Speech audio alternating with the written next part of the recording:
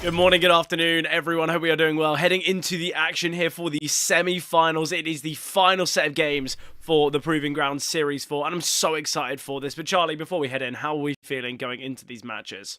Yeah, I mean, similar to you, just as excited. I mean, this probably been one of the most exciting playoff brackets I think we've had in a while. I think there's been a fair few upsets. There's been a fair few teams that sort of, I think, surprised a lot of people to make it here. One of which I think notably being Batera. I think they've had a really difficult run here, and they've been able to sort of step up to every single task that's come ahead of them. And I think looking at the teams that we do have, ENCE, Fnatic, FUT, and Batera, I mean, you've certainly got more experience on the top side of the bracket, where you do have this ENCE and Fnatic, but equally, we've seen what these young guys can do on FUT and Batera, so it feels like there's no guarantees on either series. There's no guarantees for when we do get to that grand final. I'm just excited to see how things do end up panning out. Yeah, obviously we have got that kind of top side of the bracket here. We have got ENCE versus Fnatic as this first matchup. And Charlie, I'm a little bit worried that we might be a bit behind schedule when it comes to getting into the game. So what we will do is, why don't we bring up the rosters? We can have a little bit of a chat and kind of give our thoughts on this game. But obviously we were able to watch that Fnatic Namiga game. And I think both were very impressed with kind of how Fnatic, like the grit that they had, because we did mention it felt like Namiga should have taken that series, but great comebacks from Fnatic. We will look at the ENCE roster first, and why don't you give us the rundown? Yeah, obviously, I mean, this is an interesting ENCE roster because we have seen them suffer some pretty bad losses recently. But equally, we do still know what this team should all be about. It feels like now we've obviously seen a lot of movement within this team, sort of in the last couple of months or so. We obviously saw Glaive leaving this team. We saw Kaspersky leaving this team. We see Miltsy promoted from the academy to the main roster, and then obviously Rigon as well. I honestly do actually think, though, this team, although you might have lost a bit of name value, I think this team actually, in terms of roles, in terms of positions, in terms of how it fits together as a unit, probably fits together a bit better than the old team did. I do sometimes think, though, and I am sometimes worried about, where are the kills coming from? If sort of SDY isn't playing well, we've known Poddy for a while. I mean, I'm pretty sure Poddy's actually the top performing player in the last few months, or at least he was a little while ago. I'm slightly worried that if SDY isn't there to support Poddy, I just don't know where the frags come from. It feels like each game is going to be a different player, because there isn't necessarily the designated, oh, we've got SDY, we've got Rigon, we've got Poddy, things like that. It's not necessarily set in stone like that, and sometimes you can see ENCE underperform just due to certain players not stepping up when they're meant to. That's the only issue I do have. I do like the blend of the team, though. I think you've still got a lot of time for players like Poddy to still develop further, Miltsy to come up from the academy roster. I've seen him have some big games, not as consistent as you'd like to like, but he's still sort of getting thrown into the deep end with what is a pretty high-pressured situation now coming up to the main team. Yeah. Obviously, though, for Fnatic, we got to see the side yesterday. I think they played really well. Obviously, a lot of weight on players like BlameF, like Jambo. Fear as well actually had some decent performances. I feel like, again, I think there has been quite a lot of scrutiny on Cypher since joining this roster when it comes to the fragging department and when it comes to the individual ability. I was saying it on the stream yesterday, and I'll be saying it throughout a lot of the games. Cypher, a lot of the work that he does actually isn't really seen in the stats. It's kind of entry pathing and being able to kind of offer space to his teammates, which I always think is really valuable. We'll see it countless times today, where you'll see this kind of push and pull between Cypher and Crims when it comes to aggression. Whether we see Ancient, obviously that was a map where Cypher and Crims looked really good on their T side. In fact, Fnatic ban Ancient, so we won't be seeing that. But we've got the vetoes here. We've got Dust2 picked by ENCE, Fnatic picking Train, and we've got Overpass to end this all. Honestly, when you look at these vetoes, I'm so excited to see both Jambo and obviously Pody, because this is just the Orpa's series, right? I can't think of a better map to be slotted in. Maybe we're missing Nuke, but I don't know. We've got Dust, we've got Train, we've got Overpass. This is an Orpa's paradise. Yeah, I mean, there's only going to be a lot of options for both teams to do things here. Drink's been an interesting one. Fnatic have been very, very good at it. We obviously saw that game in the round of 16 versus Guns, where despite an 8-5 lead or an 8-4 lead on their T side, sort of let things slip a bit on their CT, but straight into the action here of Dust. This round's looking great for ENCE. Rigon and SDY trying to kill a piece. BlameF's locked out the bomb site, just frantically trying to spam away, hopefully getting something back, but Fnatic could call it quits nice and early here. They've got armor on Jambo and BlameF. Got a bit of util on Fear. He's actually just going to drop that over to Jambo so Fear can see if he can look for any kills or anything of the sort, but this is going to be a pretty early save call for Fnatic. I don't mind this type of call. I think for Fnatic, they can register that their Dusty's been pretty decent themselves, so I don't think they feel the need to kind of, I don't want to say throw this round away, but I guess overly commit to a retake that was never going to happen. Obviously, though, when we look at the stats for the series overall, I think there is a slight leaning towards Fnatic, and maybe that's just personal bias, or maybe that's just personal opinion, but it feels like Dust is a bit of a coin flip. I know that ENCE have got plenty more sample size, but Fnatic are very good at the map. It seems like Train should go the way of Fnatic. They have a greater sample size, a much better win rate, and I think Overpass, again, is a bit of a coin flip. So I think when you're looking at these three maps, and you're looking at the series overall, I'm feeling quietly confident here for Fnatic. Yeah, I understand why. But I do certainly think between these two teams where we've seen so many good things, as well as the occasional slip up here in the semi-finals, you never really know what version you are going to get from them. But all in all, I'm hoping we get a three-map thriller. Frankly, I want to get to Overpass. I want us to be able to make it the distance and see what these two do have to offer us. Grand final spot up for grabs, already top 4. But we obviously know both these teams, their overall goal, they want to achieve far more than this. Investment from Fnatic. You've got a couple of scouts in play, a couple of pistols and BlameFs for mass.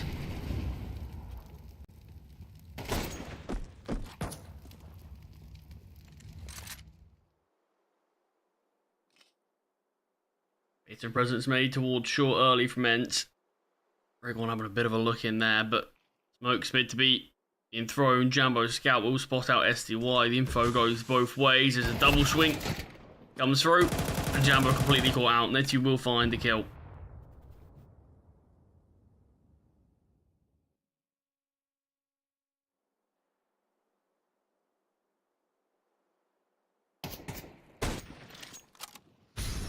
Scout shots continuing.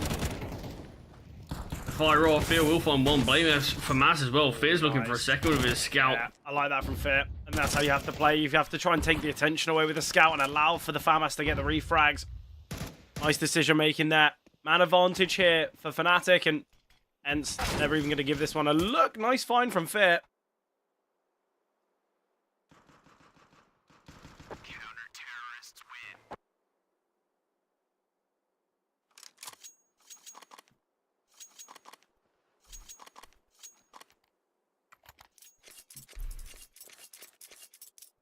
Fnatic, though, forced by victory. The call to go for the save off that pistol clearly working out nicely. I think it was the right decision at the time. Obviously, we've seen this head-to-head a few times this year already. And obviously, since June, Fnatic, they played them 3 times. They've won 3 times. Just at the end of May, I believe it was a LAN. They bested them 2-0. As in ENCE bested Fnatic 2-0, but in the 4 matches that we've seen between these 2 teams this year, Fnatic have won 3 of them, but bomb getting planted soon. Crims, nice find there. The util from Jambo's brilliant. Netchu's been dealt with and Milty aware of, and he swings into 3. Fnatic besting, and they should be able to find a 3rd now.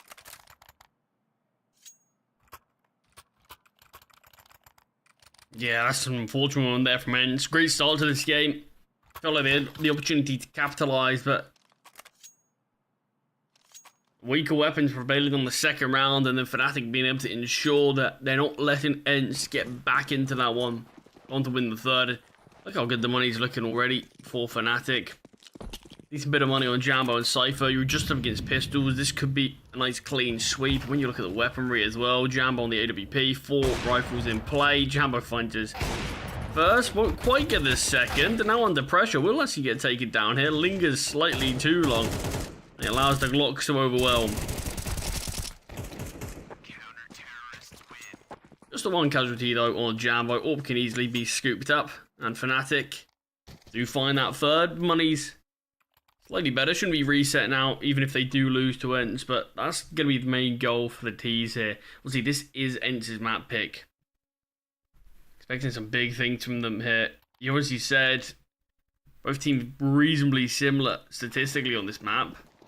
And honestly, that could not be more true. There is 0.1% difference in terms of both teams' CT side win percentage and T side win percentage. Oh, These it's insane, right? so close on this map. But you obviously highlighted as well, ENCE played far more of this map than Fnatic, and perhaps that experience could just be what they need to bring them over the line. Yeah, honestly, I was talking about the win rate. I wasn't talking about the side samplings. Obviously, you've taken a bit of a deeper dive here. And yeah, right, just so true. It is ridiculous how mirrored these teams not only are, but also kind of with the way that they play this map. I feel like Dust 2, I think before it was pretty team dependent. I think a lot of teams, it was kind of like you were either great on the T side or absolutely useless. Whereas I feel like now it's become a little bit more even, which I think is always important. Jambo though, missed opportunity there with the AWP. USP in hand, firing. Their placement not great. Important kill for Fair. Cypher takes down Netu as well. Lovely from Cypher there. Taking down that late lurk in middle. Now allows for Fnatic to focus here on the A-bomb site. But Molly landing, that's going to delay the retake. There's still a lot of utility in play. And SDY does get a kill back on this. Wielded AWP, does get quickly traded out by Crims. BlameF finds one of his own in Milty in a 1 versus 3, trying to desperately find some success, find some frags, take the fight under BlameF. The health advantage of Blame proves to be the difference maker. 4-1 here for Fnatic. I mean, ENCE, they did alright to get on the bomb site, but the issue is they found the opening kill. But it's just Fnatic are happy to give it up, and they're looking for the picks elsewhere. They find 2 kills back, and by the time the retake comes through, it's a man advantage for Fnatic. Obviously for Fnatic, I think for them, I've already mentioned that this series does feel like a quote-unquote grand final in its own right. Not to take away from the fact that quite comfortably and quite possibly we could see either FUT or Botera win the whole event, but I feel like both of these teams, both ENCE and Fnatic, not only far more household names, but they've got a lot more experience. They've got that ability at the top level. So I think the victor here should have a decent chance of taking the whole thing. And I think Fnatic, because they know that ENCE sometimes struggle on a map like Train, and after the vetoes, I think Fnatic have kind of, they've treated this first map of Dust 2, and they've probably put a lot of pressure on this Dust 2. Because they understand that this map could be for the entire series. They take Dust, then they move to Train, a map they are far more competitive on and far more comfortable on in comparison to ENCE. Effectively, should be getting a 2-0. And then they move to the grand finals, facing off against teams that not only have they bested in the past, but they've looked good in the past. So I think for Fnatic, they're a 4-1 up. They're looking really, really good. If they can continue this trend on the CT side, take Dust, I think Fnatic, it puts them in really good stead here to find the series. And potentially, as I mentioned, the whole event. Well, just the pistols in this one for ENCE. They're pushing through this smoke. 2 players ordered him. A dangerous game to be playing against weaker weapons and pistols, but Fear does get punished for it. Luckily for him, Jambo will get a kill elsewhere, so it does remain this 4-on-4. Jambo, we saw him struggle towards his position in the last round. He's going to struggle here again. The pistol is just being given the exact fights that they want. Too many mistakes, and Fnatic might have missed their chance. Good nade here, but the issue is just one nade against an armored Milty isn't going to be enough. Bring on.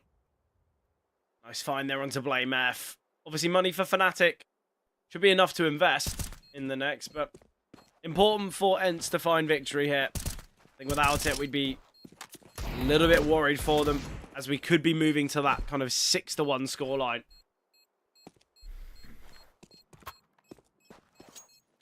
I mean, it certainly does give them a bit of an easy round, just Fear pushing through that long smoke. And then we go on to see Jambo just behind the box on the site. Struggled there a couple of times, just getting baited out too easily by the jiggles. And from there, ENCE are able to retrieve weapons, take down players, and just swarm Fnatic do still have the money to invest, so maybe can just rectify any of the mistakes they made, as well as see if they can extend their lead. But just as importantly for ENCE, they are back in the running here, finally winning a round since that pistol. Really important for them as well. Obviously, Fnatic winning the Force Buy, that's what kind of caused some issues with the ENCE investments. Cody, though, is on the AWP. As I mentioned, I think as we both alluded to, this is going to be an interesting map for the AWPers. I'm loving the setup right now. Cypher making contact. The timing, the HE grenade is brilliant, and Cypher, he's just going to drop a smoke. A great setup there for Fnatic. Jambo, okay, Jambo could have just had the AWP in hand, but he wanted a quick rotation. Little did he know that Cypher and Crims had dealt very nicely there with that B aggression and kind of forced the T's back. But Jambo was certain that there was going to be the continuance towards the B bomb site. He wanted to rotate in quickly. Blame F, nice find there. Cypher takes down Pody, and Cypher with another great round from Cypher. I've mentioned he's had a bit of a tough time when it comes to joining this team. He's had about a month on the roster, and the stats haven't been perfect for him, but as I've mentioned countless times, it's not always about the stats for him.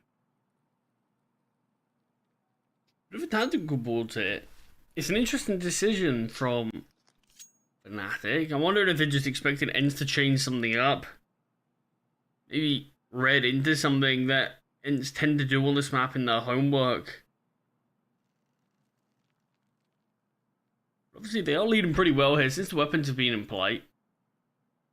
Fnatic haven't really done too much wrong apart from that one round where it felt like it made things a little easy for ENCE. But apart from that, they certainly have been winning these rounds reasonably comfortably as well. So just wanted a bit of time to discuss. Maybe thinking ENCE could change, take some aggression elsewhere. We do have two snipers in play. Obviously the AWP point, Body, and SDY is wielded a scout, so probably not anything too fast.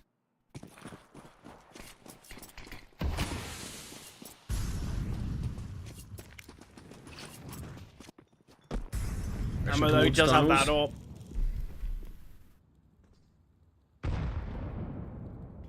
Do you think the AWP and Scout, do you think that kind of combination is the right thing to do? It seems a bit unnecessary. I mean, if there's one map you can do it, probably would be Dust. Yeah, that is true. Oh, nice find there from Jambo. I think a lot of times when you see that type of angle being held by an AWPer going kind of for that fadeaway shot, a vast majority of the time, we don't really see it come through. A lot of the time it's a missed shot and a back away and you give up a lot of space, but Jambo finding that frag important there.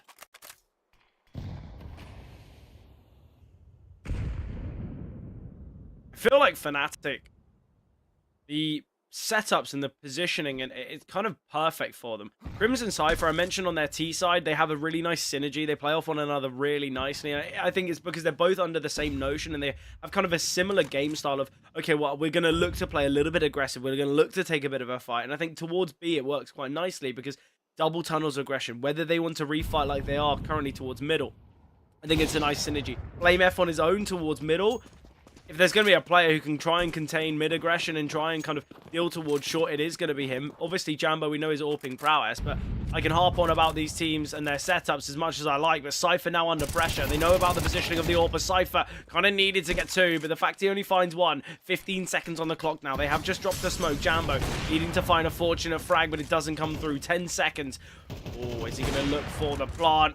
Spamming through his Jambo. Oh, he's so close to connecting, but the bullet just not finding Fear.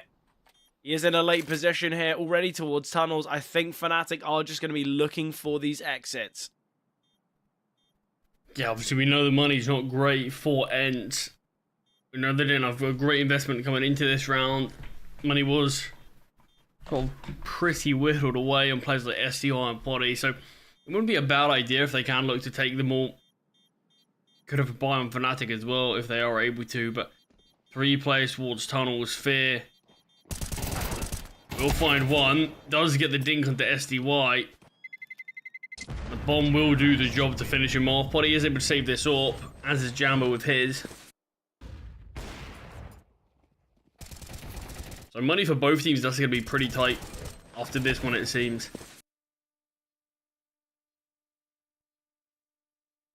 Both teams down to very little, so this could be a very important round. Quite easily bring ENCE back level in this game.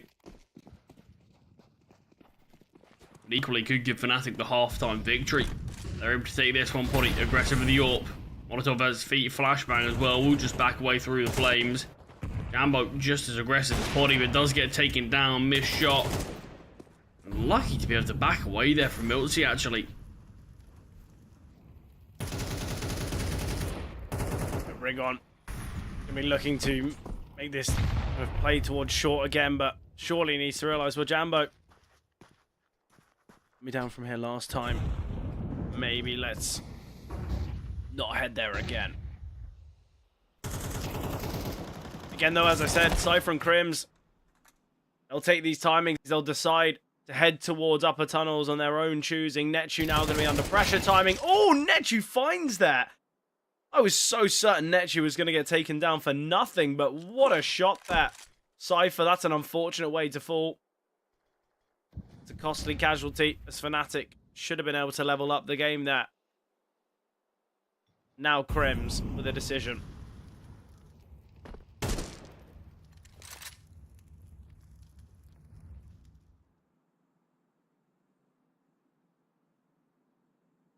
Utility.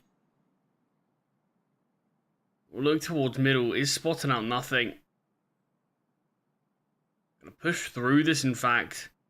The issue is Crims are getting some great information, but the rest of the team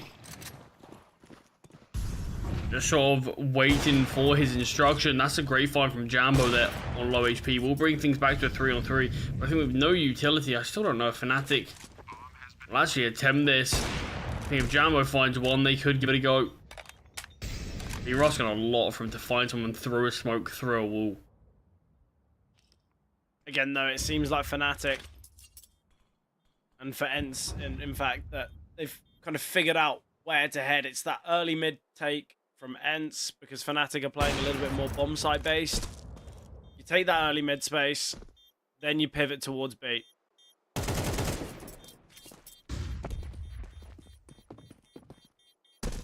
Yeah, so this round should be a bit of a... You get a bit of a freebie if you are able to win this one. Not quite going to be the case for ENCE, as Fnatic keep a couple of weapons alive. If they keep 3 alive, I think without a doubt they do go for the buy. I still think they could opt for that, knowing that ENCE's economy is still really humble themselves. When SDY is going to be playing with... Not sure if someone could drop down a weapon, but right now... Yeah, he just got Scow again. So this is actually going to just be Fnatic not really invest in this one, but I certainly wouldn't mind it if they gave it a go. Fear so deep up here towards middle. How many can Fear get? He knows Netu's hit. He knows players are towards long. Fear is letting Netu slip the net. This is a risky play. Were we giving up the guaranteed kill? Spotting out SDY, he wanted to go for more. He's taking this risk. Fear. How many can you get? Spots 2 out. Fear taps away, takes down 1. SDY is honestly going to get this trade here. Fear's played a little bit deep. I mean, Fear has caused so much chaos. And SDY is here with the scout and the bomb. Obviously, SDY will get the kill, but because it's the scout and not a rifle, that's what's even wasted an extra 10-15 seconds. milzy, though, nice find. Cypher on the scout, and it's SDY in a 1 versus 2. Posted up on the angle is Jambo, but he takes the tough decision of kind of the harder fight. Jambo, though, important trade. He does get that 6 found from Fnatic. But yeah, a very awkward round, a very difficult round, and Fear just taking his time. Being a real nuisance. Kind of expected maybe a little bit more from him, but either way. I mean, one thing he did give us so much information. Let Netu pass initially. Called to all his team. There's one player here. One player pushing down mid. Potentially could go towards lower tunnels as a lurk and hold. But I'm going to go behind long. I want more than this. It's going to be a play through B. Crims and Cypher defended, and nothing done between either of them. Not a single kill found. They're up against pistols. And bomb site's being taken just like that. ENCE being a force buy, but a force buy that consisted of Tech 9s. And it just looked very easy there.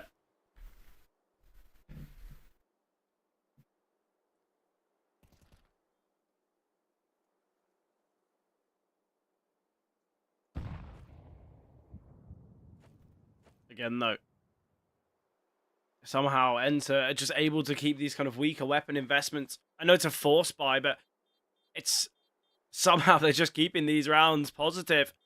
That's twice now that we've seen these little half buys come through.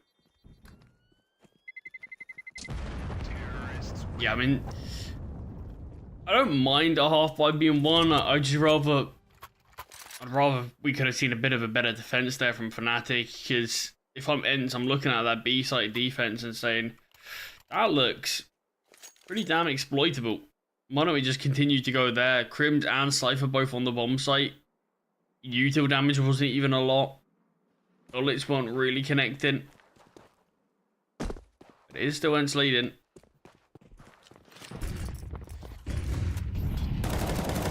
Like, nice fight towards long. Blinded in a smoke, will be able to not quite connect the bullets onto Poddy, I believe. Divine Blame is second, but he does back away slightly. Nade thrown out. Bullets traded onto Blame F now. He's been brought down low, and Cypher's taking all of this space towards middle. So, and they might not realize it yet, but they're in a pretty tough spot as the bomb is on Netu and SDY, and the rest of the team are very split. Yeah, Jambo. He gets taken down through the smoke. That's where a bit of misfortune might bring this round possible, but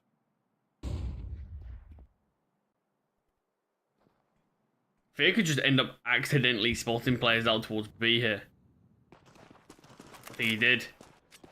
Fear confirming that one is on the B bomb site. Crims on this fast flank. Bomb's gone down, and is this 4v4? Netu and SDY are isolated towards B while there's two towards long. If this is a retake that is done quickly, ENCE could just be out of this round before they can really get there. Blame F's not considering this flank towards CT. Rigon's not connecting the shots though. But SDY and Netu are the two players out on the B bomb site. Fear all alone towards tunnels.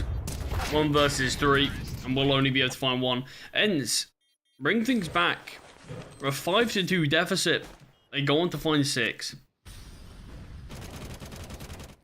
obviously for ENCE, a couple of the rounds were a bit fortunate, but in the same vein, I don't think ENCE have been undeserving of a 6-6 scoreline. I do feel like Fnatic have still had a little bit more control. It's just those half buys round, or those force buys that realistically we should be seeing go the way of Fnatic. ENCE clearly have done a lot of work for it.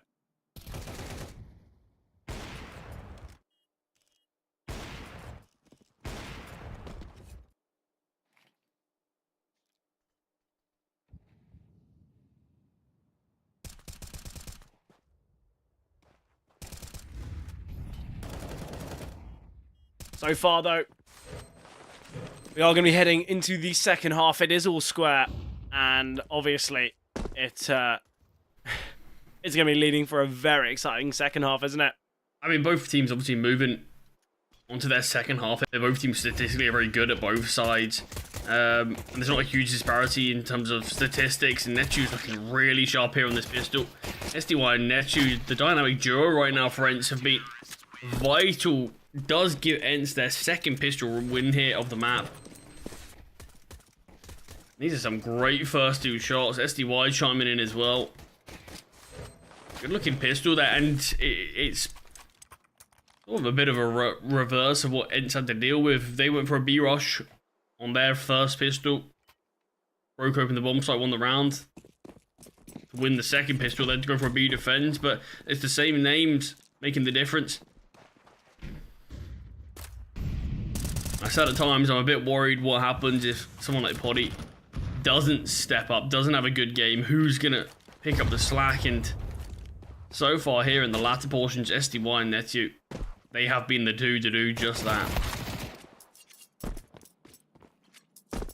And going to be a clean one here on round number 14, as it is just Blame F in a 1 versus 5. Yeah, 1v5, Blame F, the Eagle. Is this gonna be? Is this gonna be on? Is this gonna be on all of Twitter for the next week? No, it's not. Regon takes him down. ENCE. Important they win that pistol. It seemed like ENCE have been lacking stability here throughout Dust. There's been a bit of a back and forth, but winning the pistol's given them that. They take the lead. They push 2 rounds ahead. This being their map pick, it's exactly what they'd want, exactly what they're hoping for.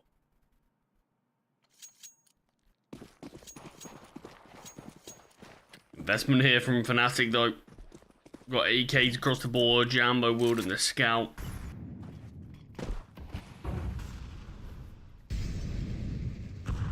Will be any early contact for Jambo. No one going to be looking towards middle for ENCE, but they are having 3 players early towards B at least. Maybe just anticipating we could just see Fnatic throwing a B rush out the gates. I think a decision like that can actually work really well for a lot of teams on the T side, where you know you go for such a speed, such a level of pace that teams are very rarely going to be expecting in that first 4x versus 4x. So I actually quite like that from ENCE, especially as well because it will promote for this double top tunnels aggression. With all this space being taken though, I do dislike the fact that ENCE are aggressing towards short as well. Obviously the idea is for this kind of crunch, but Cypher has been having the slight look. Cypher will get 1. Contact taken, Blame F, can't double, so we are going to see this 3 versus 3. Long being taken now. SDY on the bomb site has been spotted. Crims will get 1. SDY going 1 for 1 himself. So it's now Netu. 31 points of health. He is in the 1 versus 2. He drops a smoke. And now it's all about elevation. Oh, Netu gets the first, and that's the bomb carrier. And now Jambo's in the clutch. Obviously, Charlie, from what we've seen from Fnatic and what we've seen from Jambo individually, he has been so key in these clutch scenarios. But can he piece this one together? Yeah, missed a fair few shots this game. Had a bit of a more trickier time with things. Jambo has confirmed that space towards CT is clear. Is he going to be ready for long? Well, the jiggle's good enough to give off that idea. I love it. And Jambo, with the health advantage, takes the fight onto Netu. And we'll find good round from Jambo. He throws a decoy as well, kind of all on the basis of, well, is he going to turn from, I'm going to peek with it anyway? It's going to be, even that alone is going to create some pressure there for Netu. But yeah, really nice clutch there from Jambo. Obviously, he did have that advantage. And the second he clears CT, I think we all knew where that round was going to go. But really nice stuff. It's got to be said. Fnatic, they needed a round.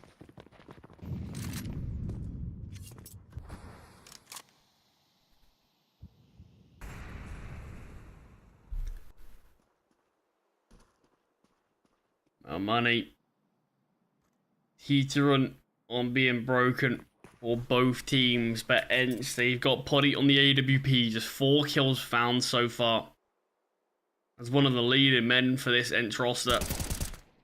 Goes without saying we need to see more than that. Let's see why we'll kick things off with a nice opening kill towards under. Regon drops a nade. Doesn't quite connect onto Cypher, but a little bit of chip damage.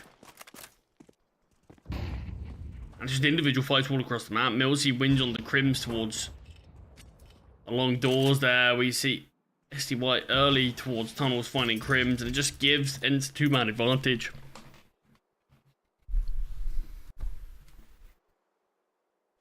Again, as I said, ENCE, they need a little bit more security here.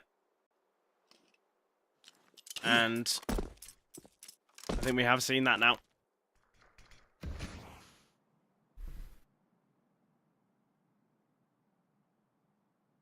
Replays remain for Fnatic. What can you look to piece together from this? I like the call. You've got Cypher out towards middle. Fit and Blame both pushing from tunnels, but they've just mollied themselves off. And that's it. Pack up shop. Look to see if you can save for the next round. I mean, there's nothing you can do. You leave Cypher, essentially. You try to win this round while we wait for this molly, and then we can join you later. I don't know if anyone's going to be allowed to save here for Fnatic. They can wait to take Blame down after time. They are going to. Blame finds a double, but I don't think ENCE are going to mind all too much, knowing that he has not a huge amount of money to play with. In fact, was he taken down after time? Yeah, I think he must have. Because he got a couple of kills there.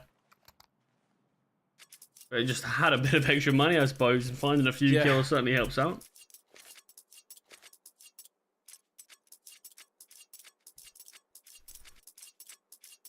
Right now, Fnatic, they're feeling that pressure. They're feeling the presence that ENCE have shown on this CT side, because obviously, Fnatic is going to be an eco here. ENCE are going to find 10, and that's where things get a little bit uncomfortable.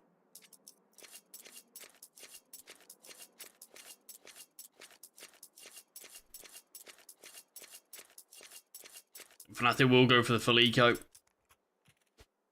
No funny business. No risky force buys here, but for a team that was leading quite comfortably at the start of this map. 5-2, I believe. Haven't seen a huge amount since then. ENCE have a look more done, and that's fantastic. HE grenade through the flames as well. Crim, Cypher, and Jambo all softened up, but milZ can't find a single one of them. Great util damage, but the bullets, not one connects.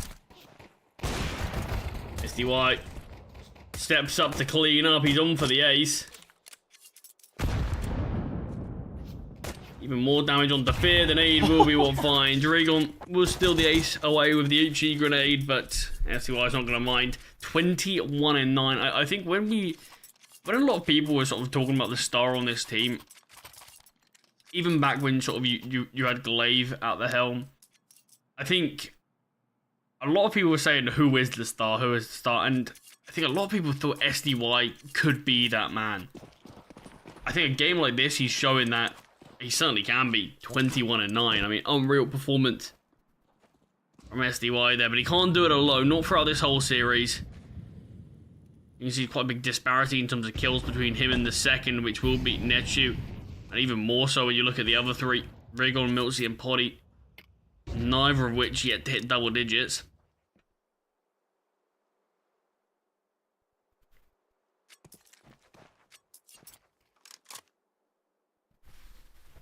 What an important round here, though, for Fnatic.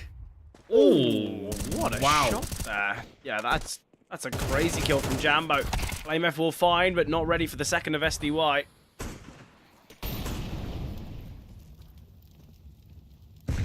Cypher sort of thank his lucky stars there that we don't see the nade thrown.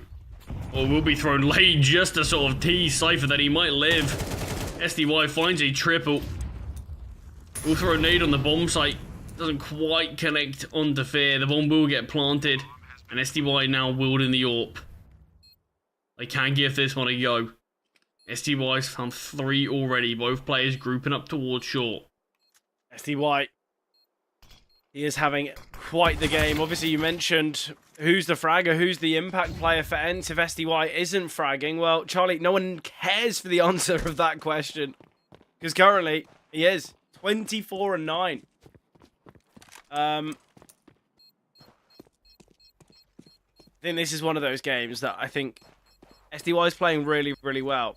But there is that slight black shadow in the back of his mind thinking, am I going to lose a game that I'm going 24-9 in? He's going to press tab and go, my AWPer has 4 kills. I have 20 more than him.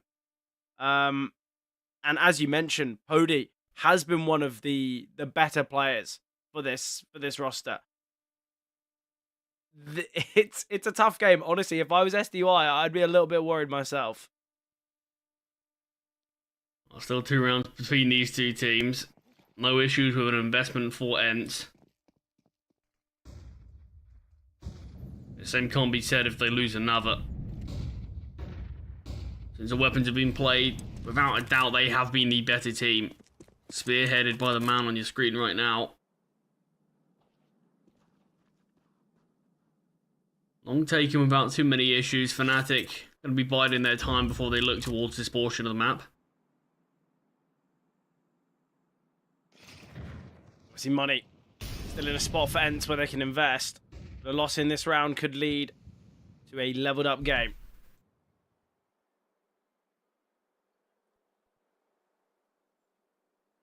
Odie posted up here towards long, and that's where contact will be met. We've got Jambo lining up the flashbangs, though. He's got 2. I believe it's Fear and Crims to aggress. Okay, well, there was flashbangs coming through. Jambo was sending 2 bits of Two flashes. I really don't know why we've seen Crims just look to peek, but the util looks good here. Oh, blame F. Important frag. Cypher just playing on the edge of this smoke, all on a timing. Cypher, really big kill there. 3 versus 3. Pody on the back of the bomb site. Jambo deals with him. Smoke now towards CT. Netu going to be retaking from short. We've got Rig on here in CT. The molly. Rig on. Ooh. Surely Cypher would have heard that. Jambo's got a flash. Same with Cypher. Elevated now is Rig on. All going to be about timing. Cypher, how has he not seen him? How has he not realized? Jambo will fight. I think Cypher's... Yeah, we've got the DC from Cypher, so if Netu wins this 1v1, basically this clutch could go his way. Cypher goes down, Netu luckily does not look towards long. Fear able to take him down. I mean, that was a really tense there. I've never seen a DC or like a monitor issue mid like camera. That was so rough. We got to see that from Cypher's POV. He literally had him. He had him ready and waiting, but he obviously disconnects. But with Netu killing Cypher, that's just another bit of information. Fortunately, that round does go the way of Fnatic, because that would have been devastating. Yeah, I mean, that would have been a really brutal way for ENCE to push themselves and propel towards that 13. But it's luckily not going to be, and just like what we expected between these two teams, it's been a closely contested game throughout most of this map so far.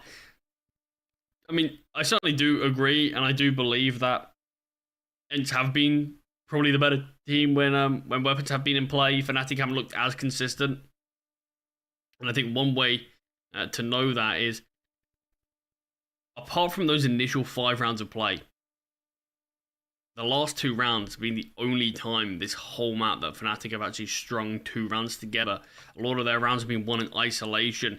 So apart from that initial sort of 4th one that they had, where they won 4 in a row, it's all been the occasional round here, the occasional round there. ENCE have been the ones to look a little bit more solid and concrete here on Dust. But Fnatic have got a streak going now. They're going to be up against Pistols. They can have a leveled up game. Maybe this consistency could be what they need. I mean, they're far more even in terms of this kill split as to what ENCE are. But one thing that does have to be said is, sure, SDY's having a fantastic game. Apart from Netu, probably no one else really is reaching anywhere near the heights. One thing that these two guys are doing, though, is certainly delaying a bit of time for Poddy to step up, for Raygon to have his moments, for Miltsy to shine. Yeah, the issue is these final rounds they can do that. Exactly. Yeah, it's a moment of, okay, yeah, SDY, he's been the facilitator. He's been finding the triple kills, the quad kills, you know, the close ace moments where, okay, yeah, I feel like, and do they fully need him in those moments? Probably not. And some of them have been against weaker investments, but SDY, he's found such impact throughout. And I think this is where, I guess, either he'll be kind of having this I guess, self-talk, or this like internal conversation where he's hoping for someone to step up. You know, SDY might be vocalizing it as well and saying, guys, come on, look, we need to really, someone needs to step up, someone needs to, let's lock in kind of thing. Because for ENCE, I think they can also evaluate that, what if Fnatic just go towards a bomb site where SDY isn't defending? What if they just take the round in the first 15-20 seconds? This game is still so close. It's 10-9, and as I've already mentioned, if we see Dust go the way of Fnatic, Train isn't the greatest of maps for ENCE. Yeah, that's probably the only map in this series that we do have slightly more of a lead in towards one of these two teams. I mean, Overpass got a slight lead in towards ENCE, but even then, Fnatic have 1 game more played. There's still limited sample size for both teams. It's a map that's been newly introduced to the pool. I still remember watching Sinners on Overpass, I believe. I think they had a 100% win rate on Overpass, and I think they got absolutely bodied. I think they got like 2 rounds and lost 13-2 or something. And that's the thing, you can be good at Overpass, but it's still difficult to find consistency on a map that's just been more into the pool again, and it's been a while since you properly played it. So there has certainly been moments where you can't always rely on that 3rd and final. It's going to be, what can you bring today? Who's going to be able to deliver when the occasion really matters the most? But I had everyone back into the server now. I think we're just doing a final couple of checks to make sure we are all ready to go live. But Cypher back, certainly not going to want to disconnect in that fashion again, as even though Fnatic don't actually get punished for losing the round, Money's not going to be in a nice spot because of it. If we had Cypher alive, there's a good chance all 3 of the remaining Fnatic players live. And you can take 3 guns into the next round. But due to Cypher DC and not being able to find the first, which he would have, only 1 weapon's actually been able to be brought across. And that's where Fnatic still, economy's not really on their side. Yeah, no, it's a little bit unfortunate. But again, at least it didn't cost them the round. I think that would have been so difficult. That would have been so tough. Just would have been one of those moments that if it won into the round, won into the game, we'd be saying, well, okay, yeah, they've gained some fortune, but great find from SDY. Absolutely brilliant there. Obviously not this full investment. And it's just a couple of pistols invested and that scout of SDY. So even though we do see that 1 kill, we're going to need a few things more to go the way of ENCE. And this is a great call to push towards the lower tunnel. Cypher gets caught out alone towards mid. Fnatic, the only control they have of this map is towards along. It's going to have to be this play. Weapons have been retrieved. Can milceY just delay on this bomb site? And already has bought some time for teammates to rotate in. Rigon's Deagle finds this is an eco around a scout. Fnatic, all the hard work that you've done just could get unraveled here. Again, though, it's SDY finding a nice opener, but Rigon's double with a Deagle. Little moments like this just shouldn't be happening. BlameF, he will get one. Oh, Fear with Util in hand. What are we really deciding to throw Molly towards Gandalf? It's a 2 versus 5. You cannot be giving your opposition timings like that. Big mistake there from Fear, I have to say. I think if he has his gun out, we're looking at an opportunity for Fnatic. An opportunity or not, should never have got to a 2v5 anyway. Started off with SDY's kill in middle, and then we see the lower tunnels aggression come through. And what a shot from Rigon and his Deagle as well. Well, it's now Fnatic's turn to have weaker weapons, but this is not an eco. This is a force bite. They lose this. 12 is found from ENCE. All started from an eco victory.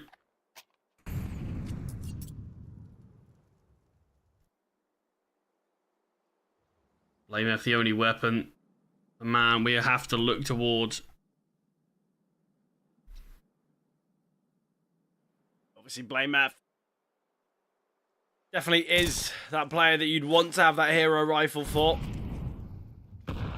This is where... Oh, nice nade from milceY. But this is where... 20 here towards blue box milceY. Okay, well, milceY fully blinded, but still alive. Pony rotating round.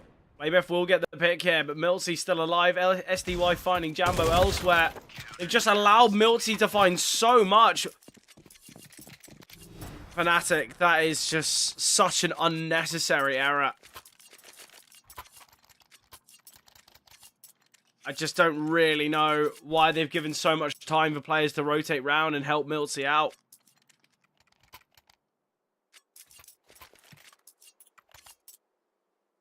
There's now 3 rounds required. The buy's even worse for Fnatic than it was in the last. No hero AK. Still do have a scout in play, but it is just pistols surrounding it. It's now or never Fnatic. 3 round hero needed. We have to take things here on map number 1. Flashbang sent over. Rigon gets a couple of easy finds. And things are shaping up to be ENCE leading this series 1-0. Yeah, it's going to come down to Jambo and Fear here, but it seems like ENCE, they're in such a good position. Nice shot. We will see Jambo get 1 here. And I think there's been that slight realization. Okay, well, actually, let's not give so much away. We don't need to search for these kills so heavily. They're going to come our way. We're in a 5 versus 2, but now gone 4. I still don't see this being a massive issue here for ENCE. And they should comfortably still be finding this round. A smoke grenade on both Jambo and Fear, but they're going to want to find a kill. Amber will peek, but the scout just gets the tag. SDY continues to spray and it instantly hits the head of Fear. 13-9. What a turnaround there from 4-1 down. Fnatic only able to find 5 more rounds since that initial 5 of play. And so, like I said, they looked far better as soon as the weapons were out. Just couldn't see Fnatic actually string any of these rounds together, not to the same degree that we needed to. SDY had a hero performance. Netu chimed in at times as well. Wriggled towards the end of the game, had a nice couple of rounds, but it certainly felt like the SDY show for most of that one. Really good performance from him. Now moving on to Train, a map that Fnatic have done some real harm to some real heavy-hitting teams as well. ENCE potentially going to be feeling a little bit more confident moving on to that pick now. Yeah, obviously the only issue that ENCE are going to face is they do play this map quite infrequently, and their most recent game has been a 13-0 loss. So I guess at least with that 13-0 loss, they would have had some time to kind of really say to themselves, well, actually, our train is very poor. We need to work on this. So they've had about 11 days since that last game. Hopefully the work is in play, because obviously ENCE, they've got the opportunity to take the series in this next match. But as mentioned, it's the pick of Fnatic. They've looked pretty decent on it, and I'm excited to see how things do go on Train. Obviously, though, we are going to be jumping to a break beforehand.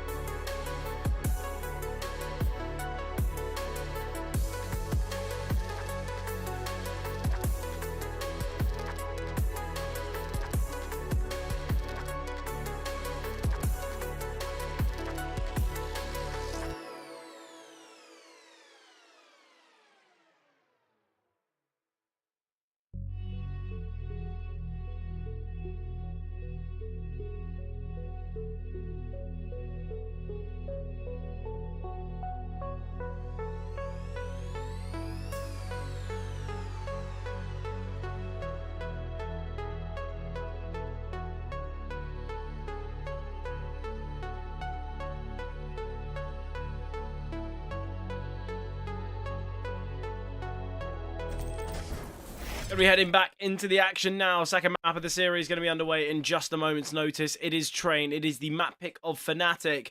But Charlie, ENCE, they had a great game there. I feel like the first, 4, 5, 6 rounds, it seemed like Fnatic had control. But then ENCE, they just got into groove. Fnatic really struggled to get rounds on the board. They really struggled to have that consistency that's just needed against a team like ENCE. I've got to say as well, ENCE, when it came to the opening duels, 14 out of the 22 rounds. There was 3 clutches in the game. They all went the way of Fnatic. It seemed like ENCE actually just dominated Dust. And now we move to Train. What are we thinking, Charlie, as we head to Train?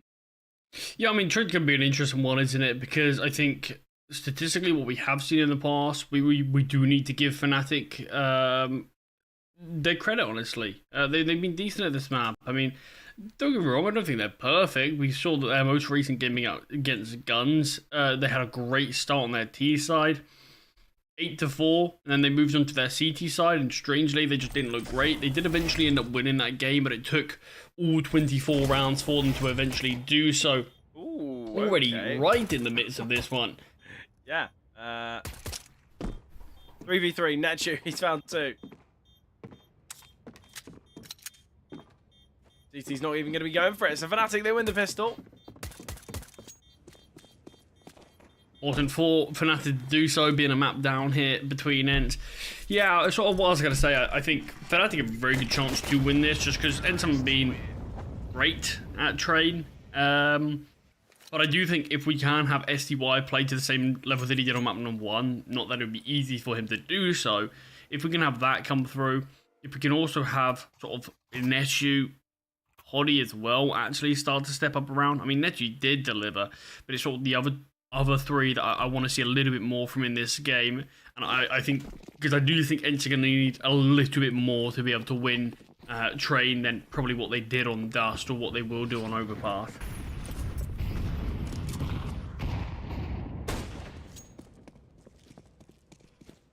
Okay, our body will spot out Cypher, but not able to connect anything.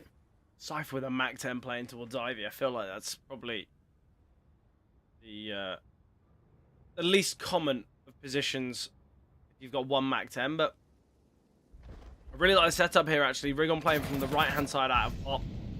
One of which, it's an angle that I don't think would get fully cleared. They might have the slight look towards Olof, but generally on a jiggle. So this positioning here for Rigon can work out nicely. SDY is ready for a trade. We've also got Famas of Miltsy playing close by. This is a very aggressive and kind of forward stance to defend here from Pop. I quite like it.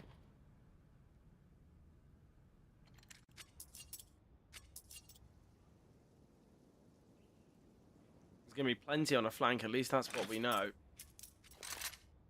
Smoke here towards Z. Flashbang coming through. Cypher pushing through onto the bomb site. That's the Mac 10. Let's see if he can close the gap. See if he can make a real difference here. Now spot out Nechu will be to take him down with that Mac 10. Opening kill. Fnatic just look to exploit towards B once again. You have 2 players fast in the flank, but Fear is holding. Fear ready for an SDY. Doesn't want to throw away this MP9. So we're just going to see ENCE go for another save. We'll look to see if they can play with these weapons in the next. SDY perhaps looking for a bit of an exit frag here, but Fnatic properly grouping up all towards CT. Not wanting to make even the minorest of mistakes. Wanting to make sure they keep everyone alive. Grims lingers around on the bomb site just to make sure there's no funny business.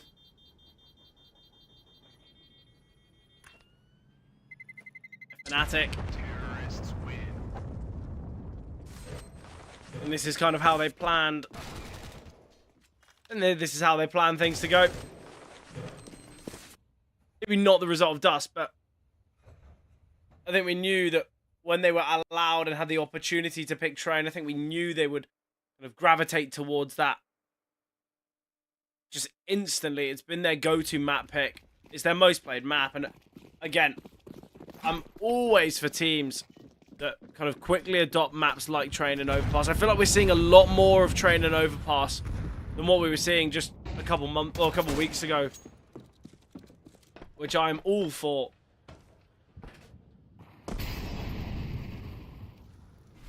Obviously, a lot of weapons saved from ENCE.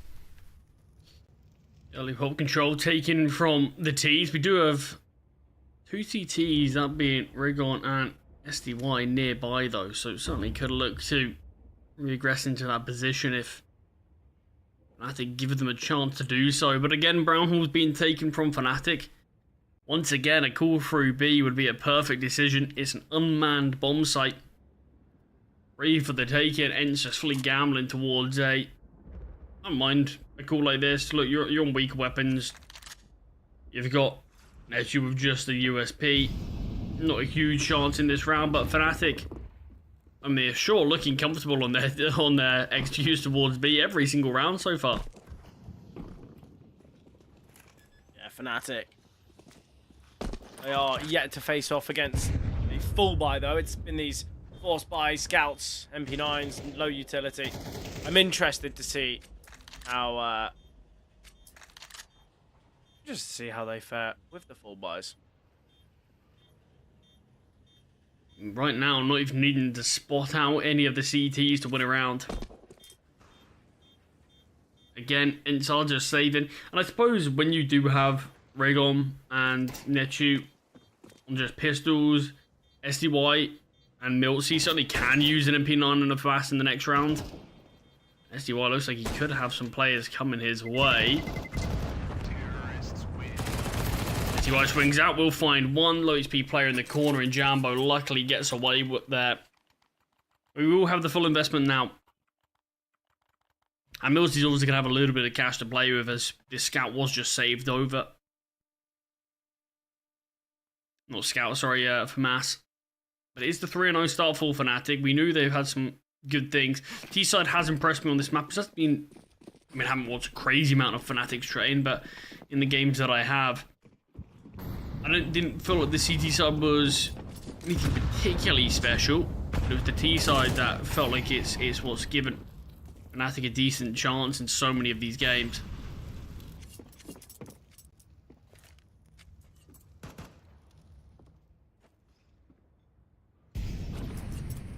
See if they can continue that. See if that trend can just continue, where they can find some early dominance while being on this offensive side of things. But surprisingly, Brownhall's being a big point of contention for Fnatic, and it feels so embedded into their game plan. Let's take this space. Early doors. All of this control will be ours before we look for anything.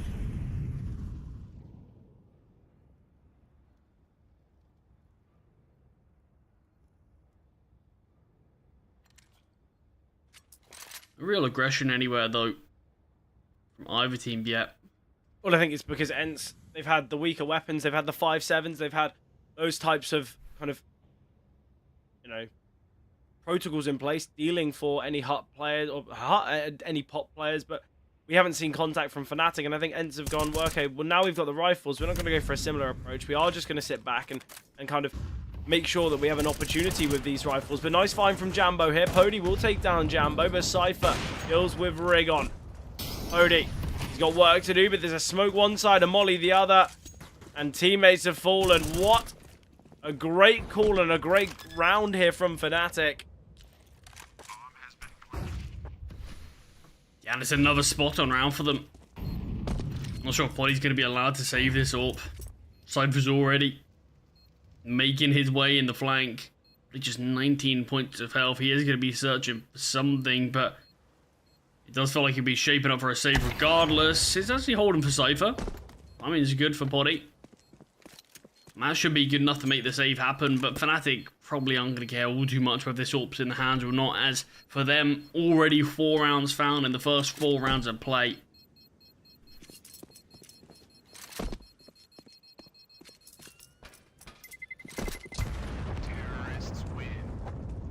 Yeah, Pody, no issue saving.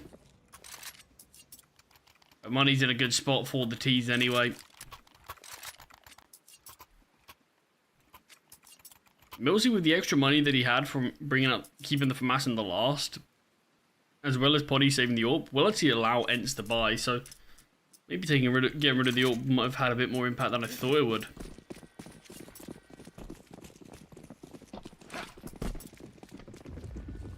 Early util over towards A. We're having a bit more of a look in towards A main from BlameF early. So many early nades down towards lower. Fnatic sent so much aggressive and damaging utility here. Conditioned that they were so certain it'd be this kind of upper crunch, but we didn't see that. Ambo, he is... Oh, what? How is he here? How is he here? Well, SDY spotted him. Not here anymore. He's been taken down. Yeah, very fortunate there for SDY, just catching a glimpse of Jambo before he's able to sneak into the back lines, because could have been a disastrous start for ENCE despite getting the early kill.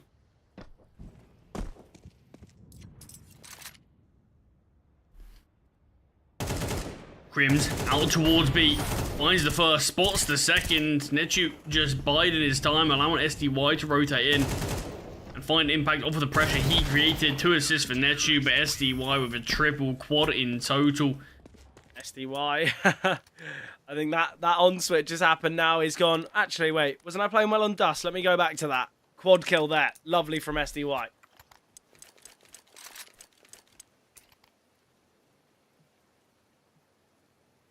Still money for Fnatic to be able to invest.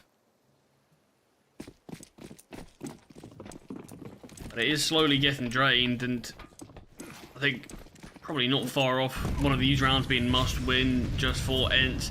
They can break the cash of Fnatic, bring their scoreline closer. They are on the favoured side on this map. They need to actually be able to show it though.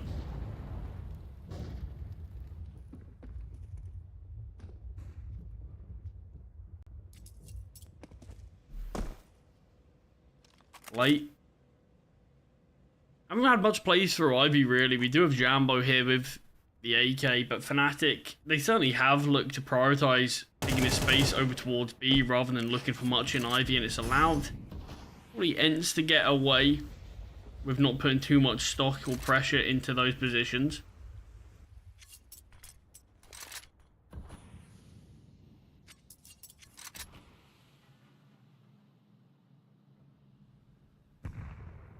MF. Obviously, LameF is usually that real operative player, that real difference maker. He's been very quiet so far this game. Yet to find a frag. Milty in the same situation, and BlameF taken down again. And Guns are out for ENCE, and looks like they've done what I've asked for. They needed to win this round, break the money of Fnatic, and actually be able to bring themselves back into this game. And with Fnatic just likely going to have to go for an eco hit.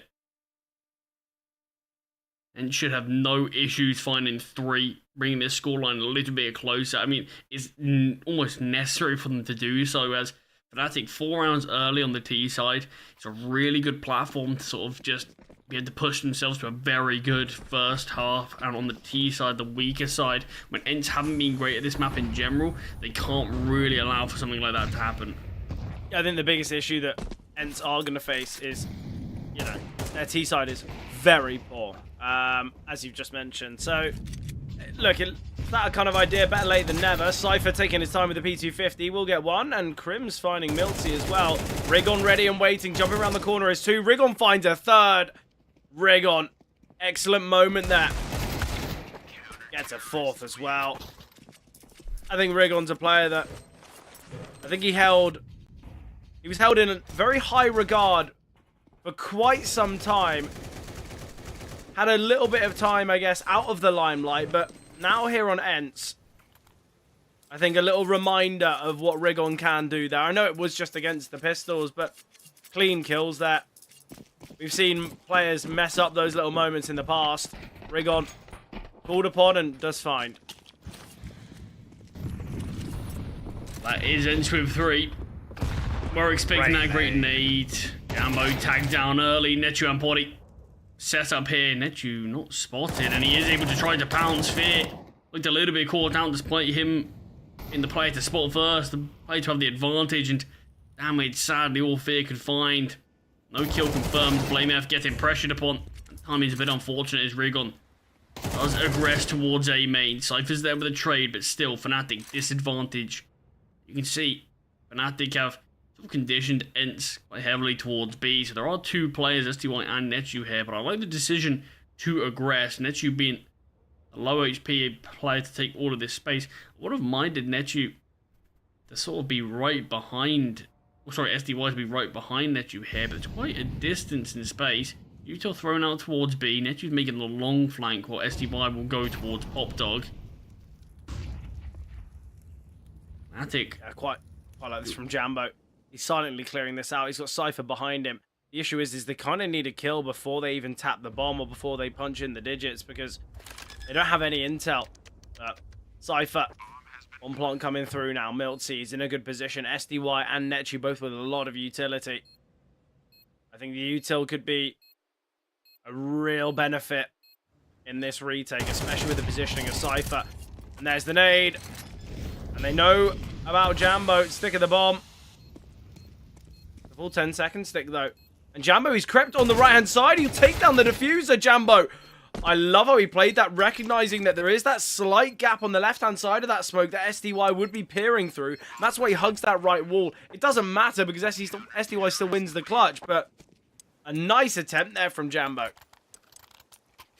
Yeah, that was always going to be the tough thing. STY was never going to let him get away with that. Even if Jambo tucked towards Under Heaven, that always felt like he was going to get found eventually just with how low he was, and SDY sort of having him pincered there. But nice play to at least make it a plausible clutch. But this is ENCE leveling up the game after being 0-4 down.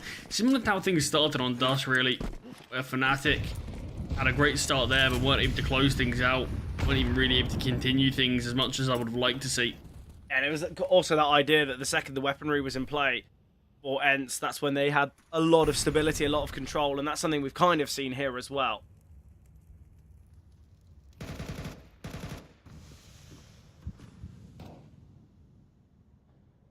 I don't think Fnatic fans are going to feel worried, but there is the idea that they might have lost some good graces and good ground. Made a molly combination. That is excellent from Pody. Fear getting a double, though. Pody needing to get something here, but not found. Crims takes him down. Fnatic, they deny ENCE finding the lead. Fnatic get 5. Yeah, a bit more weight put towards A in that one from Fnatic. Being very disciplined on their T side. Haven't seen anything early. Haven't seen anything aggressive. Just been defaulting with BlameF normally alone towards A main, just giving off a bit of presence before Fnatic end up making their call, but do see them have a few more players there, a few more players towards Pop, and just take some early gunfights, and it works out in their favour.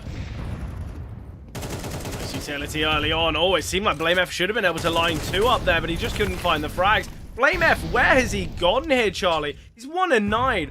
A moment like that where 2 players are lined up, you're thinking BlameF gets the double for free, but it just hasn't been seen. BlameF has been very much missing here on train. And this is not the moment for Fnatic to have their star going silent. He's been shot down quite early towards A main on a few occasions. We've seen Rigon go for some aggressive plays. Not necessarily this aggressive that we're seeing right now, but the timing that he takes to fight onto Blame has been a bit unfortunate for him. Rigon's had all this space, and sadly, it's not actually going to matter, as it still would be towards A the finish. So he goes back towards A main. He is this sort of contingency that's eventually going to strike. There he is, finding Fear. That's the bomb as well. Jambo and SDY in the smoke on one another. Jambo does take down the 2 low HP players, but still 3 more to find. Got a fair bit of time to play with, but I doubt Rigon, Poddy, and Netu are going to let Jambo win a 1 versus 5 hit. I think Jambo, the issue is so far away from things here, and he has just shot. So, Pody, perfect information. Fnatic, unable to keep the lead for very long, as we are seeing 5 apiece. Do you still think it is necessary for ENCE to be able to win the half hit? I mean, at least we're not going to see ENCE get 13-0'd like we did against Namiga in their most recent game. That was certainly not what ENCE wanted in that series, to say the least. Of course not. Of course not. Obviously, I think I don't know. I think for ENCE, I think winning the half would be beneficial. I think, honestly, Charlie, I think if they can get themselves 6, at least it's enough. At least it's not them losing the half. I think losing the half on your CT side, that's where things can get really difficult. I think we know that ENCE's T sides have been a little bit disappointing in the past, but look, we've got Blame F who's 1-9. You know, that's not a stat that anyone's usually going to be thinking about. We're assuming that Blame F's going to be a top performer and a consistent fragger. So I think, again, it's a little moment like that where stats, we can't really massively just draw towards them. There's one positive for ENCE is Body. He's already got 3 kills more than he found in the entirety of Dust. Yeah, much better performance out of Pody. Still won that game as well, obviously, so... dropping down.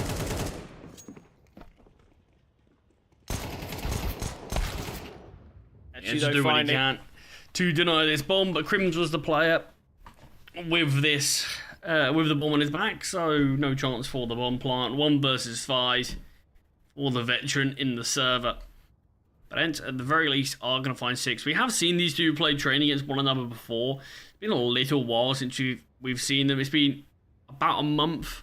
Then it was Fnatic winning this map 13 to 4. So quite a dominant one. But it was the CT side for ENCE that let them down on that occasion. Didn't find enough success on their defense, and for a CT side map, you have to be able to do that. So I still do think ENCE need to win the half. And I understand what you mean in terms of 6 gives you something, but I still think against a side like Fnatic. It's interesting though. We've seen this game twice in the last 3 months. We've seen Fnatic play ENCE on Train. We've seen 13-3, 13-4, but they've been different results. They've been Fnatic winning one, ENCE winning one. So I think it's clear that both these teams, we can see dominant results out of them. We can see good and bad results, yet it's not always about the game. Sometimes you need to have kind of context as well. That it was just, you know, a very dominant game from both these teams. So stats, again, we can't massively look at. We can't massively take... kind of account of.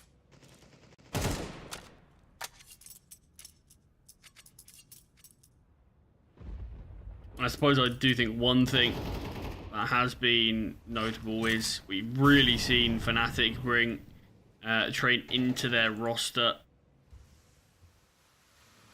just about a month and a half, 2 months ago, so it's still really reasonably early doors since they started playing this map against ENCE that they sort of did get bodied a little bit. They played a lot more maps since then. Yeah, obviously. Great find from Cypher with the Deagle, weakest weapon in play, and he did get that impact. Body being tagged down, flashbang's not good enough, Crims will dodge, so 6 to 6 is all that ENCE will be able to find. I suppose when you look at it, in terms of how the rounds have gone and that initial 4-0 start for Fnatic, it's not all bad. We do see that resurgence that ENCE probably did need if there's any chance for them to take this in 2.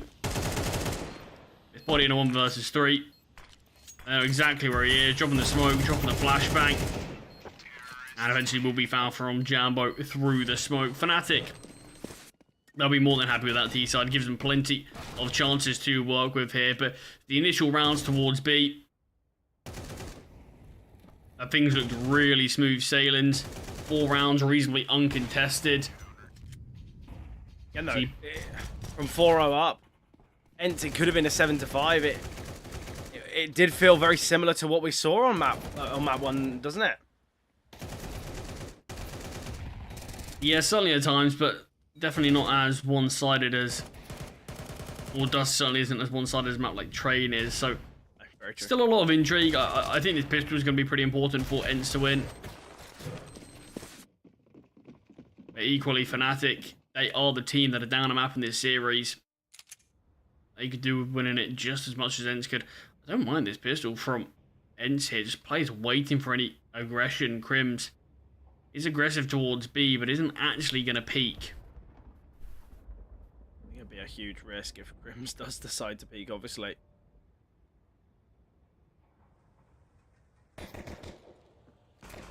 If just jiggling and Crims will peek off of that. Information gained here for the T's. At least 2 players towards B. It is also here, but he is unknown. It's going to be util towards A. Ambo tagged down early. Rig on the entry, taking all of this space. Fear on the back of the bomb site has been spotted, but Jambo gets the opening kill. And Netu needing to trade, needing to find a kill, but Fear does really well to get his second of the round. And now Pody and SDY. Not the easiest of scenarios. Up with the bomb, though. He's got the bomb on their side. Great shot from Jambo. He's low HP, but he's still finding. It isn't the stick of the bomb, but now they know. Always able to... How is he not taking down the diffuser there? Obviously, it was a 1 versus 4. It's not as though it's an easy round at all, but there was still that idea that ENCE could have won that one. Key for Fnatic to win that pistol. That's now both pistols going their way. Going to be helpful for them. Yeah, it's only giving them a big helping hand here. Do ENCE look to go for any sort of investment, or will they rely on their T side and their weapons? Well, we are seeing the buy. Honestly, I can't blame them for it. Yeah, look, I think you're right. I think both teams, their T sides haven't been incredible, and I think for ENCE, because they didn't have the best of, because they didn't have the best of CT sides themselves, they feel like, well, actually, do we have the opportunity? Do we have the space to kind of just give up a free 8th round? And we've got the opportunity to, you know, make some real issues for Fnatic if we do win on this this force buy. We are seeing players moving back to spawn, though, so I think it is safe to say we are just going to be seeing a restart here. Nothing nothing out of the ordinary. Does happen, obviously, with online Counter-Strike quite frequently. I don't believe ENCE threw any early util, which certainly benefited them. Just the fact that Fnatic won't be fully aware whether this is going to be the full buy from ENCE or not just yet, but I'm sure Fnatic will have a suspicion that, look, ENCE are losing already on this weak side of the map as well, and they might just need a bit of good fortune to go their way. Yeah, I think you're right. I think the ENCE investment is going to be seen. I think it's going to be understood as well for Fnatic. I think it would be pretty outrageous if they felt confident enough to just go for the eco, especially as well because it means their first full buy. It's not going to have the ult for Pody, and Pody's been much better here with the big green.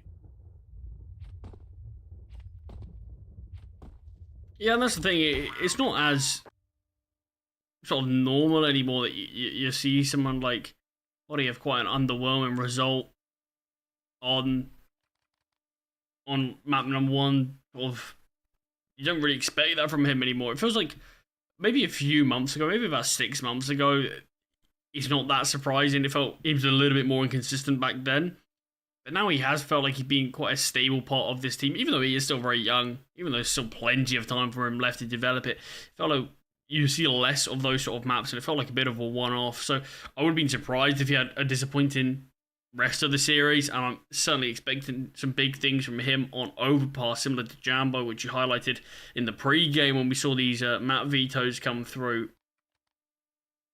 But it's going to be important for him to keep this up, and whether he can have the same impact that he did on the CT side or this T side, that's going to have to be what we wait for.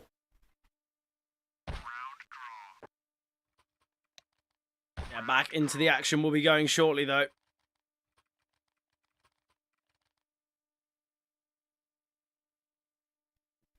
Again, Blame F is still really struggling here.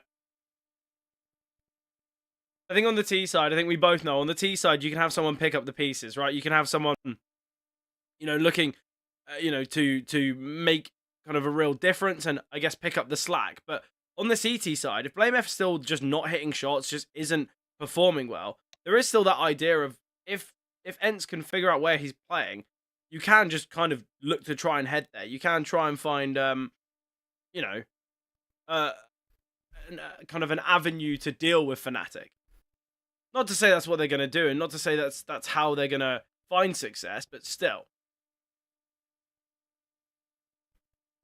I think there is that idea that if BlameF is still struggling, ENCE, you can figure out where he's playing from, and then try and look to capitalize on that.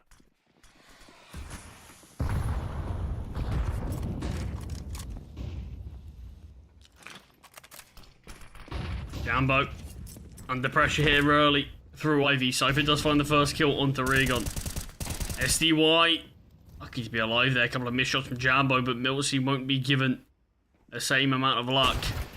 Body Scout does connect onto Jambo, has softened him up, but Cypher finds his second of the round onto SDY, and this round's fallen a bit flat for ENCE. They try a bit of a faster approach towards Ivy. They do get punished. I mean, look at the minimap. 4 players swarming around that position for Fnatic.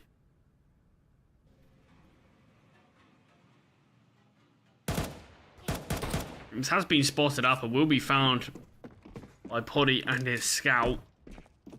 Bomb plant wouldn't be too bad here. Actually, knowing he needs to find something. Bomb can get planted.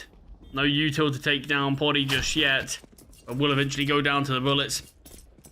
Fnatic pretty comfortable there against the force buy of ENCE. Bomb plant should allow for the AWP to come out for Poddy. Not in the next round. In the round after. Yeah, obviously, Fnatic. The fact they get that round, they can push even further.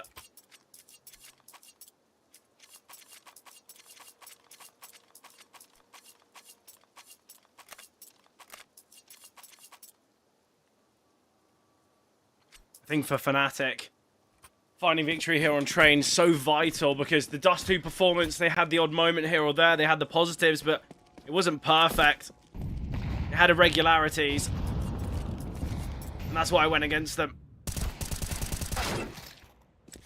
Ooh, Jambo. Not quite as clean with the rifle as he would like to be. Milsey does punish. Deagle does connect onto his head. So I'm at advantage here for ENCE as we're in a bit of a half bite. Upgraded pistols and armor. Rounds like this certainly can fall apart. Cypher does get one. There's a second player here in Fear. And will just back up. He's got the bomb on his back. Doesn't want to go down and potentially just cost his team the round.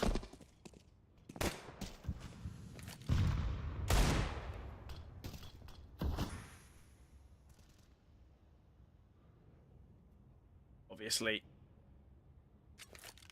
a Fnatic, keeping their finances high is so key in moments like this.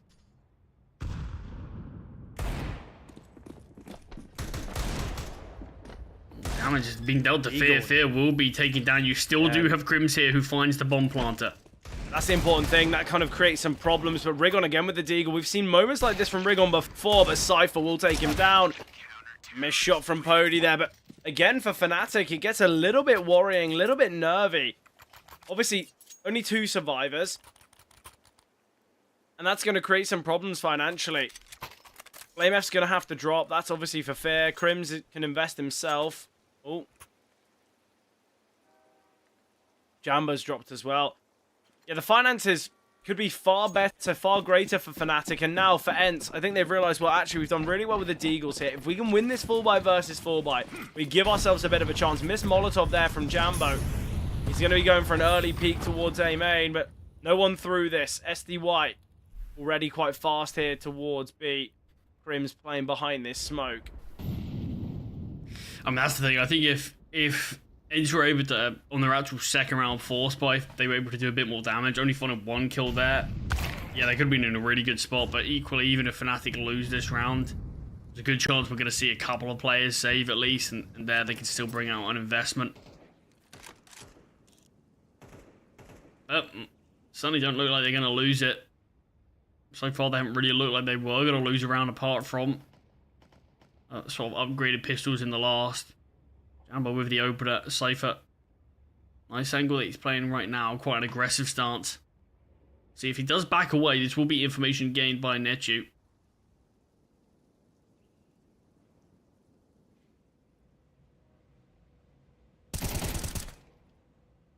Shadow spotted. Fear will find 2-man advantage here for Fnatic, but Fear peeking back into Ivy.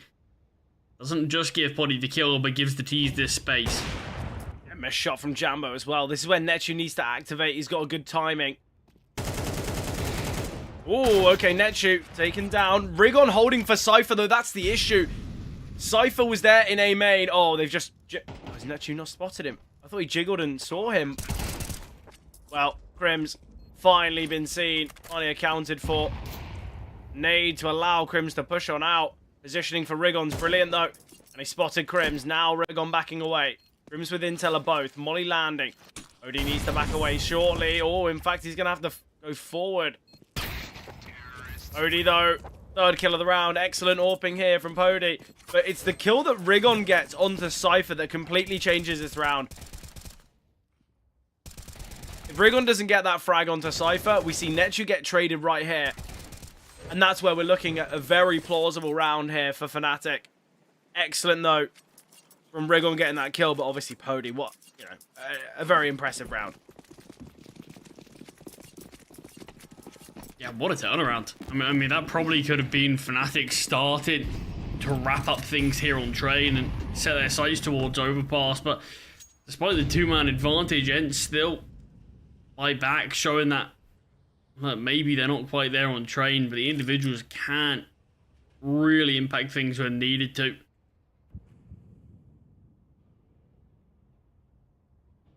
Just going to be these pistols here, with Fnatic having no saved weapons, no reinvestment.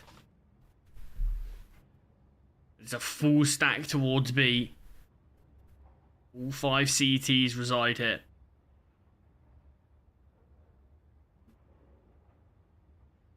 There's Util over towards A. Cypher is starting to rotate off.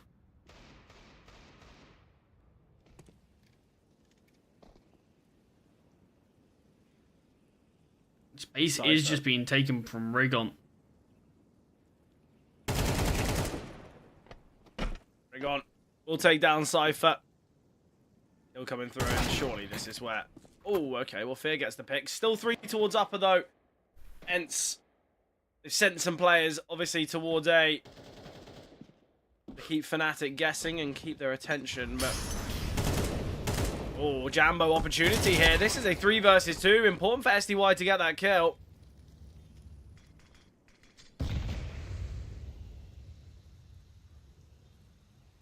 I mean, I don't mind what ENCE were doing.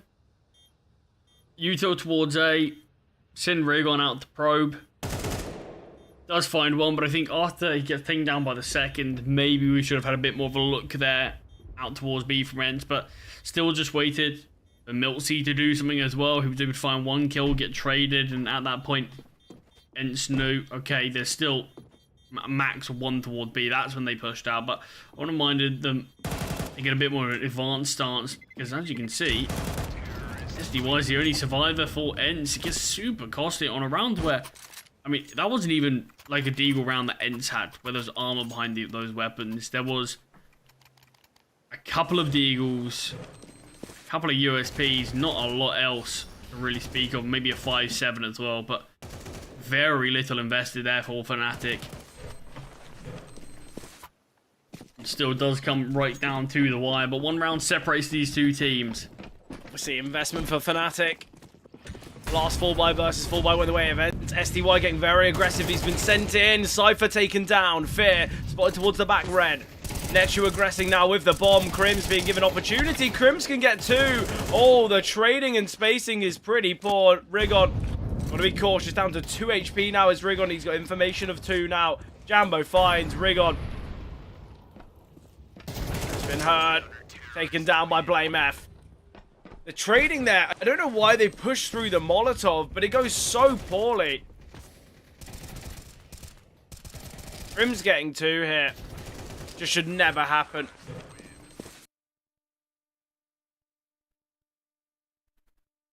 Yeah, now back to the drawing board for ENCE. That was such a pivotal round. The damage that Fnatic did with the pistols deny any investment from the T's here. It will be an easy 11th for Fnatic. 2 rounds away from finding victory on train. Bringing us onto the 3rd and final. Jambo's AWP. Here in Ivy, there's going to be a lot of bodies coming his way. This is the first shot. We'll spot out a second, and not interested in re-peeking into 4 of them, so just drops the smoke.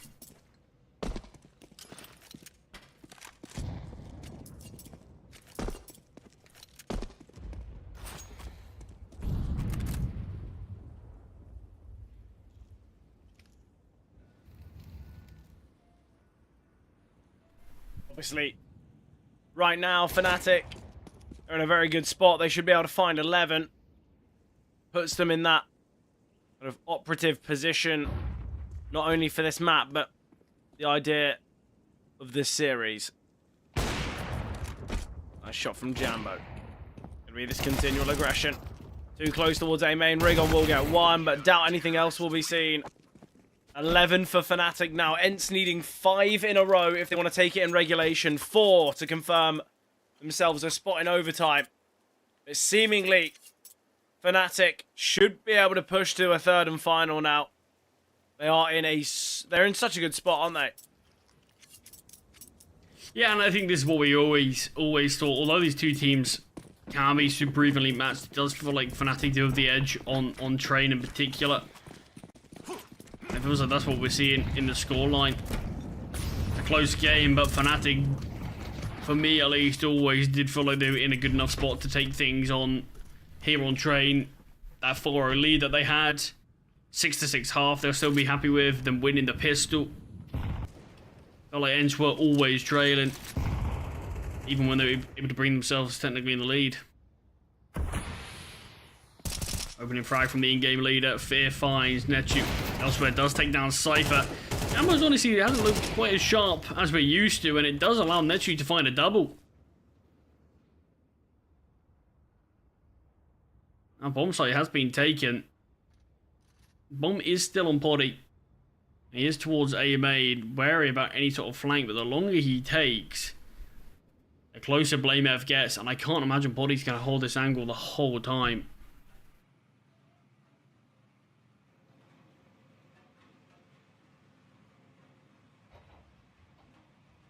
And Poddy finally starts to push out now as BlameF rounds the corner and pushes towards A main.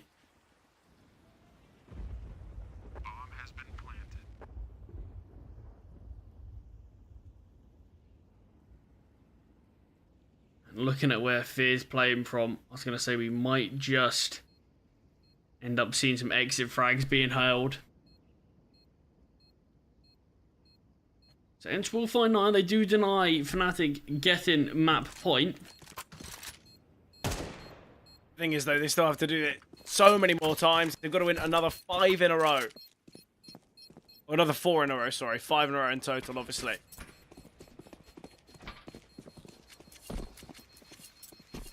What are we feeling? Is there the idea that ENCE can do this? Are we feeling confident? Is it always going to go the way of Fnatic? What's our idea, Charlie? I mean, I'm not necessarily feeling confident. I think there's always an idea when entering the server. Even if they are playing against the likes of Fnatic, I certainly think they can do it. I mean, this would be a sort of must-win round for them, as you can kind of guarantee a round after that as well. Bring the scoreline back to 11-11, and at that score, it doesn't matter if you've been a team trailing or not. All it takes is a couple of good rounds, and next thing you know, the game, the map, this series is concluded. But I certainly would be more optimistic for Fnatic's chances than I am ENCE's. Just looking at some of the rounds that they have won on their T side, it's been a lot of individual moments, and it's been a lot of rounds that ENCE have been disadvantaged in. You even look at the last. Netu had no right finding 1 kill, but just missed shots from Jambo, allowing Netu to not only find 1, but get a second. BlameF has pushed through Netu here. Netu waits for a double. Netu gets it. And this is what I mean. It's another round. It's a 2-man disadvantage, but Netu gets a double. And Jambo still holding towards Ivy here. Miltsy, if he jumps across and allows Pody to peek, oh, Jambo gets a freebie. Pody repositions, though. He can get posted on this angle. Jambo taken down, and now this is where Fear is under pressure. He drops a Molotov as well. Great information, 40 seconds. Netu, he's done so much work, and he gets another. Netu's been clinical in this round. I feel like when we had Netu back on that Mouse NXT roster, I think he was such a talent, such an important player, but always overshadowed. There was always someone else who is a bigger name, a louder voice. But Netu, little moment like that.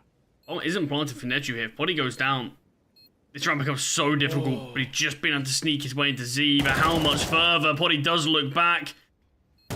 A smoke on the bomb. Crim spotted out.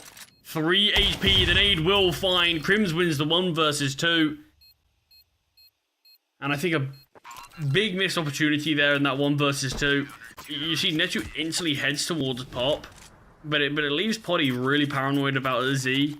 And then wary about Old Bomb as well.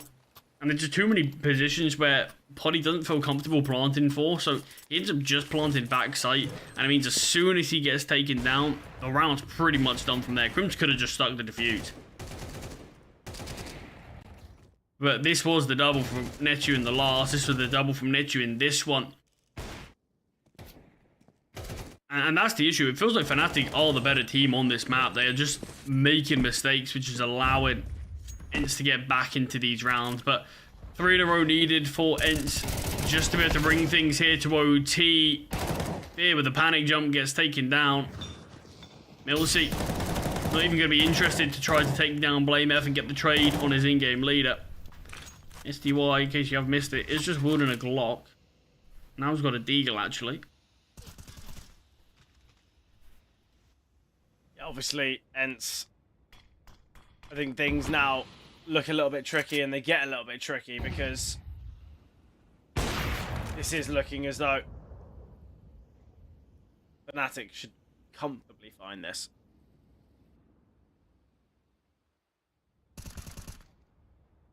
Cypher. Important fight onto Pody. Jambo in the back lines. Now, well, it's now just Melty, 1 versus 4. Train looking as though it's coming to an end, and it will. Okay, Fnatic victorious. They pushed that 3rd and final as expected. When we looked at the vetoes, I think ENCE kept things a little bit more competitive and closer than many imagined. But now, Charlie, we're going to be heading to Overpass. But thoughts and feelings after Train? Yeah, it was a good game for Fnatic. I mean, Jambo's top of the scoreboard. I think he might be disappointed by a few rounds, as I do think he could have actually done a lot more, but I think that speaks volumes with 21 and 14, and I still think he could have done a lot more. Great game from Fnatic there. I do think there's still issues that they have to work on. I don't necessarily know if it's intrinsically down to Train, and it feels a little bit more in terms of just them making mistakes as a team. But we saw the same mistakes being made against Guns in that round of 16 game in a super close series that we saw between both teams. Fnatic, a monstrous first half on Train against them. They won it 8-4, but it's the mistakes that they made on the CT side that brought the score on a lot closer. And didn't feel like they were probably good enough at their T side to probably actually bring that back off of tactics alone. So a lot of the moments did come off of individuals. I think Fnatic, I don't want to say they got away with anything there because they did feel like the better team, but I still want them to sort of iron out a couple of these issues because it feels like maybe if ENCE were a better team at Train, we probably could have seen that go to OT. I wouldn't have been surprised if we see things go to OT, and Fnatic would have probably been stunned in terms of how we got there. But neutral in the series once again, and on to Overpass as this 3rd and final. Already sort of spoken about how this map, still with it being very new into the pool, just because we've seen some good things in the past, doesn't necessarily mean that they're going to be guaranteed. Consistency can be an issue on a new map that's brought in. I'm excited for this one. It feels like a great way to round out our first semi-final here. Yeah, obviously going to be heading to Overpass in a matter of moments, but obviously beforehand we are jumping to a break.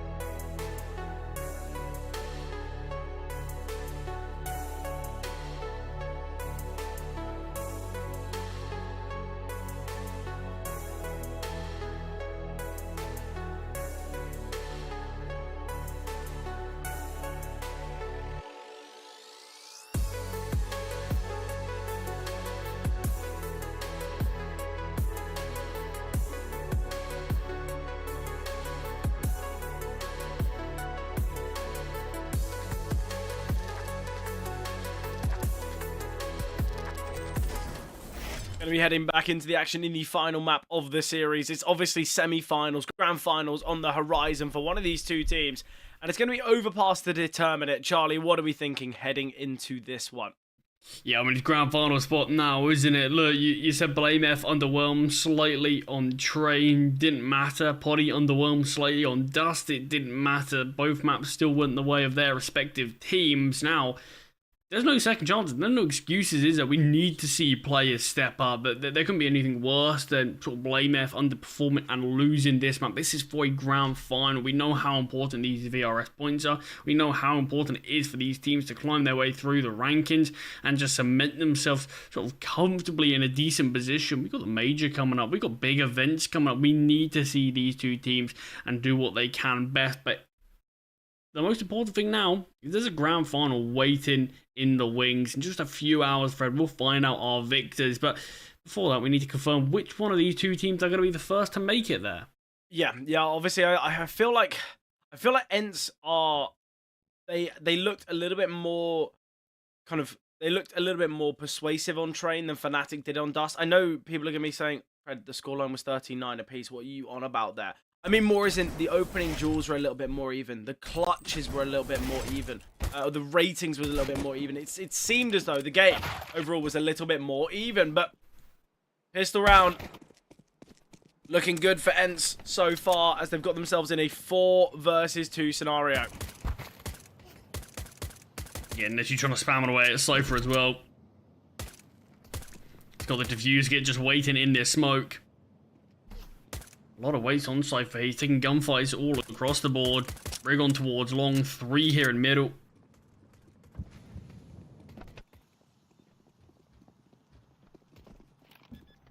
Cypher is still on his lonesome fierce. Started to finally rotate in. There is obviously a diffuse kit. There's no need for Fnatic to rush this. With 2-man deficit, it's not going to be easy anyway. In fit, taking a bit of a step back. Question is he going to go for a save for a second there?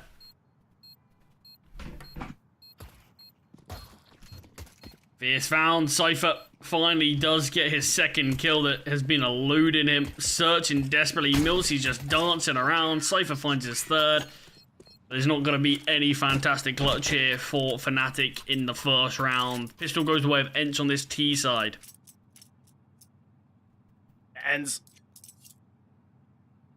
obviously trying to find themselves the victory here.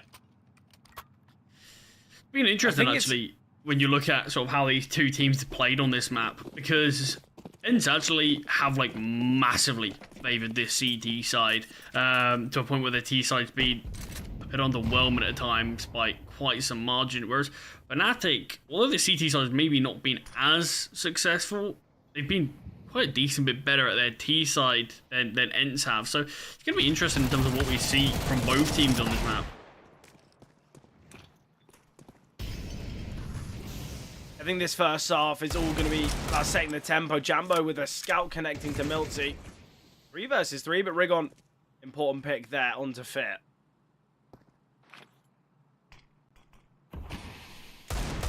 Smoke down, blocking off any vision for Cypher. Flashbang does come over, trying to send Cypher in, but found by Potty's AK. And Jambo soon to join his teammates in the grave. ENCE able to best the force bite off Fnatic without too many issues. Now just up against the eco. This is going to be a good start here for ENCE on Overpass. Obviously, ENCE can get themselves, 5-6 rounds on their T side. They'll be overjoyed. Obviously, because they've got nearly a 30% difference in win rate between their CT side and T side. And when you look at round proportion of the rounds that they've gotten here, they played 121 rounds of Overpass in the last 3 months. They won 67 of those. Of those 67, about 60 have been found on CT side. Maybe not to that standpoint, but you understand the premise. Been very, very massively favouring the CT side, and things are looking good. Pody will be able to find 2 in this one. Rigon gets the 1, but Netu up con finding a double. No casualties for ENCE against the kind of Deagles invested. So this is now giving ENCE a good springboard here. Yeah, first weapon round for Fnatic though. AWP on Jambo. Tactical pause for ENCE. They know that they've had an easier time of things up against the Force Buy and up against the Eco of Fnatic. Now though, this is the real test. This is when the weapons are in play. If ENCE can win this one, they'll pretty quickly look to have that 5-0 start, and that's where you're sort of already a little bit worried about Fnatic and saying, okay, they've got to really turn things around and turn things around fast, but it all comes down to whether ENCE can win this round or not. And it's a good buy. I've been hoping that we could see this map in play just so we get to see Poddy and Jambo on not only one of my favourite maps, but one of my favourite maps to watch AWPers play on. So many different ways you can play it. You can go for some very aggressive peaks, very aggressive finds. A lot of re-aggression, and Jambo, who was the top performer on train, him with this AWP can be such a difference maker.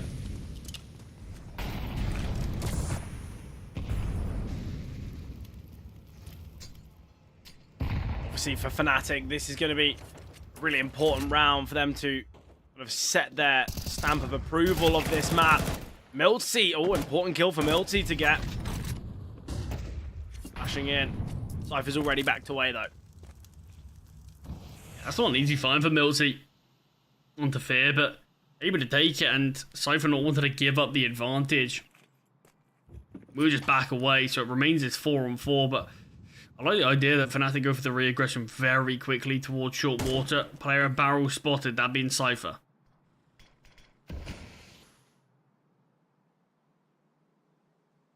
Jambo's actually rotated down towards B here. It's Rigon and Netu. And just go as a pair up towards A, take all this space. Blame F steep towards long.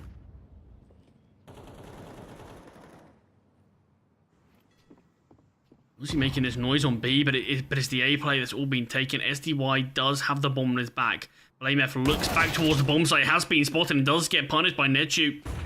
Bomb can just rotate up towards A now. SDY is still holding. But now, taking his time. But just judging by the positions of the CTs, it feels like they're already setting up themselves to go for the save.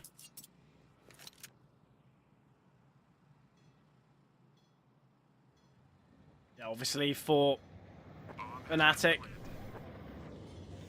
their best showing. We see that aggression into short from the CTs, and it looks as though they should find both, but just wasn't fully confirmed. It's not as though they had a player ready to send a flash or anything like that. I've got to say, needed to see a bit more from Fnatic, because this could be quite comfortably a 5th hit for ENCE.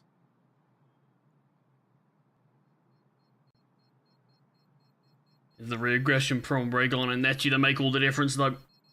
They're in all the space out towards A. As soon as they find Blame F, that's this round wrapped up. They can have some really deep control, and Jambo and Crims don't want to give up these weapons, knowing how easy it would be for them just to give them away for free. Events do find 4. Half by around the saved guns.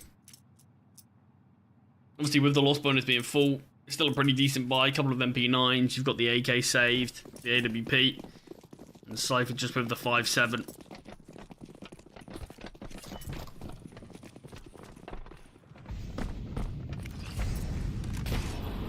Yeah, with Jambo's up, it's all about what he can find. He's playing towards long. He is alone. Oh, Jambo. Realising that the shoulder that he's just seen from Rigon wasn't the cracking of the wall. Blame F gets a second here in con. And it was an AWP and a rifle saved.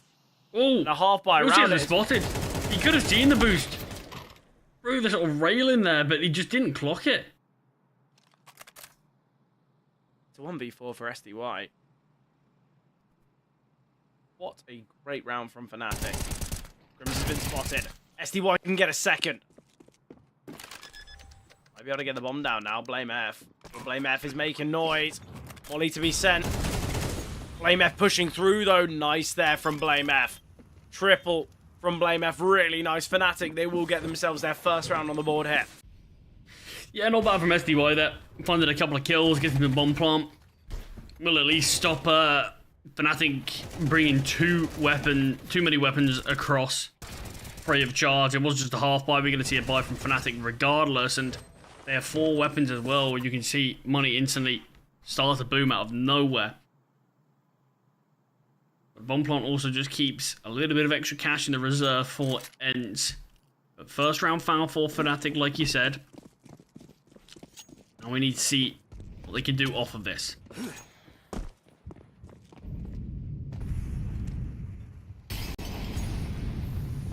Lee thrown deep in mid. Jambo gets one at his feet, just so we can't go for an early peek.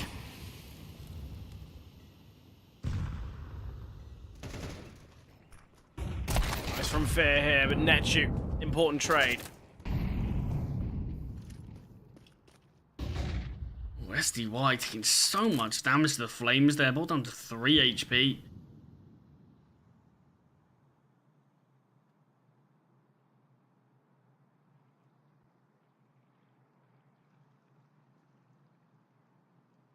And I think feel confident leaving Jambo alone towards A.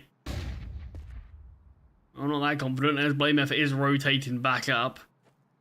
Will be 2 defenders for ENCE to try to find on B, both of which playing towards Monster.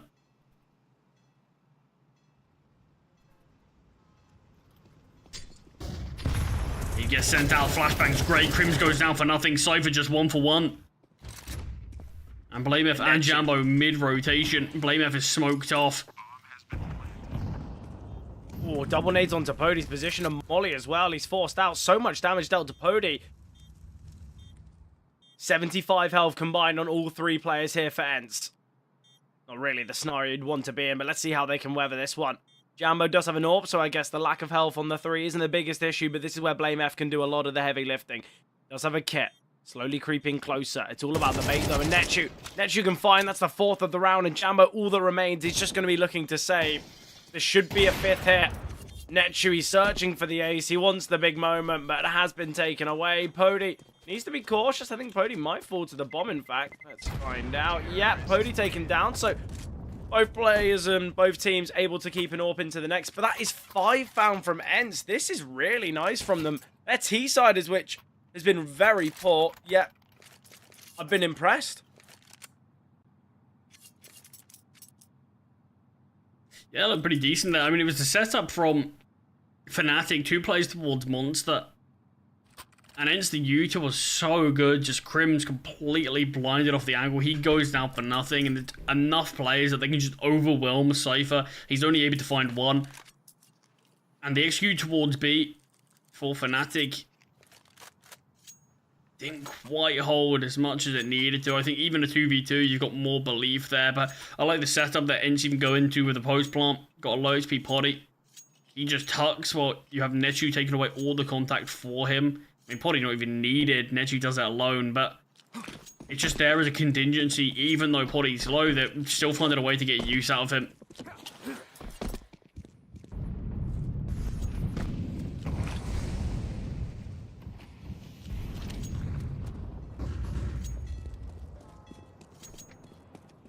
View tilt towards short for ENCE, but they don't have any players actually taking short water. Fnatic obviously aren't going to be aware of this though.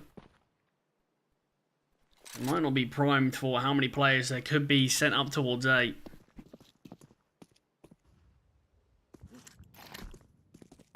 Flashbang towards long. Fnatic, they need to start putting more numbers on the board.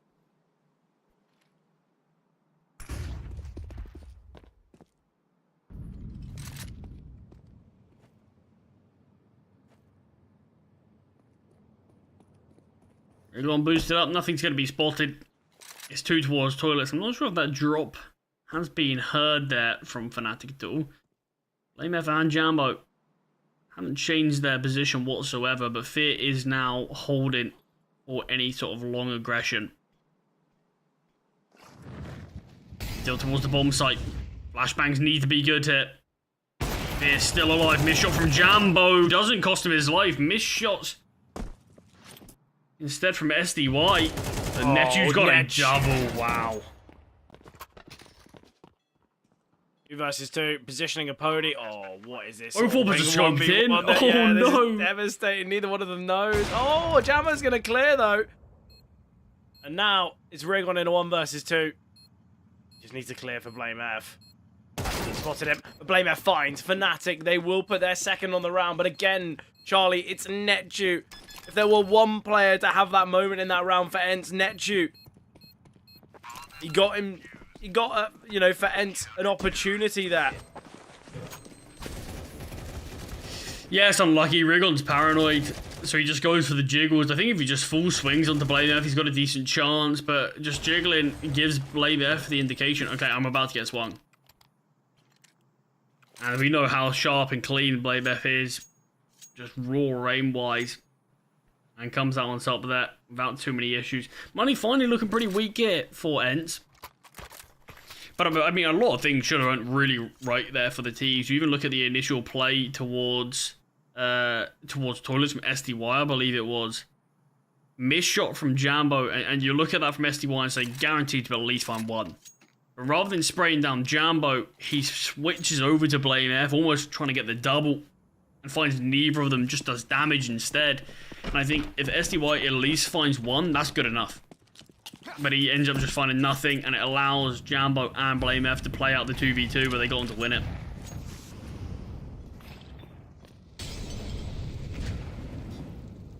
What are you holding for the jump peak? We haven't really seen many of these at all from the CT side.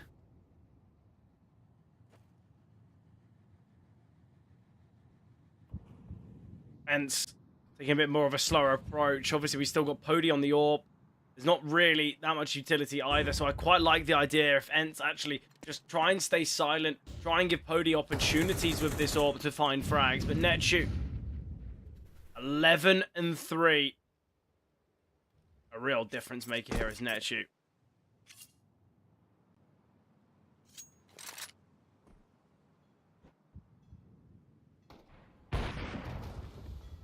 Pody opening kill as well. That's what I'm on about. Play it slow, give Pody opportunity. Let him find these opening frags. Give chances to your AWPer. The heaviest hitting weapon. You might as well give him that opportunity, give him that chance. Jambo being held by Pody. Lovely, fine. The AWPing's been crisp, I feel like. There has been some really quick shots from both AWPers, which has been very nice. I know it's not been so consistent, but I feel like there has been plenty of snappy shots. Netu finding Blame F. 5 versus 2 already here is Miltsy to try and deny these players on a save. So much intel already gathered. Miltsy. Oh, Pody gets one there. That is so quick. Now yeah, it's just the information. Miltsy's got it all for his team. And look, we've got a Galil, an AK, and an AWP coming into this round. And look at the weapons leaving it. 4 rifles and the AWP. Yeah, taking down absolutely everyone there for Fnatic. Obviously, money's not abysmal. They can string something together. They can sort of cobble together somewhat of a buy. It's not going to be nearly as good as if they saved 1 weapon. Obviously, nearly if they saved 2 as well, but not quite going to happen. ENCE already confirmed that they're going to get a leveled up half, worst case scenario, but it feels like so much more can be found.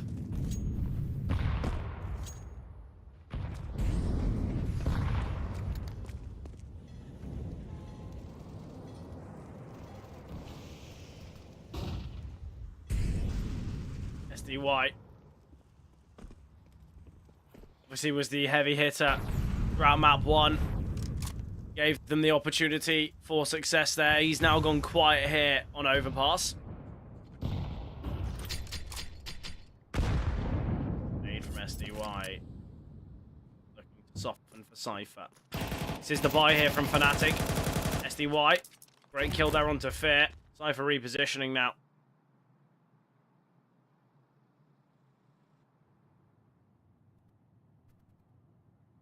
And obviously this was the full investment. This was all of the money that Fnatic had in the bank, and they have finding nothing, not even a point of damage dealt so far. Cypher and Jambo, all that remain. is there a number that if ENCE hit, we say it's over? Is that 9 on the T side, or are we already worried? Because we should be seeing an 8-2 scoreline. See, we did see a 12-0 on this map for TNL, didn't we? In the round of 16, but that was on the CT side for one, and we knew it was a map that neither team played a huge amount. It felt like Patero picking Overpass as a punish pick for TNL there. But yeah, like you said, it is very different.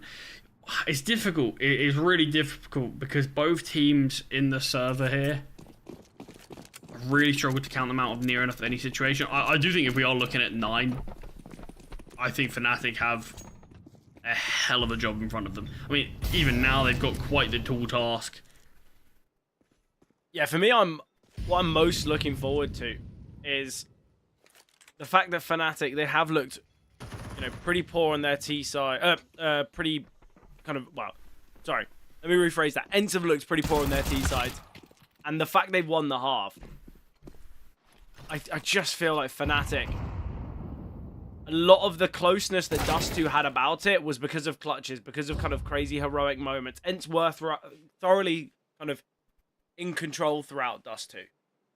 Then obviously on trade, I feel like ENCE had an opportunity for OT, and maybe, as you said, a team that was slightly better on that map would have pushed to OT. Again, though, this round has gone a little wrong because it should have been. I mean, Poddy is just knife out right now. They haven't properly cleared water. Fear has not been spotted. Poddy giving them a free plant, and just judging by the plant position, they're going to be aware that Milsey's taking all this space. Yeah, exactly, and that's why we're seeing such discipline from both Jambo. Crims, Fear's now holding, and Fear can find.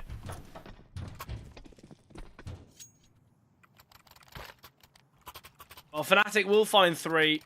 An important round for Fnatic, but still, the half has been won from ENCE.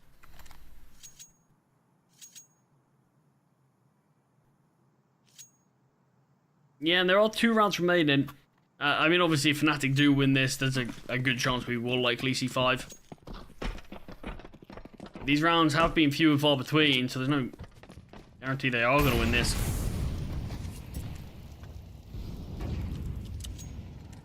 He's all sent out early, but no aggression from Fnatic.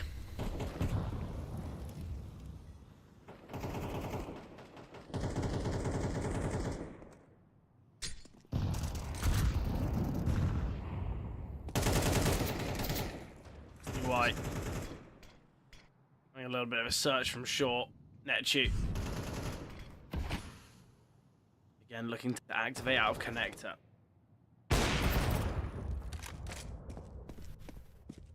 Unlucky timing there from Jambo. Holding for the peak for a long time, then looks towards doors as soon as the peak comes through. Luckily, will keep himself alive still. But it could have been the opening kill for Fnatic found here. This nade softening SDY massively.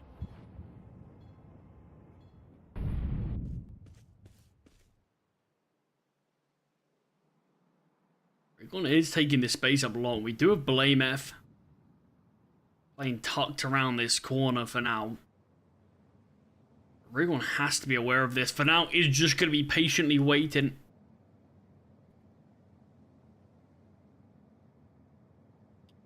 Might just be operating as a bit of a lurk off of his team towards B, but there are 3 defenders here on this lower site. Blame F.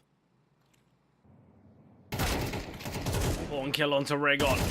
Cypher, excellent find. Crims pivoting off of him. Pody will get the kill.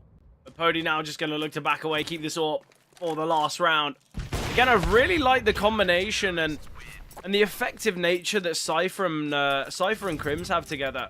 I feel like it's a partnership that I've really just enjoyed watching for Fnatic. I know this game hasn't really gone how they planned out, and it's going to be a real hard battle for them, but I am really enjoying this this kind of Cypher and Crims combination. I feel like it's a combo that I didn't expect would work so well, but we see it on a lot of T sides, we see it on a lot of site setups now, and I feel like the synergy works out quite nicely.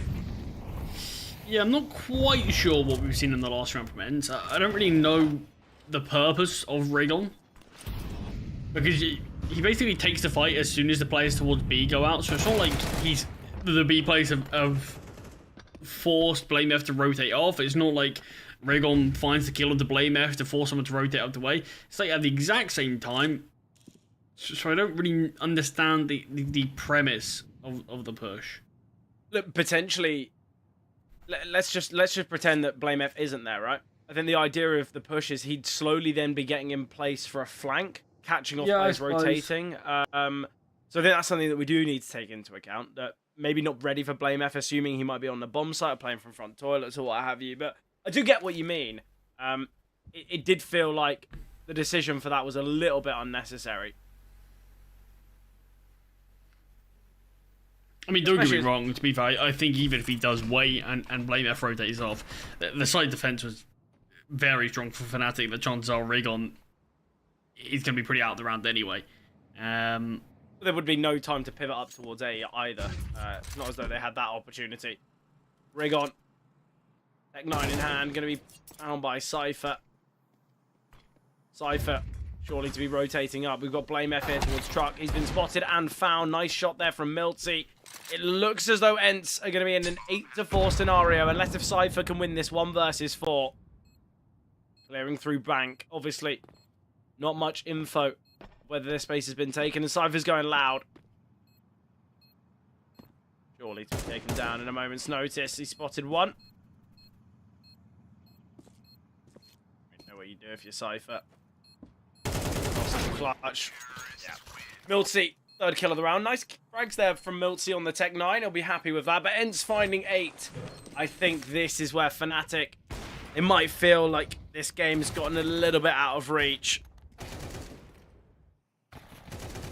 When you look back to recent games for Fnatic, when you look back to their recent losses, it has usually been their T side that's had the slight, I don't want to say disappointment, but it hasn't been perfect. It hasn't been what it's kind of needed to be. You look at that loss to Iberian Soul, they only got 4 rounds on their T side. Obviously against Monty, they only got 5. ESC, they didn't even post 1. Recent games where Fnatic have looked a little bit tough, it has been their T side that's let them down. And the fact they've only found 4 on the CT, there is not much to feel confident about.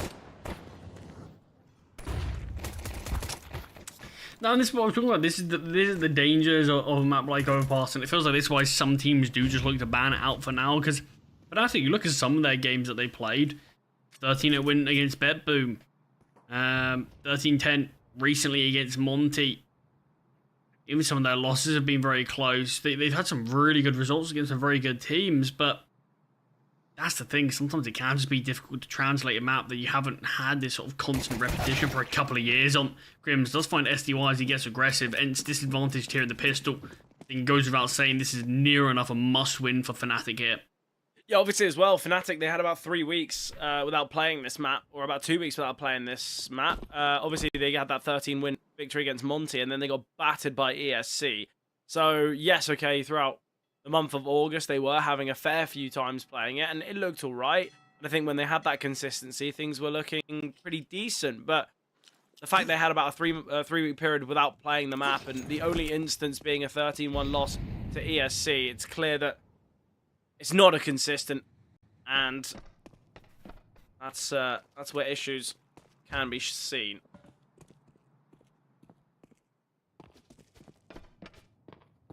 Raygon finds his second round of the Blame F to make it back to this 3-on-3. Fnatic up towards A. No defenders actually on the bomb site. Potty here towards Bank, calling for any aggression. Crims does win out that gunfight. Raygon ace clutch required, and he could be on for it. 4 kills found so far. Up against Crims. Raygon, what a pistol round, and what a denial that is for ENCE against Fnatic. Stopping them winning this second half pistol, stopping them from being able to bring themselves back into this game, and it's all from the Swiss man on your screen right here. Yeah, excellent from Raygon. Obviously, when he took that initial fight towards Monster on the pistol, I was kind of a bit worried. He was fighting into 3, able to back away. And a little moment like that, that's where Fnatic, they might not realise it, but they'll look back in the demo and go, oh, we should have killed him in Monster anyway. He shouldn't have had the opportunity for the ace there, but excellent there from Raygon. As I said, I think Rigon was a name that he was a household name throughout, 2023? Maybe even earlier. He was doing a lot of work kind of back on that Bad News Eagles team. Yeah, 2022-23. Obviously, he had a little bit of time on Big. It didn't really work out. But it feels like we're seeing Rigon back to where he kind of belongs, which is always nice to see. And little moments like that, little sparks of brilliance. Certainly what you want to see from a player like Rigon. And Fnatic already, I mean, considering it's just 9 rounds for ENCE, it already feels like it's all or nothing. They're going for a force bite. I understand why though, right? I mean, look, they're at such a deficit. You just don't even blame them. I mean, I'd probably go for the exact same thing here, but it does feel like a thing where if Fnatic don't win this, I mean, what are we going to see them do? Go for an eco at 10, give up 11 to ENCE before we see another buy? I don't know if we're quite there yet, where we're seeing force buys till the end, but it's like we're not far off it.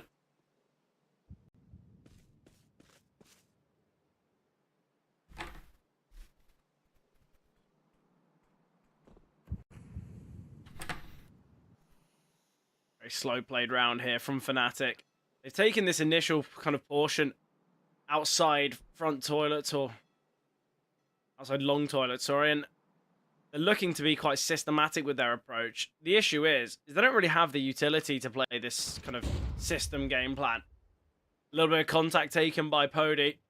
Jambo could be in a position to take him down, but Pody is just going to be sitting around here towards map. I say that, he's going to be aggressing. And there's going to be a flash from SDY.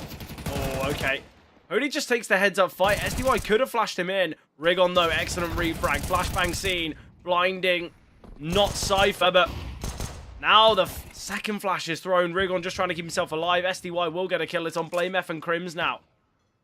Oh, it's all on BlameF. 1 versus 4. This being the force. BlameF gets the first, spots the second. 20 seconds on the clock. If he wants to go for this, he's going to have to head straight to Con. He's going towards long. Oh, BlameF, what's the game plan here? Well, it's to get the kill, but it's going to be the save from BlameF. He would have actually had enough time to give that round a go, but doesn't feel confident. Just going to keep the rifle. Fnatic, they give up double digits. ENCE, they are in such a good position now. But this makes it even worse for Fnatic. What do you do now? Do you buy around this gun? And apparently, yeah. I'm afraid we could actually be in that force till the end world. The world I said I don't think we will be in just yet. Well, realistically, I think it would be a far worse idea to eco in this one. I think you've got a rifle. BlameF's invested in utility. I think an 11-4 scoreline with ENCE being on their far favoured side is just too scary. I think they just have to go for it now. ENCE are 3 rounds away from eliminating Fnatic here at this top 4 spot and progressing through to the grand final. In their last 3 maps of Overpass, or their 3 most recent, losses of Overpass, Charlie, they've only got 9 rounds in total on their T sides combined. Of obviously, the 36 that they've played, they've only been able to find 9. For them to win this series and to win this map in regulation, obviously, they would need to find 9. So, this would have to be Fnatic. One of their best T-side performances that we've seen recently on Overpass if they want the chance for that final. We'll keep that up through toilets. Rigon has heard all these steps. We'll be able to peek out. We'll be able to find one. Gets a double before being found. Poddy strikes, and Poddy's not shying away from anything. It's all on Cypher. The spams come through. SDY does find, and Fnatic, again, it's 11-4, and I think it's just going to have to be another force buy. Yeah. Haven't seen a single proper full buy on this T side from Fnatic, and Fred, I don't think we're going to. No, I doubt it. Why would we? I feel like in moments like this, you've just got to accept. ENCE have been the better side here. By far the better team. Obviously, as I mentioned, as I kind of highlighted and alluded to, it feels like this game for ENCE is a proverbial grand final for them, they're already imagining their names being etched into the trophy after this victory. Because the level of confidence it'll bring for them.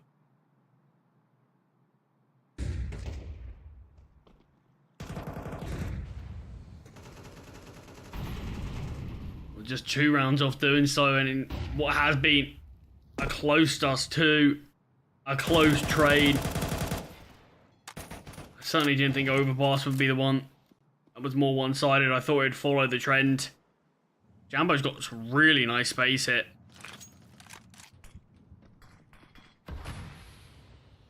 But he will just play further back, but he's certainly not watching towards Jambo's position. Jambo finds one. Cypher's nearby, and both these players can take this space towards A. In the meantime, Crims strikes on A.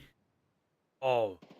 Crims gets the kills on A, but look at where Rigon is. If the bomb heads up, this is all going to be about timing. Jambo gets another. Bomb's only ever going to head up here. Rigon gets one. Needs to get the second with Blame F. Such a key kill. If Blame F doesn't find that, things could get difficult.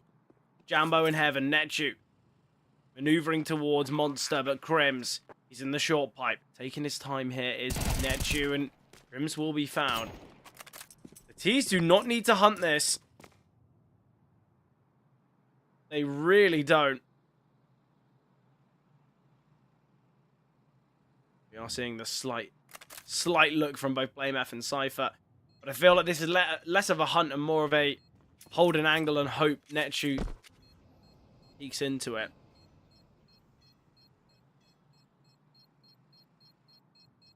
That is a 5th for Fnatic. They deny ENCE finding map and series point. Grand final point. Yeah, and it's a big round for Fnatic to win. Just have to look at how they won it, though. All from this one kill from Jambo, taking his space. He's able to find a second onto SDY as well. And it's how much room is Jambo going to be afforded to do something like that in the future? I'm not quite sure. Fnatic, this is their road back, though. And it comes off winning this one in particular. As you can see, Poddy doesn't have an AWP. Money's not really there in the reserve. He was keeping a little alive, and I think that is to bring out an AWP for Poddy if they end up losing this round in the future. Yeah, I don't mind the idea of that. Oh, missed flashbang. Well, whether the flashbang hits or not, Rigon certainly does. 20 and 10. Great game here from Rigon. We've seen different stars step up for ENCE, and I said they struggled to find a consistent fragger in terms of SDY or Poddy. But they've always had at least one, and that's been important for them here.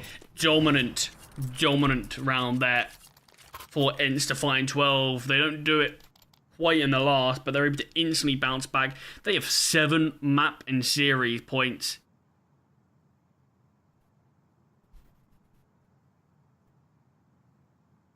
Getting closer and closer to this grand final, just 1 round away.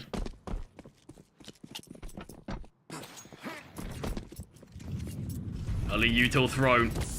Fnatic, 2 pistols, 3 rifles, and it's a faster approach out through Fountain towards A. Shot from Poddy. Grenade at the smoke here. Oh, he would have spotted Cypher for just a mere moment. Ready a rotation up from SDY. Cypher will find one. We've still got Poddy here. SDY, will he get spotted by Fear? He will take him down, in fact. Nice there from SDY. Smoke now towards front toilets, and this is where Fnatic might feel like they have to give this one a go. Blame F has maneuvered here towards long. SDY, whether he will recognize that that AK's been picked up or not, I'm interested.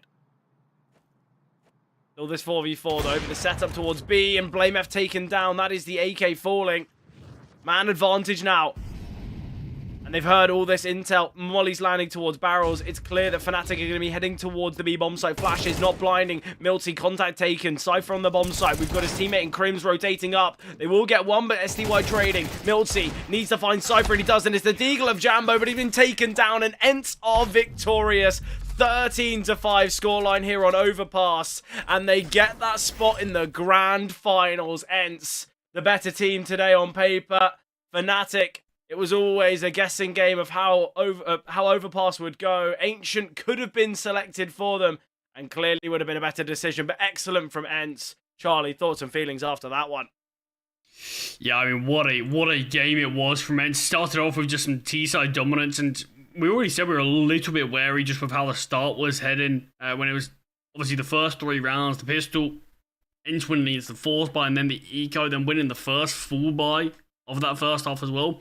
Give them 4 rounds to play with very early doors, and on a side that they've struggled at, 4 rounds just winning the pistol in the first full buy, it is a great buffer for ENCE to use, and they didn't really look back after winning that. Fnatic did claw back a couple of rounds here or there, but it just wasn't consistent enough, and when it was sort of back and forth on that T side after ENCE were already leading, this is exactly what they needed. That is our first grand finalist confirmed though, but touching a little bit more on this game before we sort of take a bit of a dive into what this could mean for ENCE. I honestly don't know who deserves the MVP for that series. Could be Netu. I probably would. I'd probably give it to Rigon or Netu there.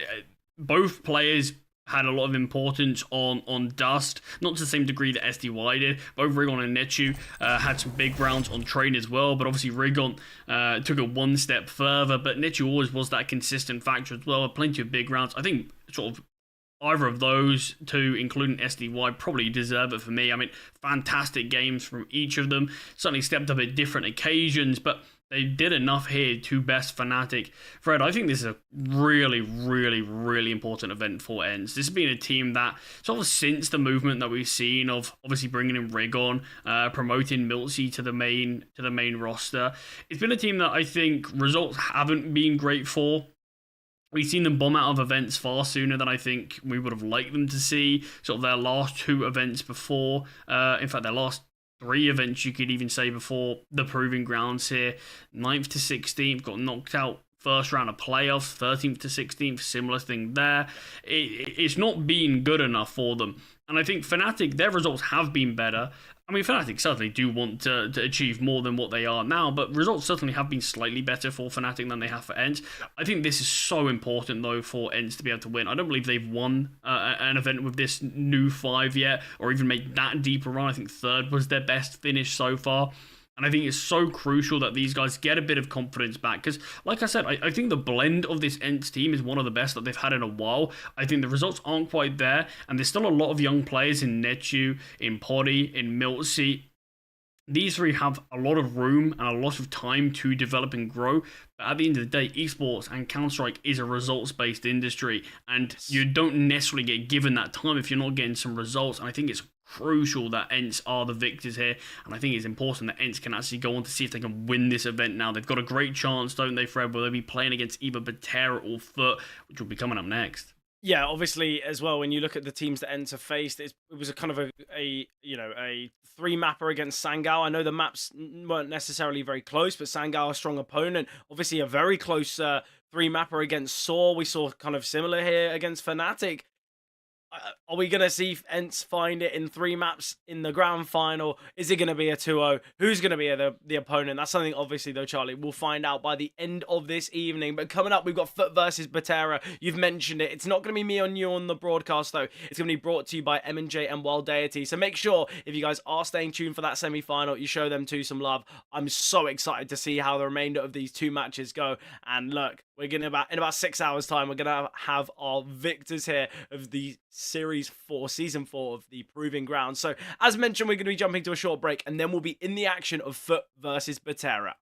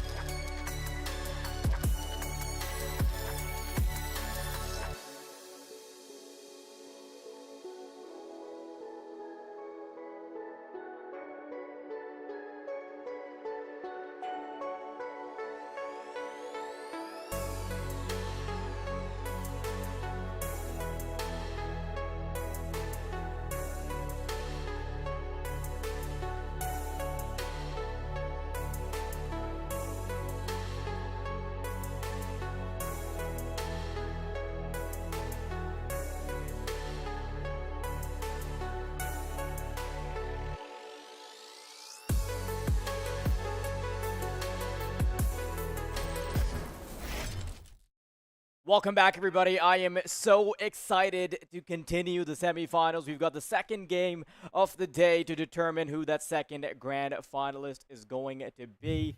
Josh, we've got FUT versus Batera up next. How are you feeling about it? Excited, yeah. Both of these two teams had interesting runs to get here. Obviously, Batera having to beat TNL and then that match yesterday against ESC. For FUT, it was a breeze against Spirit Academy. They took that win against Partizan as well. Honestly, I don't think they looked their best, but winning it is the important part. They've had a little bit of time to sort of relax and recuperate and prepare for this match, and I think it's going to be a banger. Yeah, I mean, both teams have had such arduous journeys to get to this point, right? And I feel like we're discovering so much about them as they continue, like, especially for Batera. Like, there is a reason why these guys have been under the microscope. Sometimes they're even attracting some very negative publicity. But, I mean, you know what? If I'm Batera, I would love to sort of bathe in those accusations, right? Because it must feel great if you're just straight up destroying everyone to that point within the tier, right? And obviously yesterday as well, we saw some incredible clips from the individuals. I think there's some potential in every single player. And yesterday it was hype. I have no idea who it's going to be turning up today. I mean, Masfall also had his moments. But yeah, everywhere you look for Batera, there is something that can turn up the heat. Yeah, I kind of accidentally riled up the entire Counter-Strike scene yesterday. Yeah, I know you did. I posted that hype clip. I was expecting to get my usual 15 likes. That clip now has nearly 2 million views. And that's just on your account, right? It started a big old discussion. No, that's across the two. That's across the two. Okay. But yeah, sparked quite a big discussion amongst a lot of sort of pros and coaches and whatnot. And the consensus is, nothing decisive, but it's just another one of those clips. It's another one of those dodgy ones that it's like, I don't know. Yeah, I mean, listen, obviously, obviously when a player's clean, this kind of stuff feels amazing to hear. So, I mean, more power to Batera if that's the case. That being said, though, I do want to look at the other team at hand. Of course, your second contenders for the grand finals, Team FUT. And they've actually been looking really good as of late as well. Obviously, for anyone that hasn't been tuning into their journey, this is, of course, most of the ex-Navi Junior roster, including one of the coaches stepping in. But they've had the piece that is LawNX being thrown into the mix as well in the past month. And you know what? I've really been enjoying the fact that LawNX is now finally in a position where he can prove himself, because honestly, for LawNX, he's had one of the worst early career trajectories I've ever seen in my life. He was touted as the next big thing, and then he just goes through the gauntlet of being on Falcons for a little short stint, then on the bench for that, and then he goes to Bleed out of all teams. Yeah. Bench, and then he's on the Nexus bench for a while. So I really don't appreciate that possibly one of the best talents to come up in the scene was essentially being used as a human doorstop. But now, it actually gets worse than that as well, because pre-Falcons he was on Sprout that also folded as an org, right? So it wasn't even like they dropped the team, they just ran out of money and left. So yeah, it is actually as rough as it gets for LawNX. But I really hope that this is, this is his time to be in a stable organization, a stable roster, and make some waves. Yeah, that being said, though, we've got a veto at hand. We've had a fair bit of discussion about these two teams already as they've progressed within the brackets, right? So I don't want to be a broken record. We've got Dust2, Mirage, and Nuke. 3 maps that we've seen quite a lot, actually, within the Proving Grounds. I think Dust2 and Nuke have almost been, the bread and butter for the entirety of this tournament. A lot of teams have been picking into them. And for Batera, I'm not really surprised that they pick into it, because obviously they've just had an incredible time recently. They've been pulling their weight and then some. They've just been doing incredibly well on Dust2. And for FUT, it makes sense that they're then picking into Mirage as well, because, that's been their particular bread and butter. So, although on the surface it might look like it's one of those cases where, you trade map picks, things like that, because one team has just a lot more experience and winning potential on one map, I don't think that's going to be the case. Both of these teams have been able to surprise in many circumstances, and I think it's very likely that we're going to see a very chaotic semifinals to take us all the way to the decider. But that is where I would get really worried. Yeah, I'm with you. That's sort of the one vulnerability within the veto, isn't it? Is that nuke map. When it comes to Dust 2 and Mirage, honestly, it could go either way. These two teams could trade map picks. Either one could take it 2-0. It really, really depends on who actually steps up on the server. Obviously, on paper, FUT are supposed to be the better team. They're the better ranked team. They're the better rated team. However, if we see those individuals pop off, if we see Hype putting up massive numbers, if we see Masval doing his thing, then it absolutely could go the other way. But without further ado, folks, we are going to be kicking off our second semi-final of the day to see who else is going to be joining that grand finals a little bit later on tonight. FUT starting off on the CT side, double Jawlies and heavy presence here in the lower tunnels as Krebeni's been seen. He's got to be careful. Holding LT, Cynics instantly loses his life. Krebeni gonna keep pushing forward, and this is getting really messy in tunnels. Down to just 2 members. Betera, bit of a shocker of a start for the two. Height invert. They're gonna be able to collect the bomb, sure, but very quickly gonna start to lose their numbers. Just 1 man remaining. I don't think Betera expected this kind of start. Not even any real resistance being offered in the pistol. Would have to be a crazy round if Height wants to make a dent. I mean, we definitely saw some crazy stuff yesterday, but this is a bit of a tall order. Yeah, no way to get out of that one. He was sandwiched in and outnumbered, outgunned. And a bit of a faceplant of a pistol round from Betera, to be honest. They just get nothing out of it whatsoever. A single kill, no bomb plant. Not really any ground. They weren't able to work their way any further than just their B tunnels. Despite that, they are still going to have a crack at a force, and they're going to run it back again towards B. Maybe a little quicker into the bomb site itself. No.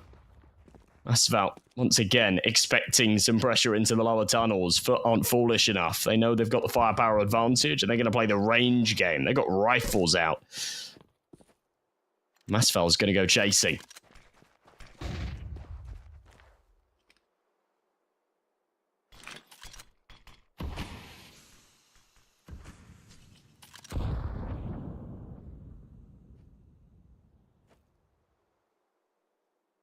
Betera waiting it out.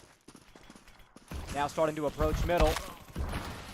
Some bullets exchange. Krebeni's going to find one in the back.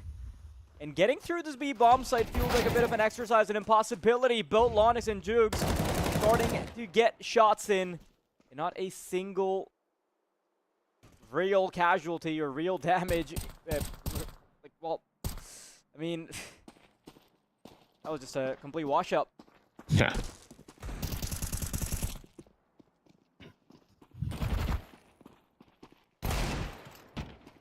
Hyde once again, last man remaining. Going to be a little bit more problematic with the Deagle, and that is all he is going to get. A single consolation prize will be tucked into his pocket. And it's going to be a little while before Betera can actually have a say in this matter, because no money's about to flow in anytime soon. What a miserable start to the game. Heights found 2 kills across the opening 2 rounds. Bear in mind, they bought into the second. It wasn't a full eco.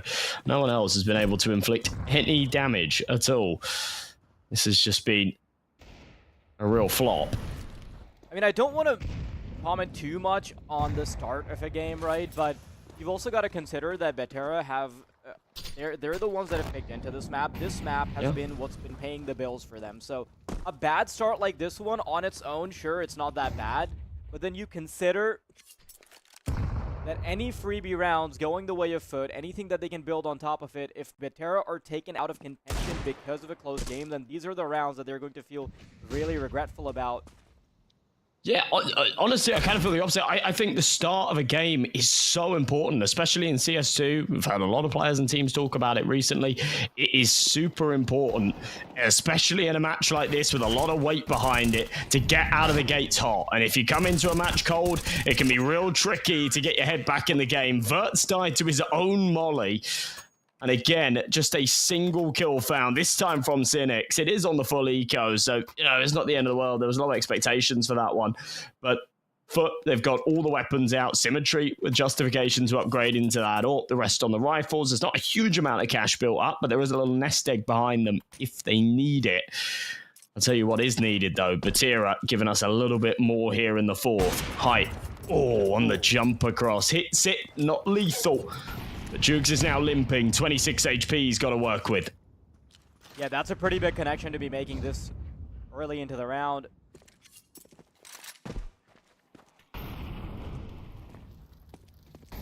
Softens up the defense for Batera to take their sweet time.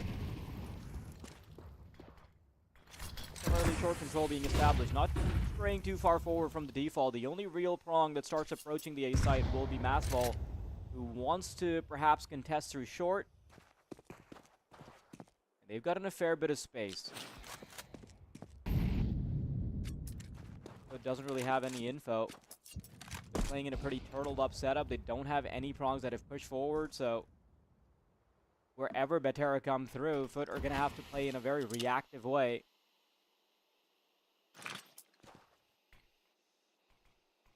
A lot of question marks on the map. Made. Oh, Masval wants to try and cheat the utility. Sees one.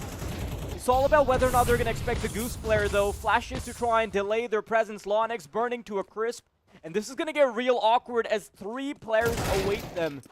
Masval, as he recedes, he's at least baited 3 players out, but there's only a small window where they can now start to pressure B. But Batera haven't converted off of anything. Look at the timer, Josh. So much damage has been inflicted, but they still find themselves at a man disadvantage. And as you say, 15 seconds on the clock to make a move. Bomb's going to come up, Cat. But if Launix can delay in any way, then this gets real tricky. But he's got no support.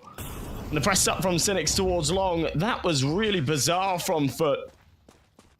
They had the numbers, they had all the leverage with the time ticking away, but they made a bold call to stack up over towards B, and just felt like they left Launix high and dry. It's one they have to pull away from, but it's one that I really feel like they should have been winning.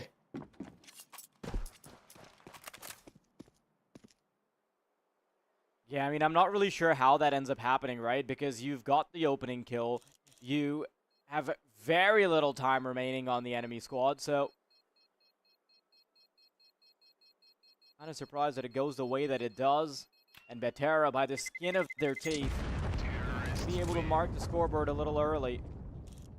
You know, we talked about the starts of the game, and obviously, like, the piss around and the conversions, like, that's one thing. But then, if Batera allow it to get to 4, that's when things start to get real bad. So, crisis averted, I guess, but still, a lot of weaponry being saved by FUT. They're going to be able to buy right back in. All the bells and whistles, no real compromises made.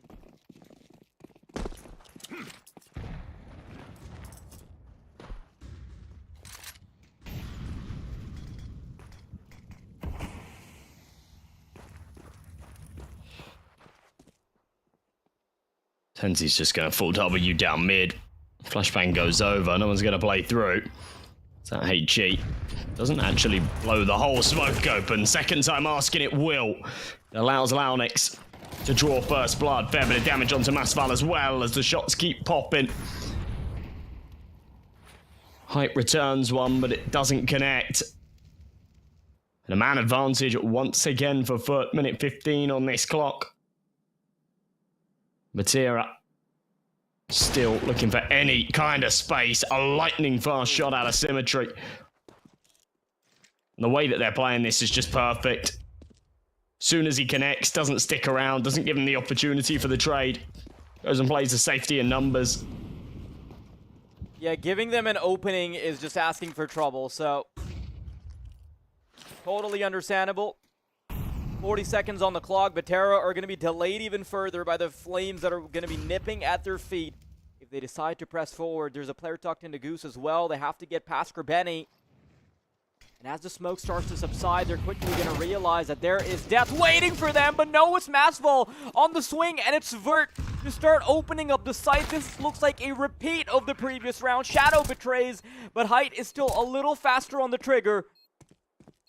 Demon and Jugs now wanting to make this retake happen. Head spotted. Demon needs to activate soon. And Hyde slowly inching forward, What a not stuck shot. between two angles, prioritizes Demon, and Betera in a 3v5 make the full clean conversion happen. It feels like the same round sort of twice in a row. That one was a little bit worse, but for FUT, like, they've got the early advantages, they've got the pieces in the right places, and you're thinking, right, you know, 5 versus 3, there's not very long left on the timer, they've got this under lock and key, and then they just give a little bit too much room to Batira, you know, they pull it all the way back, almost deep short, they're saying, yeah, you can have long, we'll play for the retake, and frankly, their retakes haven't been very good. Where they've looked strongest is their early pokes at the start of the round, the Fair Angels. Second, you give Batira the opportunity to get that C4 beeping away. That's where they thrive. I think a little bit of extra talking time here may allow them to clock that, but for now it is just the pistols. Batira with an opportunity to tie things up at 3 apiece. Their early round has been really problematic, but nonetheless, they're making it work.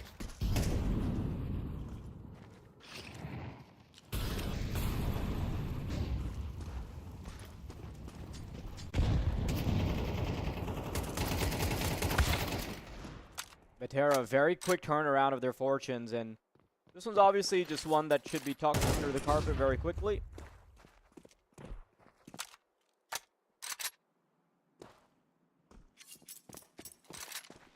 And I think one of the things we touched upon yesterday as well was just that Betera just have a lot of X factor in them. It's something I mentioned in the pregame, that there is someone that is always willing to step up. Yesterday was Hyde, oftentimes it is Masval.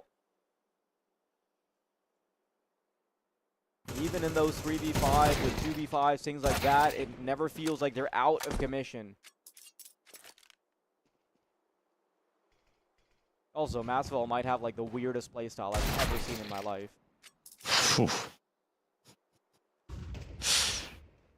Yeah, it's kind of a schizo gamer. So Jugs left 1v4. There's of course no chance of him clutching this round, but if he can inflict any extra damage, I think he'll be happy. There's a couple of boys low. Oh, what a shot onto height. Okay, now the mission is try and save that AWP, I feel. He had the opportunity to just go and grab it while the smoke was up, but was hungry for a little bit more, sticks around, loses his life. Not going to matter all too much. There's still going to be an investment. We're tied up at 3 apiece. But FUT have definitely lost control, and that hard work that they kicked things off with is slowly starting to unravel. Batira have got an opportunity to take the lead. And it really sucks to be in their shoes, right? In the CT size shoes, because they were definitely in a position where they could have actually had a monstrous start, right? They even had the good start to the 4th round. Just a couple of clutches that have put them right back in order. Betera kind of thriving off of the individual prowess and mid-round calling.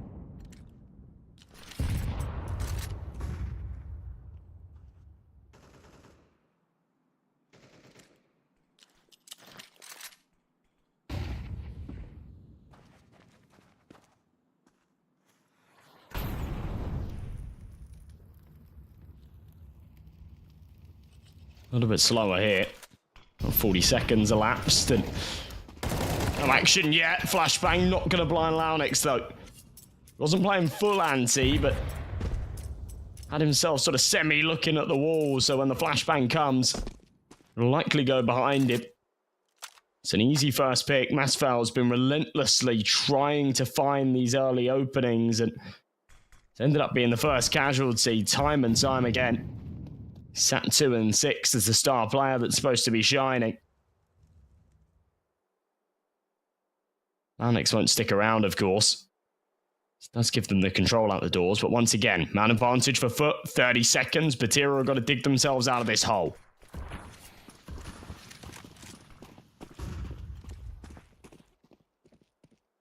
Here it comes, B-side on the menu. Launix tries to spray through the flashbang, but Dukes has done all the lifting and then some. Triple found. And Height knows that his only option is to take this AWP into the next round. Very nicely done by the individual there, and he even lives to tell the tale.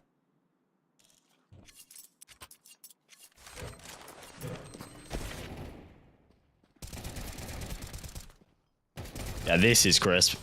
This is really, really good from Jukes. If he goes down without much of a fight, if he goes down 1 for 1 even, you give Batira the bomb site. And we see the same again, and it's even worse. It's even more pronounced on B. It's very difficult to retake. Jukes recognizes that, says I need to stay strong, and he does. Locks in, finds himself a triple. Still going to be money for the buy. Launex caught with his pants down. Smoke's not very good, and that HE will blow open the top of it. Gives a sight line. It's finally the numbers lean in the favor of Batira early on. Smoke into CT, but no one actually committed to go for this wraparound. Instead, the pressure's going to come from the tunnels.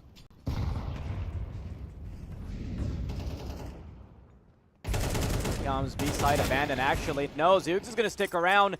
At least put a chink in their armor before they can actually get this bomb down. 3v3, but a little bit of HP missing on both parties involved. Cemetery. Lowest member here. Tunnel also starting to be cleared out by Batera, so coming back into the site feels like a bit of an impossibility here, Josh. All three players, same angle. 2 flashes available. Cemetery needs to be tossing them soon.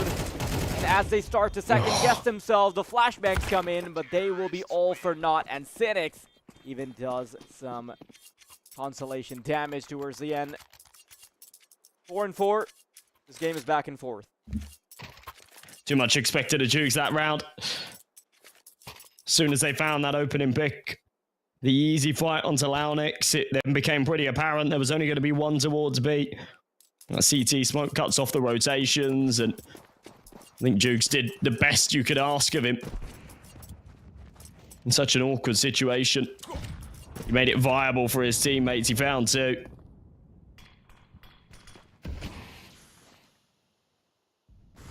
Gave him a possibility at a 3v3 retake, but still, as I said earlier, that B site just so difficult to crack your way back into. Round number 9. Half by here from the CTs. Pistols. Symmetry's got a scout. Not anymore. And this one will almost definitely be where Batira take the reins. Onyx is going to grab that sniper. Actually get away with it. He's got Kevlar too, so maybe a chance to do a bit of damage.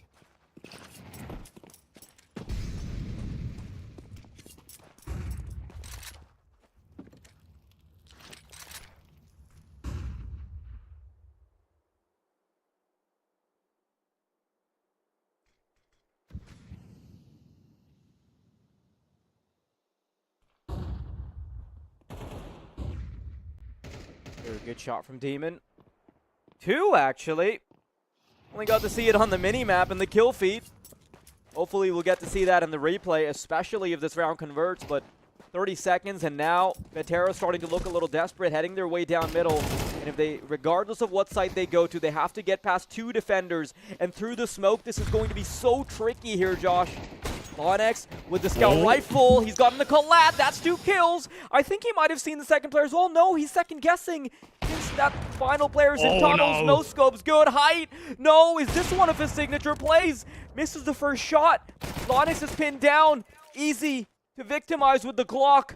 And height just doesn't have the time to get the bomb down.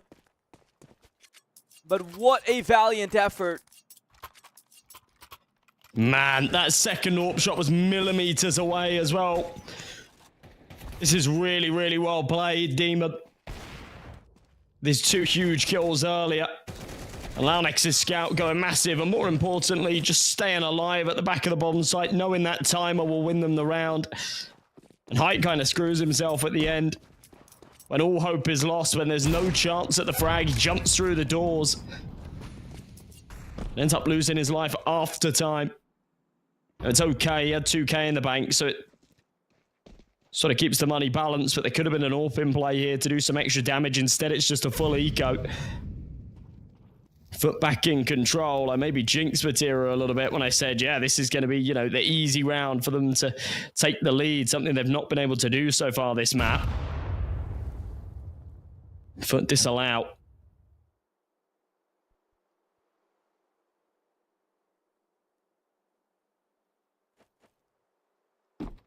Just the one deagle. I'm getting a little worried here for FUT, actually, because Vatera are able to keep this tug of war going for long enough that when they switch over to the CT side, I expect their performance to be a little bit better, but even with the fumbles that we saw from FUT early on, they have been able to recover the scoreline and perhaps even make it advantageous towards the end of the half. Vatera one last real hurrah before their money starts to come back to bite them. They do still have to make some sacrifices, Josh. That signature weapon of height isn't going to be available. You look at the other side, Symmetry is going to get it.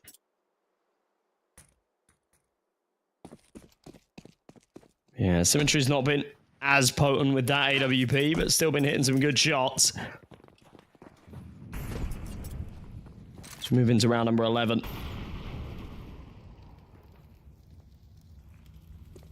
Height's found a little gap behind the molly. He doesn't see anybody on short. There is one. He's just tucked behind the left-hand side of that smoke. It's Symmetry Sniper. Looking for a deep sight line into top mid. A slam dunk of a nade. Actually hits Masval. Gets him down a half. Again, another one of these slow default setups. And a lot of presence from Batira into the lower tunnels. They'll regroup and go for a late execution. It was working for them, actually, in the earlier gun rounds. See a FUT overcomplicate things.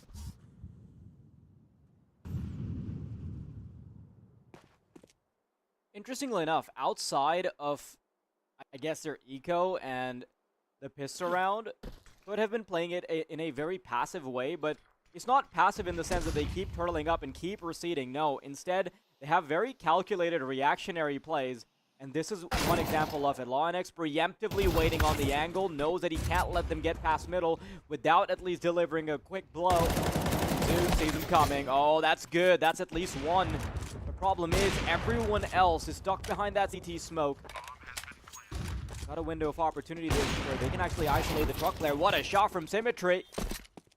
And both players, after exposing themselves on the site itself, are going to back off. They've bought a little bit of time, but the 2v2 is still on. Oh, yeah. Good. It all comes down to that first kill. And as soon as he gets it, Height's shoulders have a lot more weight on them, but he doesn't care. He handles the heat. And no sweat under the pressure. 4 kills, a beautiful clutch. He sat 13 and 6, while the rest of his team are on 2, 3, 4 frags. He's doing so much lifting. Matera, keep this one afloat. Another monster showing out of the superstar.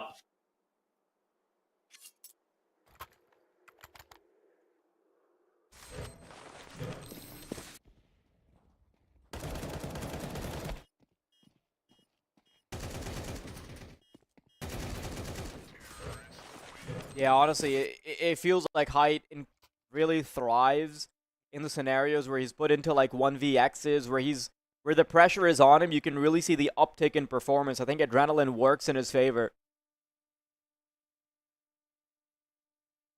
And winning that round still doesn't mean that they're in the clear financially, because look at how their money is starting to fall apart still, right?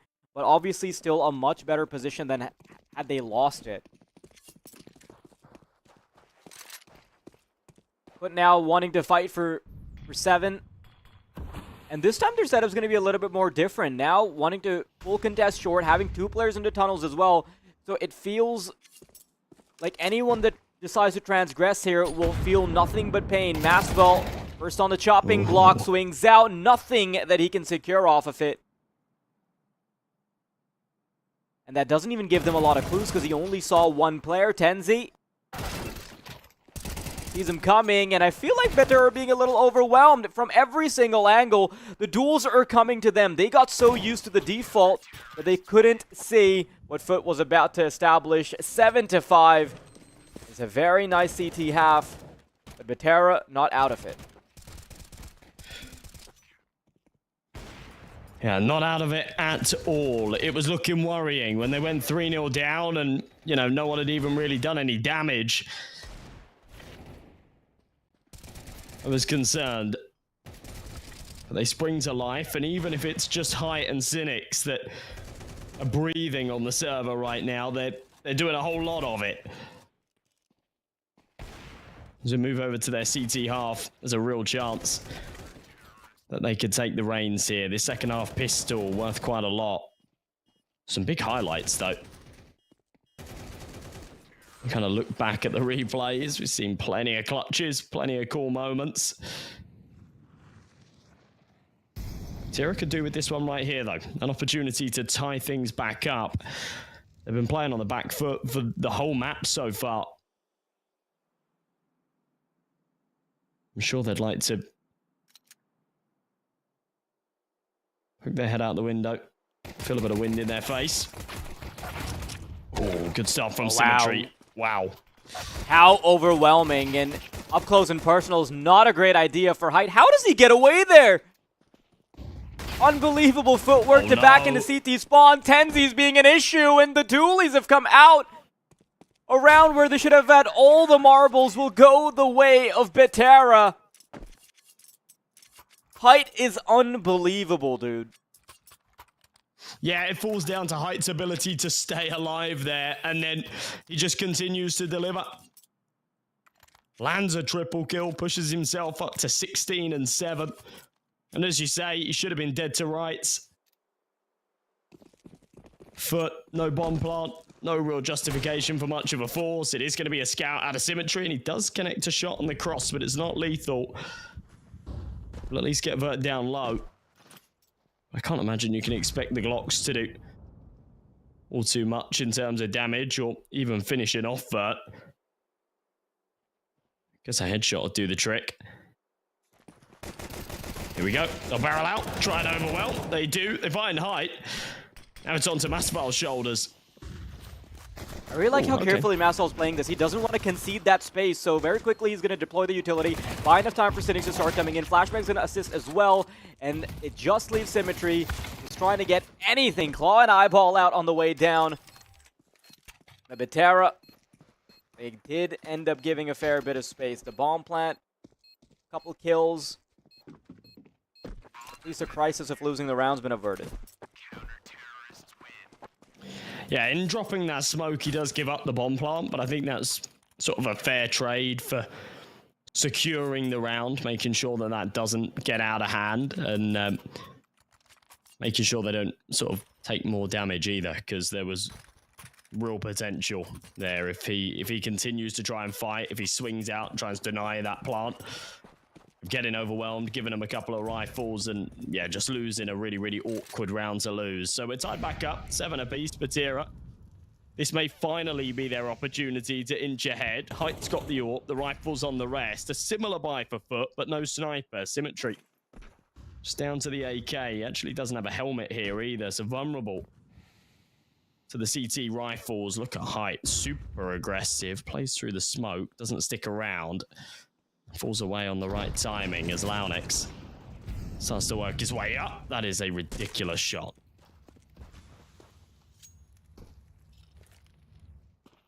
How consistent Height has been in tools like this, in producing moments for the highlight reel, it is no longer ridiculous, right? It just seems like that's the bar for them.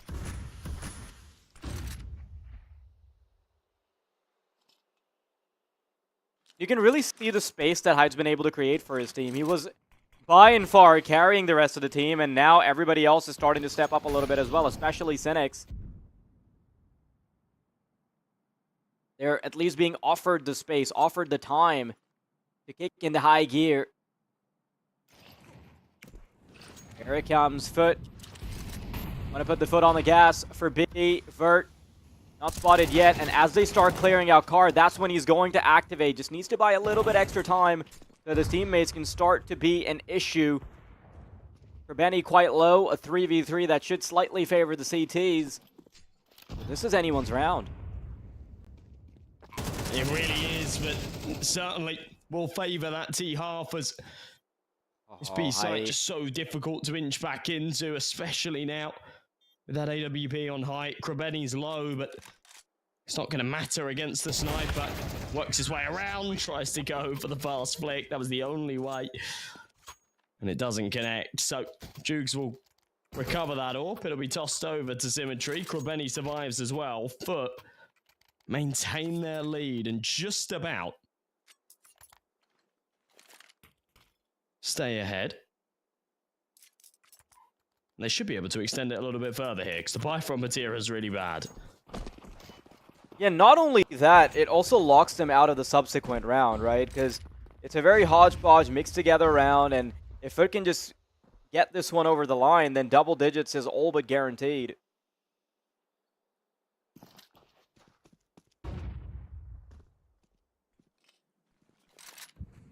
Slowly inching out long, not really having any control anywhere else on the map. This has allowed Batera to start scaling up middle as well. And as soon as that information is present, the trades are going to go 1-for-1. Masval, though, overstays his welcome for a second, which means that it's going to be on the shoulders of TenZ to now be the difference maker on middle. Headshot found. Doesn't want to commit the same mistake as his comrade's gone, so he will be inching away.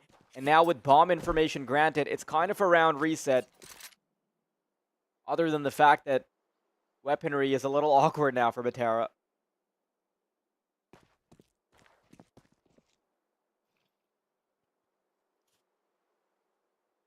Similar situation to where we found ourselves in the round prior.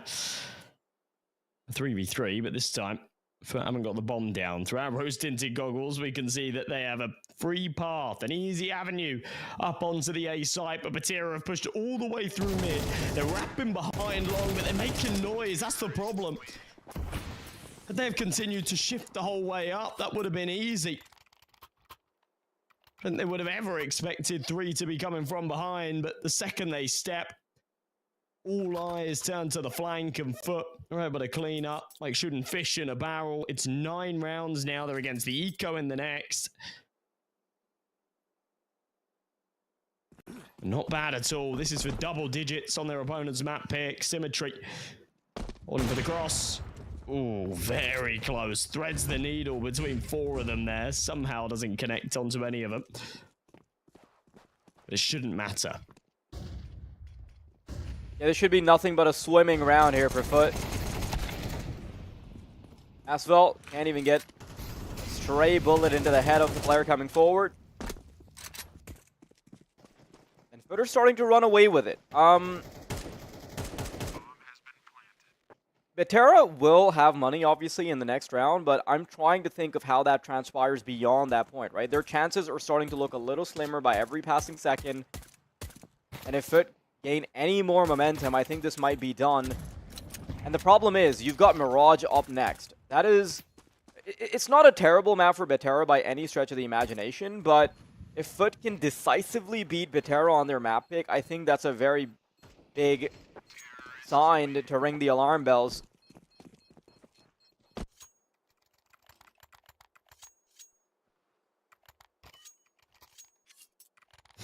It could be. Not enough money for an AWP again. On this CT side, and on a map like Dust 2, it really feels like you need it. This is getting worrying.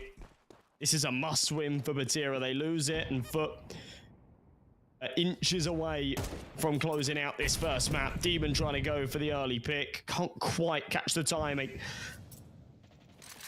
on the cross into pits. And Masval will be able to play close, but Demon doesn't overstay his welcome, doesn't stick around, just backs off.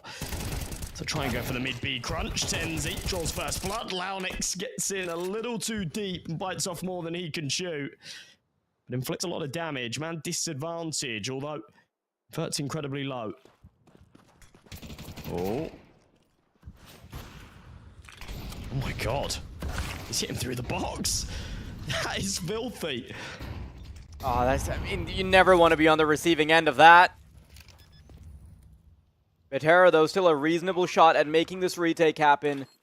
But I think the most relevant piece here is going to be that long player, if he can quickly get activated, but I guess not.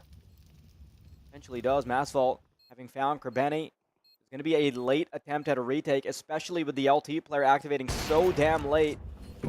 Mitri allows for the crossover. No. They're going to come in from short. Oh, 1v2 now. Masvault, can he hold the nerve against 2? Probably not. Doesn't have a whole lot of time to play out an elaborate game plan, and FUT past double digits and way too close to the goalpost. Some really crisp shots being hit here, though, and honestly, a tiny bit messy from Batera. Symmetry missed 2. I'm not going to go as far as to say sitters on the cross. They weren't easy shots, but they certainly weren't as difficult as landing the quick scope through the smoke on short. That did them a lot of favours. Gave them the advantage. Now they're on to 11. The 12th should come comfortably. Batera, of course, only on a half bite. They'll more than likely allow 12. I feel really bad for Height because one of the points I made is that he was giving them space. He was giving them time to activate. But issue is, even with the fact that Height was making sure the scoreline was close towards like the halfway mark of the game, nobody eventually kicked into high gear. I think there was a couple of moments where Cynics did okay, but Vert has barely moved the needle from the start of the game, sitting on 5 kills. Masvault, sure, a couple kills here and there, but 8 kills. Tenzi still under double digits. Like, Hyde did all that he could. His responsibility was to delay what now seems like the inevitable. You can't expect him to just continue popping off shot after shot. Not on the CT side as well. On the T half, he could take that initiative, he could find the openings, he could clutch up rounds. We saw it out of him a couple of times, but on this defense, feels like part of the game plan for FUT is just avoiding it. He found 1 in the fadeaway in the last, so he's on 18 kills now, but prior to it, he'd been on 17 for a couple of rounds. He just hadn't been able to find impact. This one here, it's a beautiful flashbang. He does manage to connect for a single before falling, but an initiative on the boost doesn't allow him to fall away. Still, a man advantage here for Batera. Aggression into the tunnels. Oh, this is the wrong move. Symmetry's on the angle. Shuts it out. There's only 1 on A here too. Batera have gone very heavy with the B stack. Krebeni's so patient how long with this bomb. And I have no idea what the plan is here for FUT.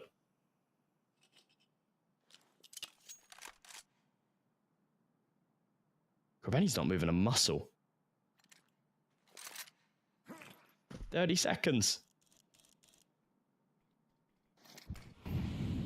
It's going to be oh so convincing when they push into B. I don't think they have time for this. This is wild. Krebeni's now walking long. He's going to have to the 15 seconds isn't enough. This is ridiculous. The audio cue's not going to be there. They need to go help him. I mean, what is happening? What the hell am I watching? Oh my god. Dude, that is the most ass-backwards way of winning the final round, but FUT will still be able to do it. Interesting way to finish things, for sure. But oh my, what a decisive game on the map pick of Batera. Yeah.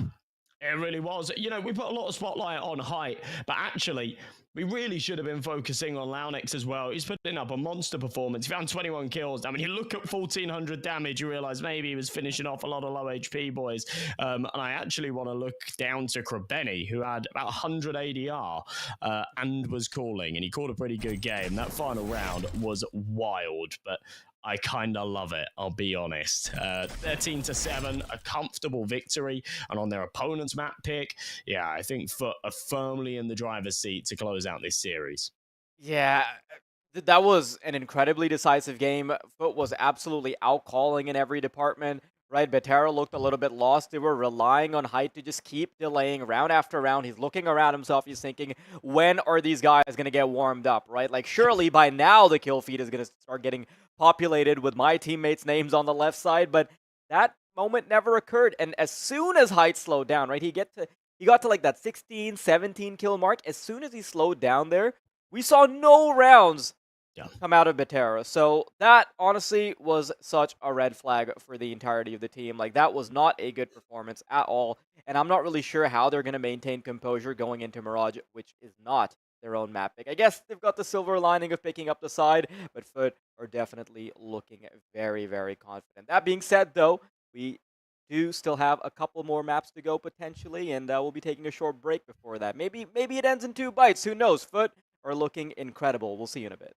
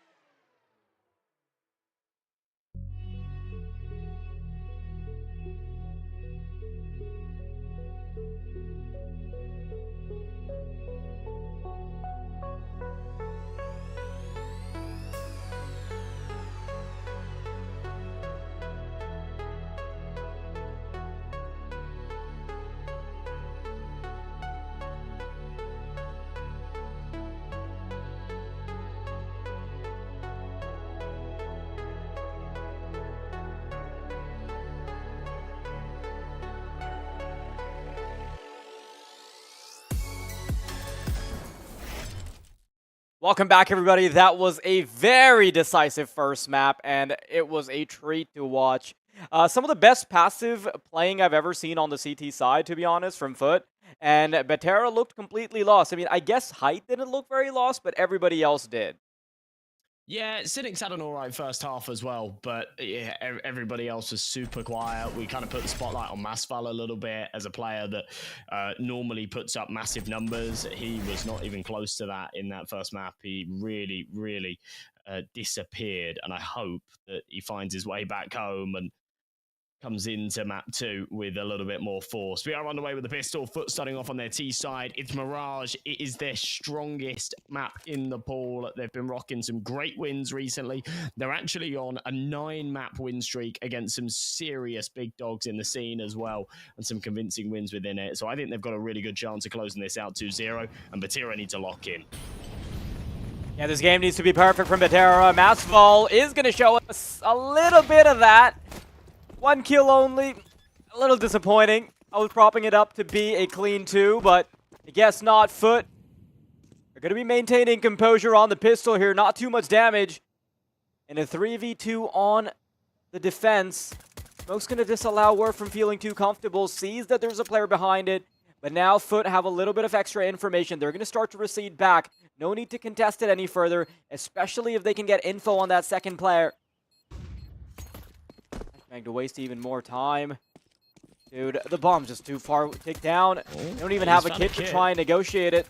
He has just found one. There's one on the floor in CT, so for a second that was still plausible, and I think that's part of the reason that they even stuck around.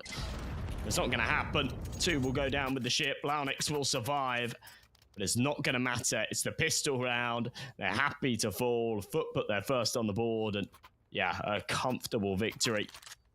Ooh, okay. Interesting little shift up in the buy. I was about to make a comment that, you know, they were coming in with all rifles. Then they sold them and bought 4 MAC-10s, and then they changed their mind again. So it's going to be a CT force. FUT need to be ready. And I really want to see how they play this, if they have any game plan to deal with rounds like this one.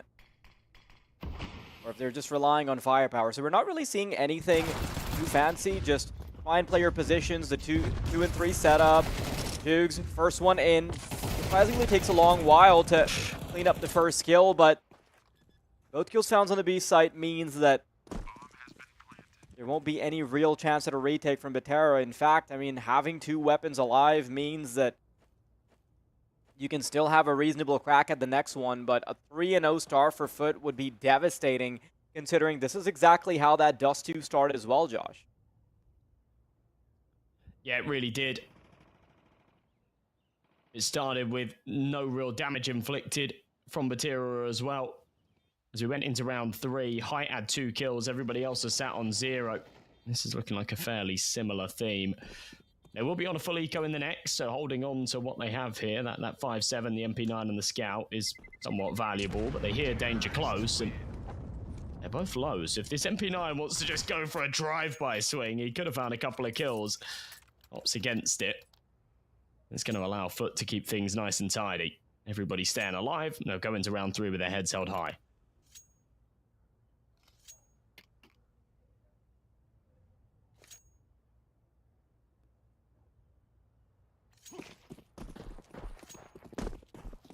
As of now, for FUT, their responsibility is just to try and maximize the margin of error they've got before they head on over to the CT side. And with the pistol and the conversion being secured and a very good chance of the third, they've laid out most of the groundwork to have a very solid half.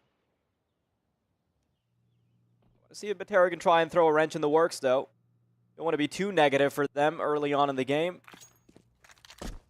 I'd like to remind you, up until this point, Batera have looked incredibly dominant. Like, some of the games they're playing, like, I mean, I don't really want to bring it up too much on the broadcast, right? But there's a reason why those accusations were being thrown around. There's a reason why that clip was so famous. It's because they are a serious threat within the scene. We're seeing none of that today. I guess Hype's still been able to maintain that form, but everybody else slowly falling apart. 3-4 now, though. Ooh, good shot from Height. If he can double that up, if he can get a little bit more of that going, then maybe this B site can be defended. 3v2 now, just pistols to try and defend it. Demon looking for that second player. And it'll be a while before Vert gets any support. Bomb should be comfortably planted. Vert trying to sneak out of the smoke. His comrade's already fallen. Just a measly 5-7 will not be enough. FUT 3-0 start now solidified. And look at the surplus of money they've built up off of it. Yeah, plenty of cash. Better than we saw on Dust 2 going into round number 4. It looks like Batira has just woken up on the wrong side of the bed today. First map wasn't good enough. The second so far, not delivering either. Finally, the rifle's out. Maybe a chance. Warp on height. And falls on the rest. Top mid smoke's going to be blown open for Symmetry to draw first blood. It isn't onto the CT sniper. It's Tenzi instead. It ends up falling. However, yeah, numbers in their favor. Bomb's going to be recovered. They'll start to work their way back around, I believe. I think this is going to be a late A execution. For now, they've got options. Plenty of options. Plenty of time as well. World is FUT's oyster.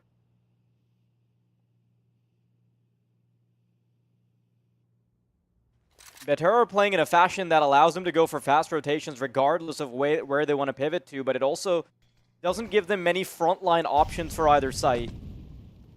Lonix trying to pull their attention away. There's 2 players coming in from middle, 3 committed to Palace, and as the attention is drawn, as they start looking towards middle, those Palace players are gonna start to activate. Symmetry, 2 kills found, and Batera, it's a terrible start unless Masval and Vert can do some very heavy lifting. Back-breaking work, in fact. And they won't even attempt it.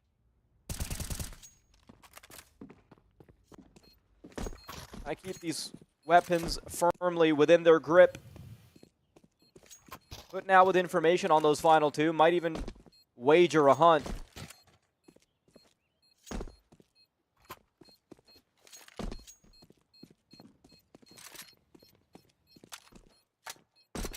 I don't think they're going to yet. And I kind of like that they don't as well. Balance out that economy a little bit. Krebeni and Launix don't have huge amounts of cash, but they're building up the bank nicely. It's early doors here on Mirage, and having the finances to allow you to lose a couple of rounds does you a lot of favours. Zero only saving 2 rifles isn't going to change all too much for them either. They're not going to go for the force around it. It is just going to be a half buy, so a couple of pistols and MP9s. This should still be easy enough for FUT to overcome. They'll run it down again. Symmetry has gotten off to a great start. He's 6-2. He's consistently hitting opening shots. It's Krebeni this time to draw first blood instead.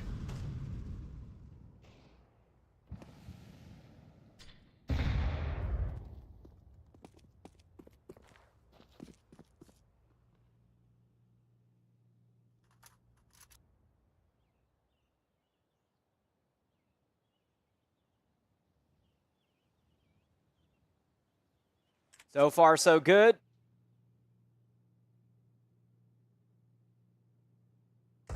And the precedent that Batera has set so far in the tournament, in the public eye, it's no longer being closely followed as it once was. Symmetry, easy pickings, just so damn good on that AWP. Responsible for being the tip of the spear in his earlier push as well when they popped out of Palace with a double. Triple this time. Batera turning to dust.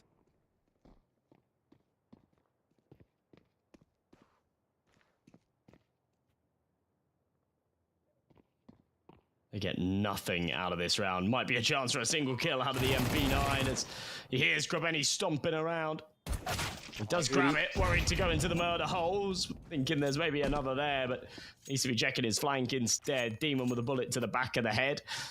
Regardless of losing that round in the fashion that they did, there's still money to reinvest. So, you know, weapons will come out again, but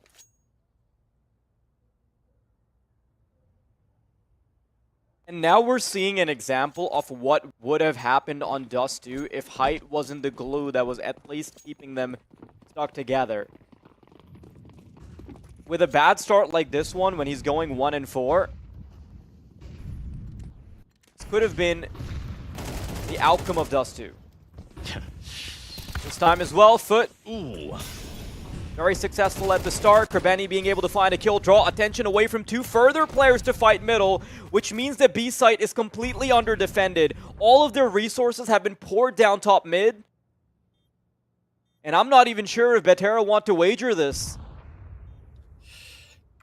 I actually really like the initiative from Batira to take a bit of control towards mid and go for the aggressive prod, but you're right, it's so reactive out of FUT. The second that they clock, there's extra numbers and therefore vulnerabilities elsewhere.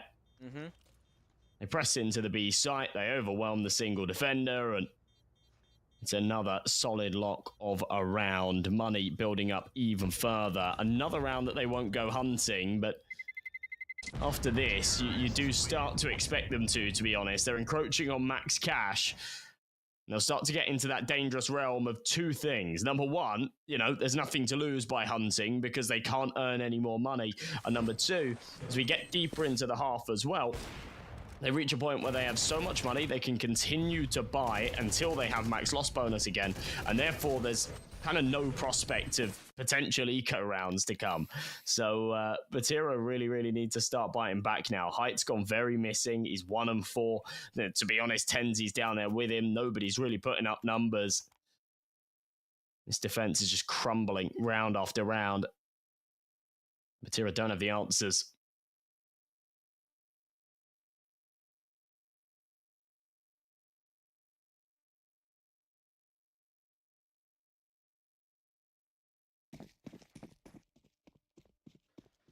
Man, the one round where they get a little bit of control, right? It just ends up being something manipulative from FUT, where they give them an in so they can take a mile elsewhere on B. Allow them to feel like they're getting the small wins. Krebeni, opening frags have been pristine. And this time, they won't even have the insurance policy of having more players around to try and recontest. No, with FUT fully established on middle. Not really sure what the response from Betera is going to be.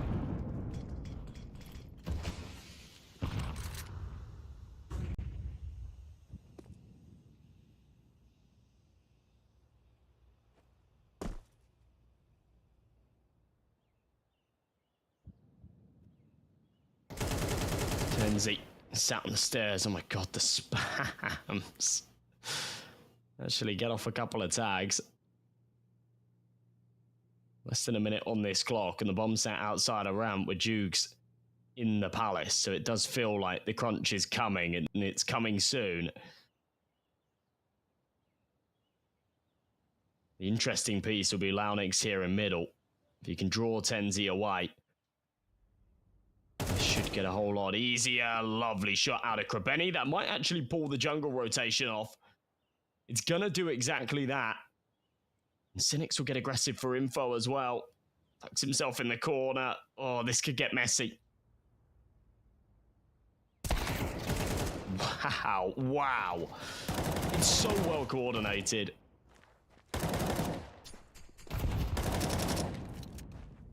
I'm not even sure what they're supposed to do. Oh.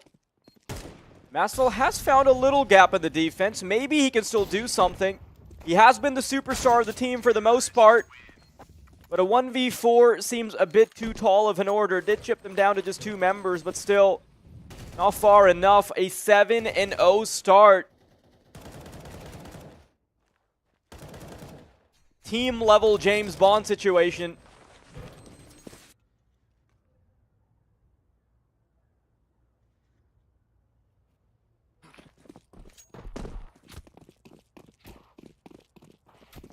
Like how their economy's gotten, like the loss bonus has built up so much and the economy's gotten so bad that they can now just keep throwing weapons at the wall and hope something's gonna transpire, but I've got no words. Biggest win condition, Height, sitting on 1 kill. And it's not like you can only fault him, right? You've got Tenzi on the same. Vert is barely slipping past that. Cynics in the same ballpark. Even Masvel's kills haven't exactly been high impact. In fact, none of the kills that have been coming through from Beterra have actually converted into a round. But this has got to feel rough. Yeah. This time, though. Some resistance at least offered. Tight that's dead early again, though. And in pursuit of trying to contest mid and trading out for the 4v4, they've completely given up A. So it's a free plant for FUT. They get up no trouble. Symmetry's going to die to the molly, but return the favor with a HE. Krabeni's the snake in the grass on short. It's going to catch him from behind. Just when you think Batira have maybe got a bit of equity in a round because they trade out the early duel and that time is running thin, they just get stomped out again. 8-0. FUT showing no signs of slowing. Height still 1 and 6 and yet to activate. They're pushed back onto a weak buy. The money is through the roof for FUT and they can start hunting. This is just looking scary.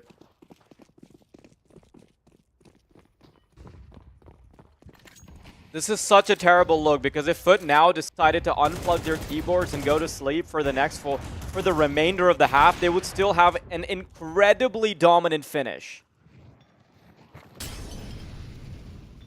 Yeah, and I don't think they're going to be doing that. That's a mercy that I think Batira would beg for 4 rounds right now, but This is absurd. for a semi-finals as well. It's kind of a shame because it makes you wonder, it makes you think, you know, if TNL had made it through that opening game, if ESC hadn't beat Big, would we have some bigger names and a more contentious game here in the semis? But I mean, you say that, right? But this is also a completely uncharacteristic performance from Beterra. Like, the odds of that happening are also about the same as the odds of any of the bigger names completely fumbling. I don't think this is an issue of Beterra having made it to the semis because, I mean, they did end up beating all the bigger names, right? So I feel like those teams, just percentage-wise, were even more exposed to having bad games like this one. I guess just a luck of the draw, a particularly bad day and for Beterra, and also a really good one for FUT. Not to say that I'm taking away any credit for them. Obviously, they're playing a monstrous T side at the moment. But it also requires a particularly bad day from an opponent that is roughly the same caliber to not generate a single round across 10. yeah, this has been night and day. FUT's Mirage, one of the best that we've seen in the tournament so far. And I'm not teeing this up as a 13-0 just yet, but we have seen no resistance out of Batira, no signs of them winning a round anytime soon. It could be it here, though. The weapon's out, height on the AWP. Look at this, super aggressive through the T-spawn. And the mid boys are about to be flanked, and they are none the wiser. Surely Symmetry doesn't turn around here. Yeah, he just... Oh my god. Oh, that timing is pretty wild.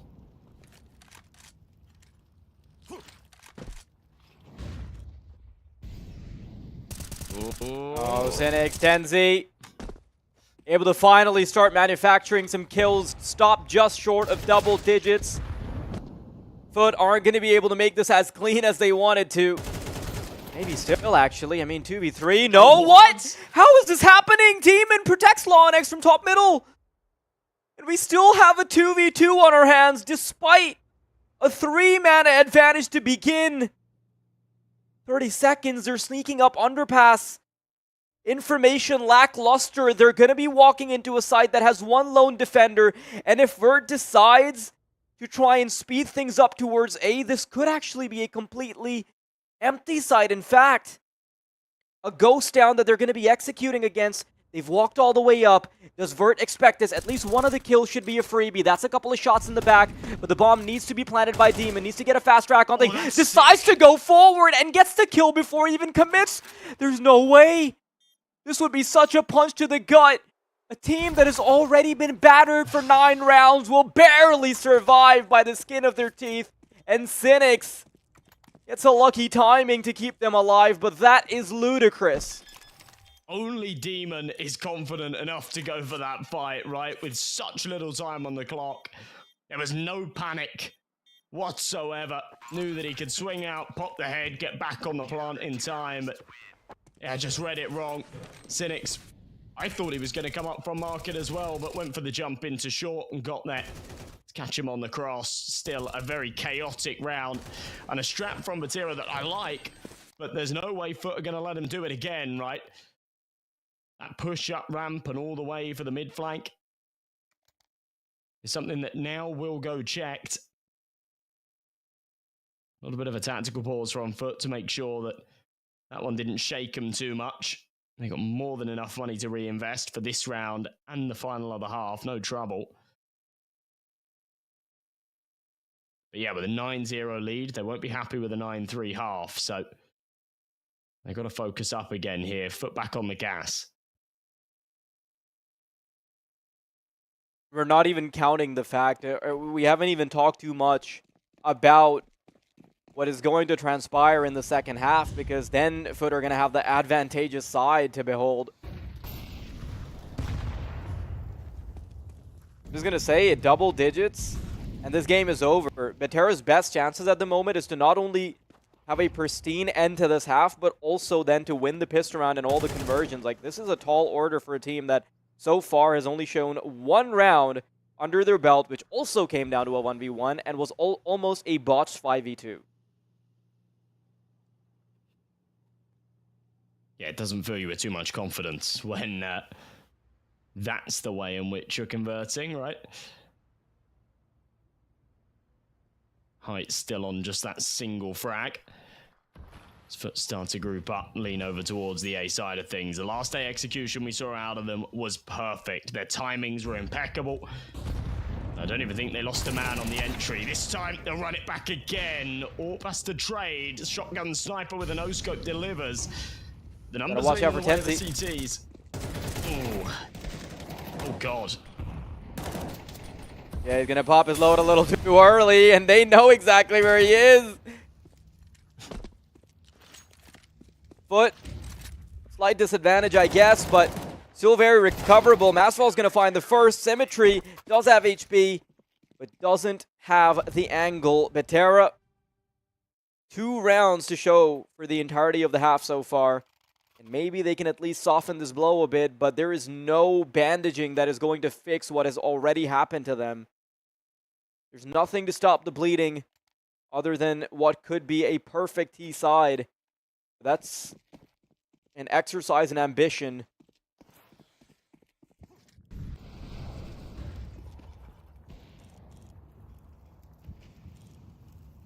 So final of the half. Again, cash no problem here for FUT. Rifles out. Ichi's going to blow that smoke open. Krabeni's going to look for the timing to walk right through it. Tenzi going for the spams, giving up his position, and Krabeni can pop his head, no trouble. Flash into jungle. They've been given all of the room. This is looking reminiscent of one of the earlier rounds in the half from Batira, where they just gave FUT too much space. Didn't fancy their chances on the retake and were constantly saving. This time they're saved by Cynics with a double on jungle.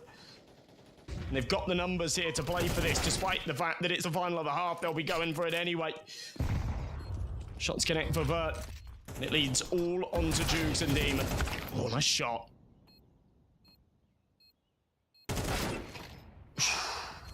Demon next to no chance. And Batera,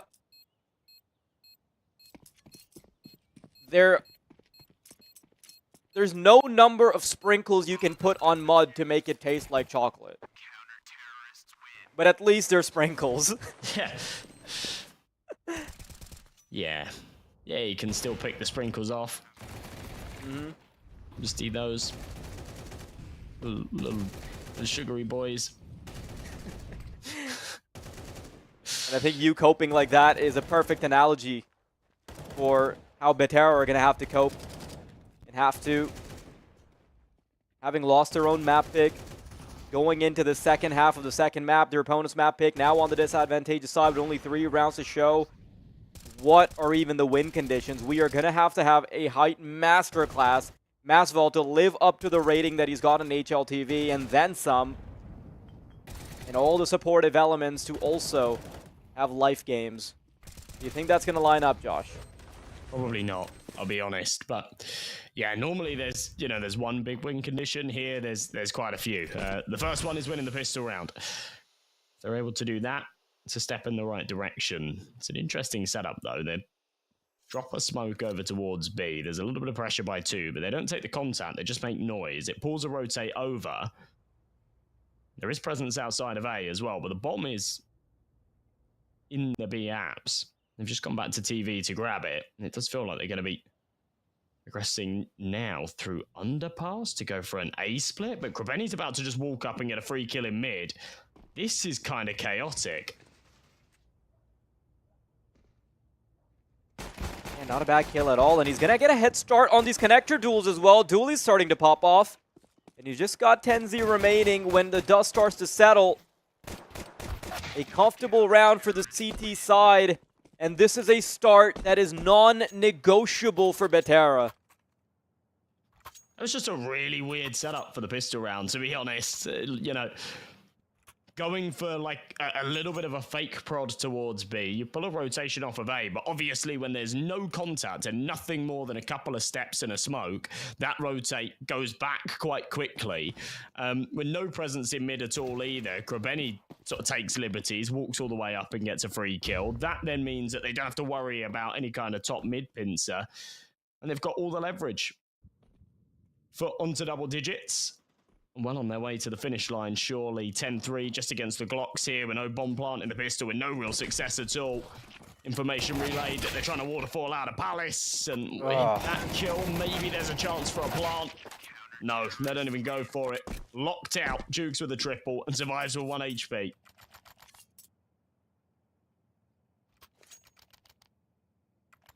Single point on the scoreboard is the margin of error that they have. Not only that, the biggest difference maker of their team, who hasn't even showed up the entirety of the game, won't get a chance to hold that signature weapon unless they can do something in poverty mode.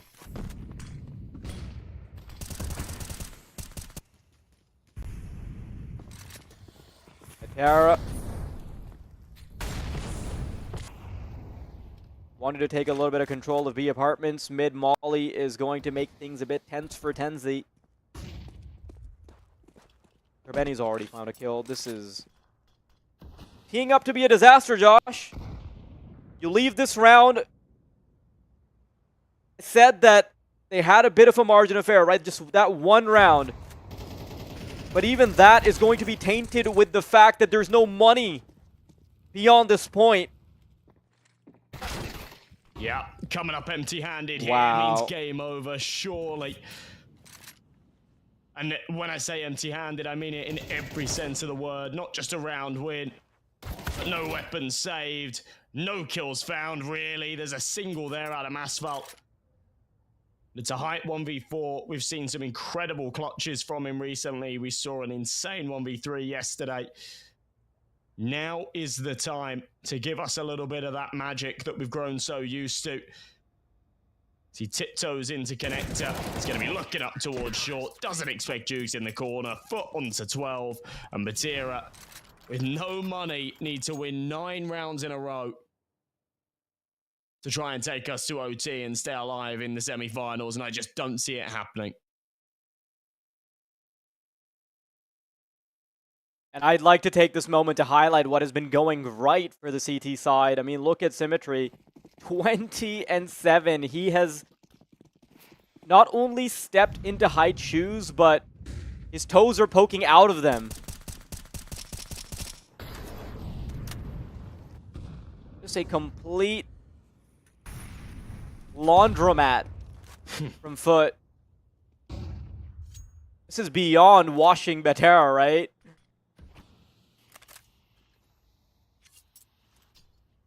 They close it out in this round here.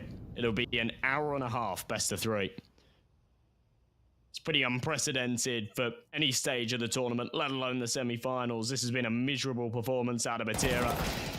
And look at that, trying to boost into window. Krabeni catches the drop onto Tenzi. It's an instant And he sees trade. 3 players. Yeah, he sees 3 players, and the information's instantly relayed. He says to Symmetry, they're trying to go for a window boost. They might do it again to get on the angle. And he does, catches out another. He'll go untraded. Demon has This a is good just timing. brilliant. This is done. Yep. I think we already know who the grand finalists are, folks. FUT 13-3. This is an unbelievable result for the team that was seen as the Grim Reaper for the vast majority of the tournament. Batera has been taken out by FUT in the most decisive game we've seen in the entirety of the tournament. Unbelievable performance out of Symmetry as well. 108 ADR, he's dropping 23 kills, 3+ KD. Grabeni having another big damage game as well. Yeah, just exceptional out of the FUT boys. And as we've said, it sound like a broken record this entire series. Just not enough out of Batira, especially from height there in that second map. He fell asleep at the wheel after a decent performance in map 1. He dropped 17 ADR there on Mirage. As, you know, Europa and your star player, really, him and alongside Masval, is just not even close to par. There was no piece on the side of FUT that was falling apart. Like, this was a perfect game from them. And aside from a couple of duels going the way of Batera, there really wasn't anything to show. And now we've got 2 grand finalists on our hands. We've got ENCE and FUT. And the good thing is you don't have to wait, right? Today is the day where everything will be decided and we'll be crowning a winner of the Proving Grounds. But before that, of course, Josh, you got any preliminary thoughts for me before we go into an hour-long break? Because I'm sure both the teams need a little bit of time to rest. Yeah, I mean, you guys do have to wait a little bit, but you don't have to wait until tomorrow. Don't worry about that. But yeah, it's been a really long road to get here. It's been an awesome one as well. And I'm really glad that we've got 2 strong teams in that grand finals position. You know, I think it's actually going to be a really exciting game. And 2 teams with very different play styles, different levels of experience. And yeah, I'm excited for it. I'm really excited for it. So yeah, go grab yourself a drink and some snacks. Go and rest for a little while. I'll be back here at 19 at CEST. We'll be kicking off our grand finals and wrapping up the Proving Ground Season 4. It's going to be an absolute banger, and you definitely don't want to miss it. So come and join us then, folks. See you all soon.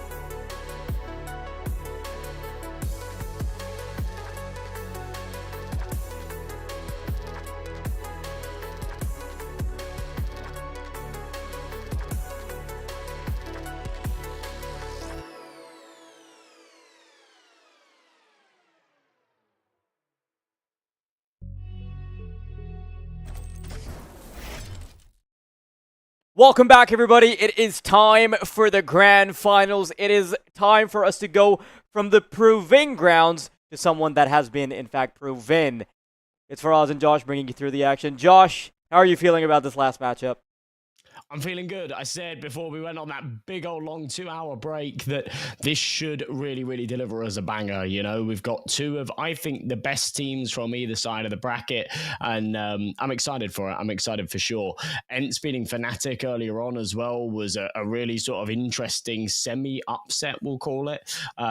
So, yeah, I'm excited to see if they can still continue that form. They've had a big, long break. They've had a lot of time to prepare, and I think that break after the FUT Batira game as well has given them a bit of time to specifically practice and prepare for this matchup as well. There's enough time there to sort of watch back that demo and do some of those extra last minute adjustments. Yeah, you're absolutely right, and I think that stands true for both teams, actually, because generally speaking, the team that plays the second semifinals ends up with a slight disadvantage, right? But that's not going to be the case today, because FUT also had 2 hours and 20 minutes to get that full prep done, right? Because of that, I think this is going to be a really good matchup that is completely untainted by anything like fatigue and all that stuff. So this should be really, really good. Now, the form we've seen from FUT today is exactly what I would want from them if they want to hold a candle to a team like ENCE. And on the other side, of course, ENCE themselves, they've had a wonderful run so far and are definitely contenders to become the champions. Now, honestly, this game, going into it, I expected to be neck and neck. But before we wrap things up, of course, I do want to quickly take a look at the Swiss standings. Josh, any thoughts here? Yeah, I mean, this is the big picture, the journey in which we took to get here. Now, it's a bit of a shame because neither of these teams actually came through the Swiss stage. These were both playoffs invitees, but we did see some deep runs out of those Swiss sides. Here's the more relevant bracket.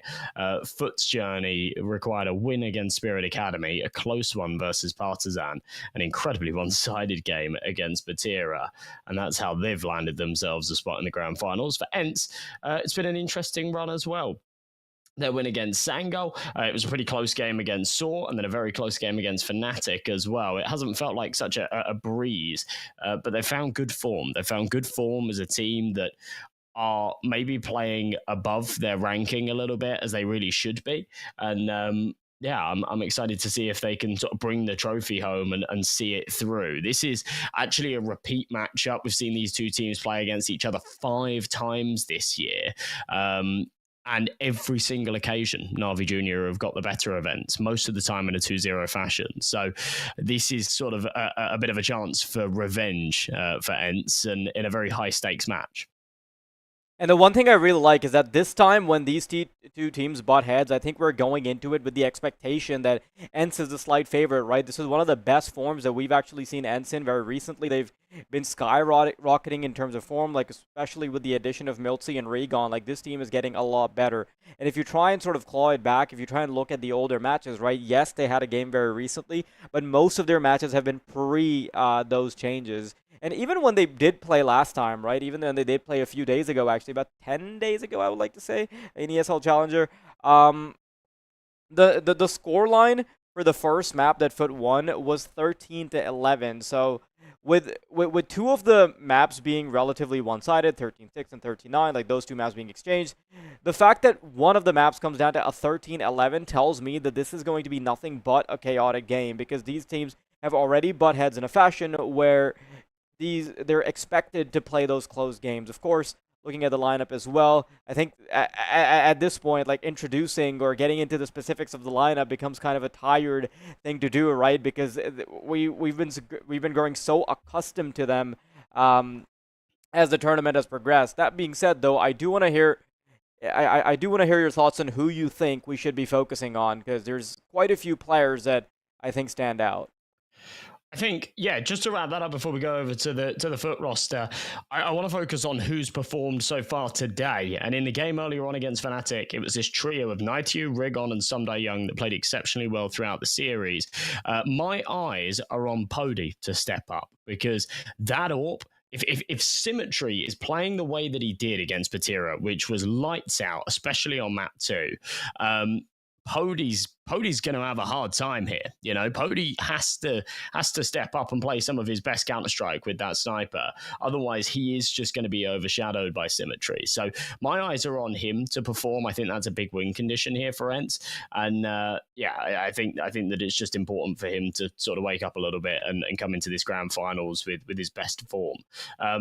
As we move over to FUT, the same kind of goes. Symmetry needs to dig deep and find that same kind of level of performance that we were seeing earlier on against Vatira. I think he's actually quite an inconsistent player, and as much as I love him and I think he's fantastic and I think he's very capable of playing at a very, very high level, he does need to fix that consistency issue first. And sometimes he has stinkers of games, sometimes he has matches like he had earlier on. But it will be a bit of a battle of the brains, actually. Krebeni and Sunday Young, both experienced in-game leaders and very respected in-game leaders. The map veto flashing up, Dust 2, Mirage and Nuke. You were talking about that last matchup between these two teams. It was about 2 weeks ago in Challenger League. It was actually the exact same veto. So assuming history repeats itself in some way, shape or form, we should see these two teams sort of win their own map picks, and then we should see a bit of a bloodbath in the decider. But we'll have to wait and see as we get underway with the pistol. Oh, wow. This is going to be a lot faster than I anticipated. Kills being exchanged. The CT is able to hold on. Zook, so many kills coming in. And when all is said and done, ENCE's bodies will be dropping to the ground like flies. FUT is already hitting the road running before we can even get started. Yeah, that was so pacey, and it wasn't on FUT's choice, you know? It wasn't like they were the ones that pressed into the tunnels. It was just a fast-paced push into the B site for ENCE. It was shut down. And it's going to give them a whole load of cash to buy into a hefty buy here. Rifles out, Demon on that for Mass.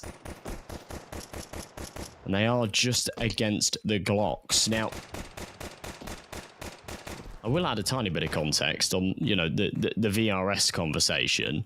ENCE are, and it was still like a 0.1% or something, but they are still technically viable for the major. It is still technically possible for them to qualify, even though it's a very, very slim chance. So they're going to be looking at this game, seeing it as a must-win. For FUT, it's impossible. There's no avenue for them to qualify for the major. But for ENCE, if they win this game and they win every other game and every other tournament leading up to the major, it is still a possibility. So we've seen those Cinderella runs in the past, right? We've seen it recently out of ESC. We've seen Skade in the past win sort of 20, 30 best of threes in a row. So it's not impossible.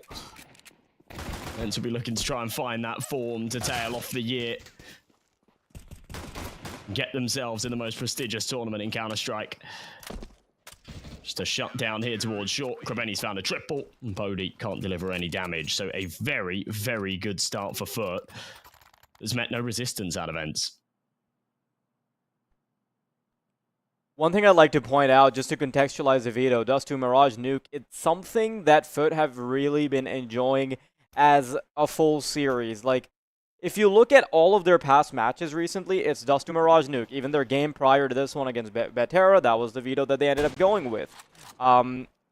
If you look at what, I think it was their game against Partizan, it was Dust 2 Mirage, and I believe that last map was Ancient, but Dust 2 and Mirage have very consistently been in rotation for FUT. So if you're picking that against FUT, I don't think that's a great idea, but I'm not really sure what kind of prep ENCE has done to accommodate for that. At least veto's not going to be something that FUT are going to complain about. It's something they want to play every single one of those maps. Kind of weirdly does you some favors, doesn't it? Having the same veto as last time round, you can then go back and watch that demo and learn from it. I think this game then sort of boils down to who's done the most homework. I think both sides have got a great support network around them. I do believe ENCE have a little bit more in the support staff department in terms of analysts and assistant coaches and things. I get that it's a double-edged sword. Like, if you pick into the same veto, right? Like, if ENCE allow the same veto to pass through for FUT, it means that FUT get to play on very comfortable territory, but then ENCE also have study material, and very, very recent study material, like 2 hours ago, so you're right about that. Multiple approaches we can look at it from. The only approach we should be talking about is the fact that they're approaching A site. Symmetry, waiting for him, open arms, M4 works, and it's a 1-for-1. Not bad. Krebeni, however, gets caught on the come-up. Young doesn't have the best weapon for this particular engagement. Look at this though, Law and X is starting to do some damage.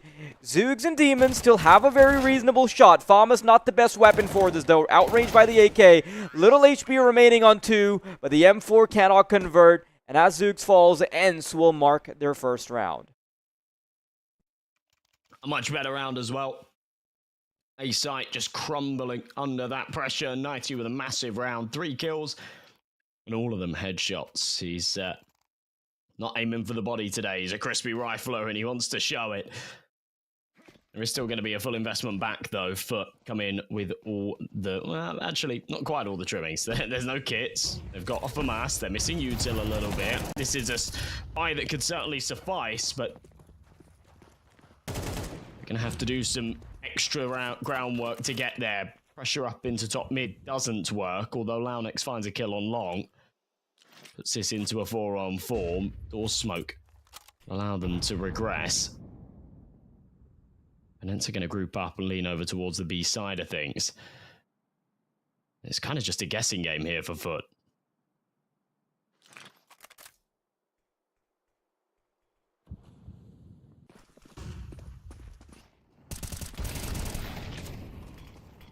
Stuck outside B doors. And a surprising opportunity being given up to Zoogs, considering that there was no reason for them to try and peek further, right, Josh? Well, I guess so. This retake. Oh, dude, that's such a... That is bad. Oh, dude, that should have never happened. Pody, he was the one prong that could have changed everything. They haven't even gotten the bomb down yet, and FUT is running them over. 1v2. SEY peeks right into them, has the bomb. But they're coming right his way. Can't connect the spray, and he just didn't have the HP to make it work. That was honestly incredibly disjointed and fumbly from ENCE. Yeah, that was bad. That was really bad. I mean, a horrible whiff out of Pody, right? It has to be said. But they had so much time to get that plant down and then have a bit of leverage and a fuse on the round. They chose not to. They wanted to take those jewels. I think they were sort of waiting for Pody to take out that pincer, and then they could plant safe from the tunnels and focus on that position. But yeah, as soon as that whiff comes in, the round just sort of falls apart off the back of it. FUT right back to winning ways. And even with... I'm not going to call it a weaker buy, but as we established at the start of the round, it was missing certain things. They make it happen. Now they're against a truly weak buy. It's 3 pistols, a scout, and an AK. Young has got to be the spearhead here. He's got to be the one to make this happen. And caught with his pants at his ankles, flashbanged, blinded, and trying to wriggle away, but he can't escape.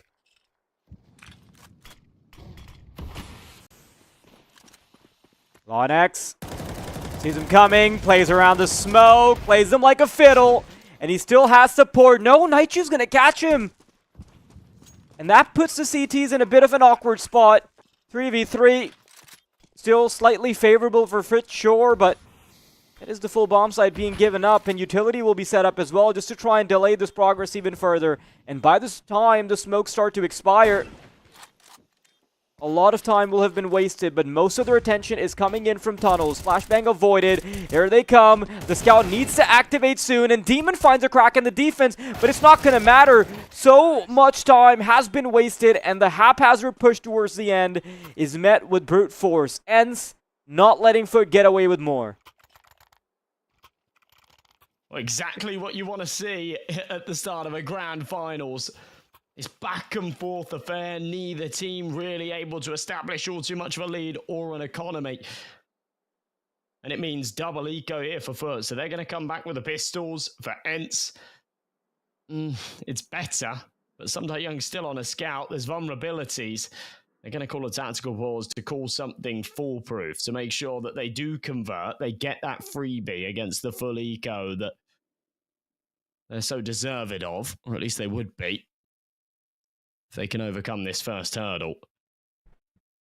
But yeah, this has looked a little bit uncomfortable so far for both sides. That's understandable for FUT. It's their opponent's map pick. For ENCE, they got to find that form. Miltzy sat 0 and 5. It's still early doors, but The deeper you get into the game, the more rounds you go without finding a kill, the harder it seems to be to get yourself on the board and actually convert one. I like this response. Interesting from FUT. Knowing that with a weak buy like this, a standard setup's not going to suffice. And a 4-man stack towards long. They'll throw all their eggs into one basket and they're going to cross their fingers.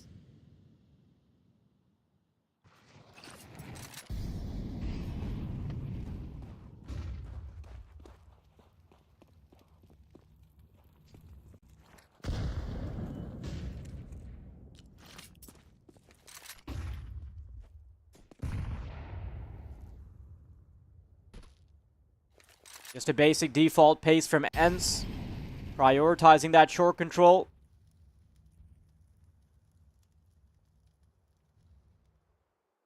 No real initiative coming out from FUT either. They just have a full belt of utility so they can keep trying to delay any progress. And this is actually a decent strategy for just the pistols. I mean, if you can get ENCE to hastily push a bomb site in the last 20 seconds, then that's when those 5-7s can actually be really deadly. They still do have a player towards B that can allow them to pivot back, but you can see the timer starting to tick down and FUT wanting to be a little bit more gambly with their play. Rotations coming in, long players starting to get closer to short as well. And this is looking a bit worrisome for ENCE. There it is, they're walking in to the teeth of this monster, Grabeni.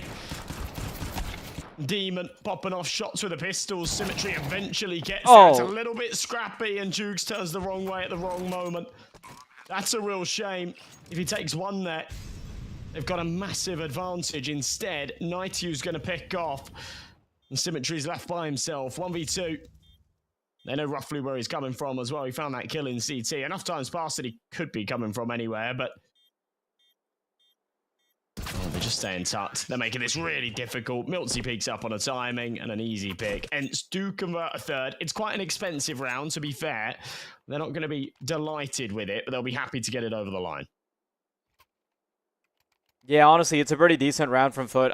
If ENCE doesn't pivot into having a mid to B push with short being used as the second prong, if it's just a basic short push, I think they get totally overwhelmed by the pistols. But FUT still did a really good job at converting 3 kills, making it come down to the wire, breaking enough of the money on them to keep their economy honest. Still, weapons have been purchased. FUT banking on the fact that ENCE are going to be missing out on some key money as well. Nightchew, look at that footwork. Make sure that he's not going to get punished. Instead, backs off, wants his tunnels players to try and help him out. And unfortunately for FUT, they thought that they had the drop on ENCE, but it was the other way around. And now what are you left with? Really awkward position. I don't completely understand why they've even gone for the buy here. The buy in the round prior made sense, you know, they were double eco. It came fairly close, and they said, yeah, let's run it back with the pistols. And it's actually going to cost them a couple of rounds here at a point that they can't necessarily afford it. We've talked a lot today about how early momentum counts for so much here in CS2. And ENCE just demolished the pistols. Now it's going to be that eco round out of the boys from FUT. It costs them 1 extra. And yeah, as I say, I'm not sure I'm a big fan of that call to run it back with the pistols there. Cody. Yeah, they're just toying with him. No more playtime. Scopenny's tag low.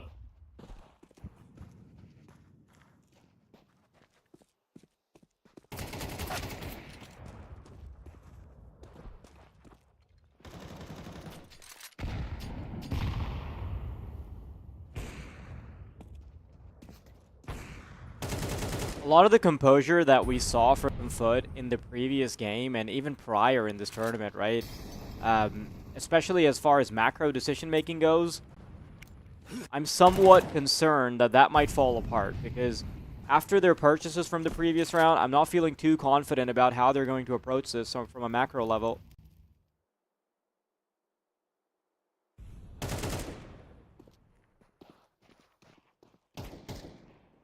think he's gonna roll in soon though, so not like they're completely out of it, but I do really want them to play in a way where they can prioritize that AWP for Symmetry, because he's already shown us for the day that he's having an incredible hand. Well, there it is. Yeah, I was a little bit worried in this round as well because he had 5,300, and I was like, are we really still not going to see Symmetry's AWP come out? But yeah, Krebeni spends a few extra of his own pennies, drops it over. And we are finally going to see that fall by round out of FUT, but this is where they need to step up and start putting rounds back down. As I say, I think it can be a bit of a sort of confidence knocker when you go for a call to buy up the pistols in an extra round, and it ends up meaning that you have 3 in a row where you just kind of get blasted and you don't have the firepower to respond. Last time these guys had guns out, they were actually in control. They were 3-2 up.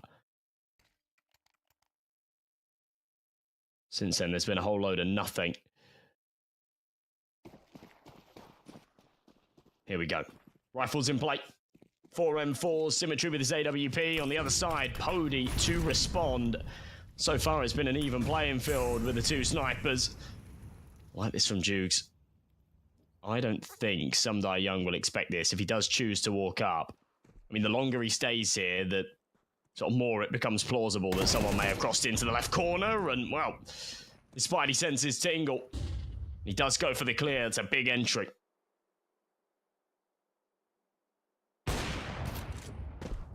Cody. Great opening kill. And Symmetry's going to have to match his freak in just a moment as they start turning around long. Can't afford to miss a single shot here. But that's the thing. ENCE aren't even making it clear where they're eventually going to pounce. They start chucking utility over middle. At least feign the impression that it could be something towards short, towards middle. But problem is, FUT already have a fair bit of info. They know that tunnels is largely clear. The Symmetry can start focusing on making sure that those shots are going to hit. Oh, what a connection. Wow. Yeah, it's a big kill. Launex finding one back as well. ENCE started this off with an untraded man advantage and not a lot of damage taken in the process either.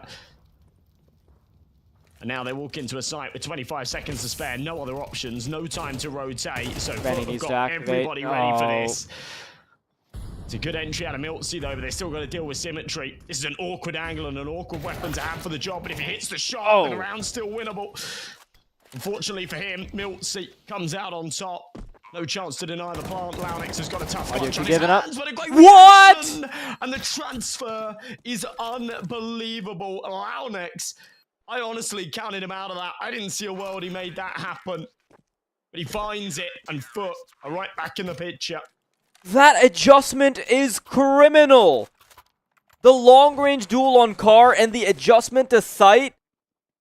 After Krebeni's fumble, he was spamming through the smoke, and when Symmetry holds an angle where he's guaranteed to get pre-fired, I thought FUT had already gotten all the ingredients necessary for the recipe of a disaster, but that saved the meal. That's a real fumble from ENCE. That's not only a round that they should be winning, but a little bit off. Jukes needs to buy time. The opportunity. Yeah, Jukes is doing very well at buying time as well. I mean, eventually he gets overrun. He kind of needed a kill to make this round plausible for his teammates, but yeah, understood the assignment of staying alive. Fortunately, couldn't do so for long enough. I really do appreciate that ENCE are willing to switch up the pace very quickly. They're not going to wait around. They're not going to keep falling back into old patterns. Quick B rush, that's all it takes. Especially because I think they started to recognize that it's a more heavy setup towards A. Because they've been running into players on long. They've been running into 1 or 2 players on short. Recognizing that the AWP's postured there as well. No, Krebeni. It's a nuisance. He has full HP, so he survives that as well. ENCE, they've done well to secure a pretty damn good T side, if you'll ask me.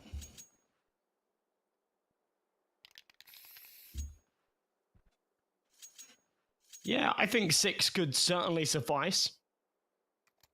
Yes, their map pick, and then they get to play the defense. It should be okay. Any bonus rounds are absolutely welcome.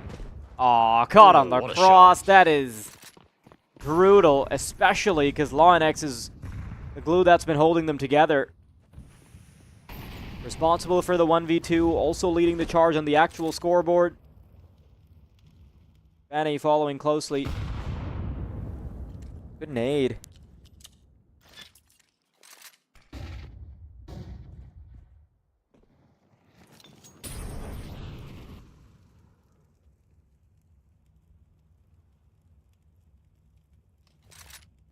Yeah, that's cruel. Alex wasn't even going for the fight. Just caught in the crossfire. Jukes blocks the CT smoke. I love that. It allows them to be fully aware of if it's just a fake or if they're trying to maneuver around it. It is somewhat the former, because there's 3 trying to press up long, and Symmetry has got all the answers. Jukes is here with him.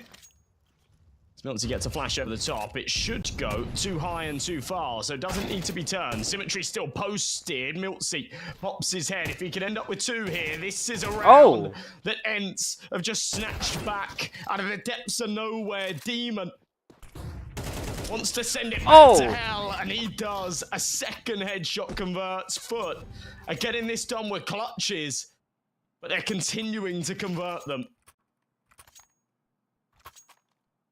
That got really bad for a second. Miltsy started to claw it back. I was really appreciating the footwork there. Taking these micro steps to isolate the 2 players. Multiple ranges that he had to deal with. Wanted to make sure that he can flush a player out of car. And he ended up winning both of those duels. But very nicely done by Demon to make sure that FUT aren't going to let go of it.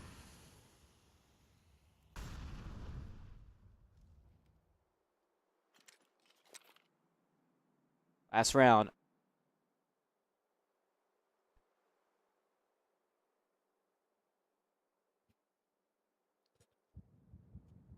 And surprisingly enough, both of these teams have quite the tendency to play in these longer, elaborate defaults, but they're also not afraid of going down to the fast pushes and things like that, really taking advantage of long-term conditioning that they've been able to put up. Miltsy, quick to refrag for his teammate.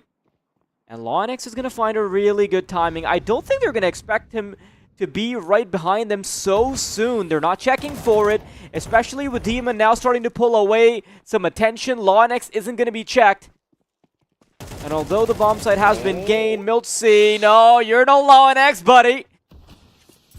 The 2-man spray down doesn't connect, but his teammates still have an opportunity because the CTs are softened up. Symmetry finds some Young, and I'm not sure why he's rushing in without Pody.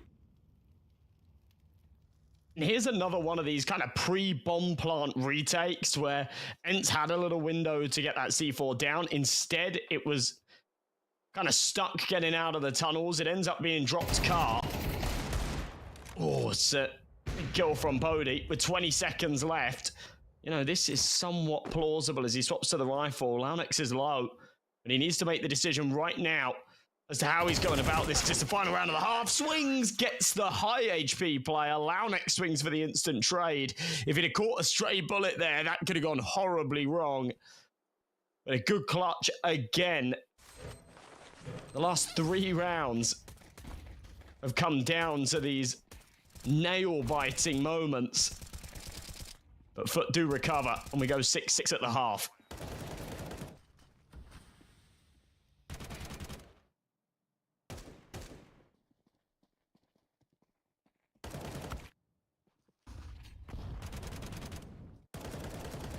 I think one of the narratives that I pointed out earlier, the fact that every single player in these final few teams has the potential to turn things around, that's been staying true for FUT. So many times it's been their individuals that have had to step up. And with how chaotic these mid-rounds are getting, when it's coming down to the duels, the entertainment value has really been bolstered by how good these micro engagements are. Oh wow, this second half is going to start the same way that the first half did. B-side push, here it comes. Recon not quite hitting any of his shots. They still need to check for the card player though. They found two. Regon still. Oh my goodness, that is some great precision from Regon. And he's continuing to jump forward to find fights, but he gets a little over eager, and I think that might be what cost him the round. Zoogs, last laugh as FUT gets 7, and Regon, despite 3, still has FUT with 2 members alive. Keeping this momentum going, and yeah, losing the pistol round on the CT side hurts you, hurts the economy a lot. They either drop down to the eco here and give up another round, or they go for a force and cross their fingers. But I'm honestly not a big fan of the CT force buys. We're seeing it more and more at the moment because teams are aware of sort of early half momentum and the impact it has. But a double scout setup here, it's bold. It's really bold. I'll bite my tongue because I have a tendency of jinxing things, but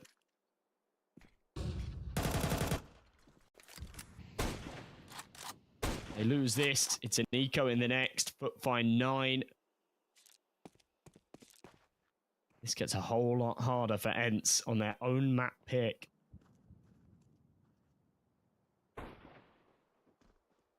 But now just slow.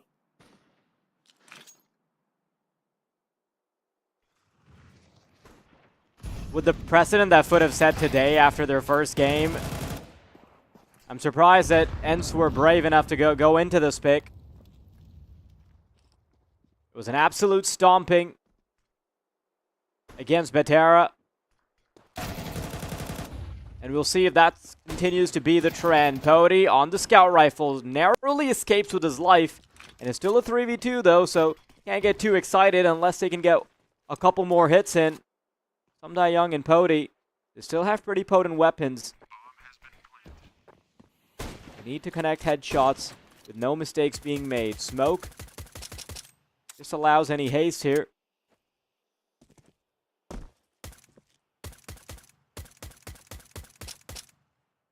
And yeah, they don't have any money for the next one, so makes sense that they're saving the snipers. Cody's going to stick around in hopes that... Sorry, Sumdai Young is going to stick around in hopes that someone's going to die to his scout rifle as they attempt to run away from long, hoping to pick up a weapon, but that wish will not be granted. Actually hits the scout shot on Zajuks through the wall on short, which really doesn't normally inflict too much damage, but a headshot with a scout will still get you down to half, and the second one will finish him off. So yeah, reasonably expensive round for FUT, I guess, but it doesn't really matter when they're up against an eco here. 2 scouts saved. The force from ENCE falls on deaf ears. FUT are looking potent, they're looking powerful. Launex, this most recent addition in place of Masuta, putting up numbers that Masuta never really did. Set up at the top of the scoreboard, 13 and 10. A scary force.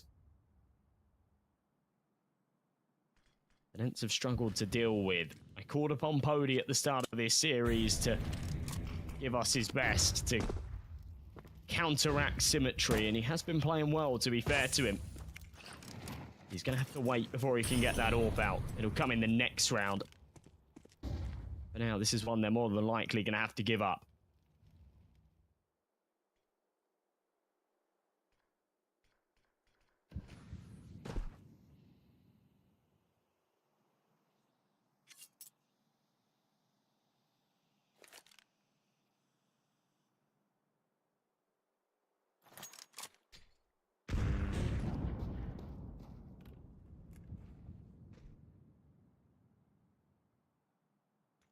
Yeah, it's going to be a while before ENCE can realistically activate. T-side of FUT being quite elaborate. And I guess that's a similarity that they share with ENCE.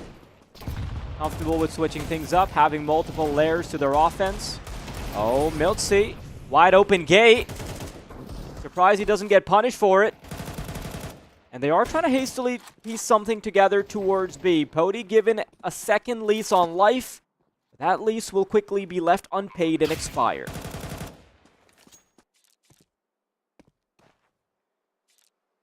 So Round much goes- damage being inflicted in this round. The fact that they've only found 1 kill is just criminal, isn't it? Yeah, I mean, the round goes the way you would have expected it to, but then you put that game under the microscope, see how little HP is remaining on FUT. You can see that this round could have actually gone haywire. There's still a chance if anyone fancies giving him the fight. Sundar Young to get a couple of kills out of this. I think he's got his eyes on that rifle because he doesn't really want to be saving the scout. Bomb's going to blow it towards him. Oh, it kind of gets stuck on the box. Does he get there? No. He comes into round number 16 with a scout that I think he's just going to toss away. Yeah. He'll be happy enough that he holds on to the Kevlar. Allows him to get that kit out and a bit of extra util. The money's not great, so every little helps. But FUT have done what's required. Don't lose to some random force buy. Don't lose to an eco. Stay consistent. Stay firm. Now they go into the buy round with a reasonable amount of firepower, a 3-round gap that they lead with. And a decent economy as well. A bit of money to fall back on if needs be. Odie very aggressive here, though, into lower mid. He's got a smoke to his side, so doesn't have to worry about anyone pushing to his left. No one's going to push in front of him either. Now it fades. He actually overstays a little bit. He's lucky. Symmetry doesn't peak. Minute 15 on the clock.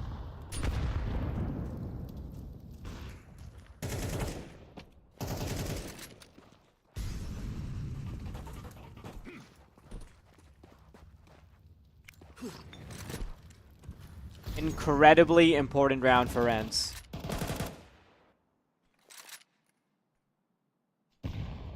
If they lose this, very few margins of error will remain. No gas in the tank after this either. And look at what FUT are starting to cook up. With the way the bomb is positioned, with the way the mid players are positioned, this is about to be the B-side push. It's getting so disjointed for the CTs, though, and Regon has done all that he could. Head on a swivel to find a double. And ENCE will want to fast-track their way through the smoke. Flashbang to assist it. And look at this boost that's being stepped up. They're not going to expect Krebeni on that angle. Gets a quick bit of info. That lets him know that at least 2 players are coming in from middle. No info on the last one, so that's something they're going to have to watch out for. Molly clears out car. And ENCE need to quicken up their pace. Here comes the retake, spraying in blindly. Flashbang is so good, oh, no. but Krebeni has brought it down to just 1 member after the team damage. But Pody will be able to maintain his composure, get the defuse kit, and there is just enough time for him to hit the numbers and cut the wires. ENCE with barely a 7th. Wow, that was actually a team kill at the end there as well. It wasn't even a double spray out of the AK backside. Very, very lucky. Pody does well to stay composed at the end too when he realizes he doesn't have time for the defuse. To just quickly identify where the kit's been dropped, grab it and get back on that bomb. Had about half a second to spare. It seems silly, it seems menial, but in those situations when adrenaline's running high, it's very easy to fumble. And he doesn't. And ENCE stay afloat here on their pick of dust too. Krebeni, however, wants to get a bit of revenge after that last round lost. An early advantage onto the clutchy of it. Pody down early. Well posted. Very fast shot. Miltzicon, 2-man advantage. They're going to continue to press on to A.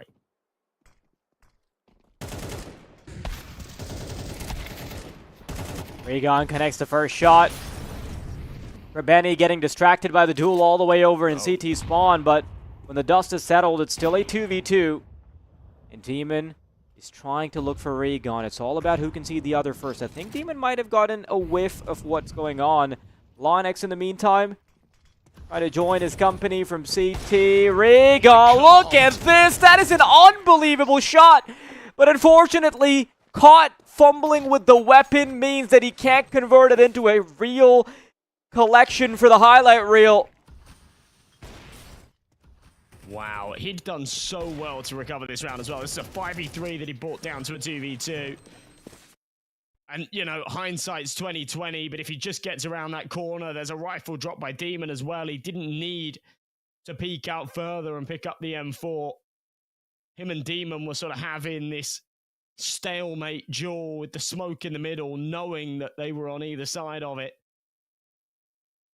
You can only expect that Demon's going to be swinging for that fight as soon as possible. And Rigon takes the contact. Not only is it the right play, but it's Demon we're talking about. We've seen him do exactly that in previous rounds. Remember that 1v2 he pulled off earlier? He found the first kill on the cross and then insta-swung long with the flashbang. Pile on the pressure to the last. FUT, knowing that the ENCE economy is going to be broken, breeze it into long. They want the long-range engagements. They know they're against the pistols. This will be for 11 rounds.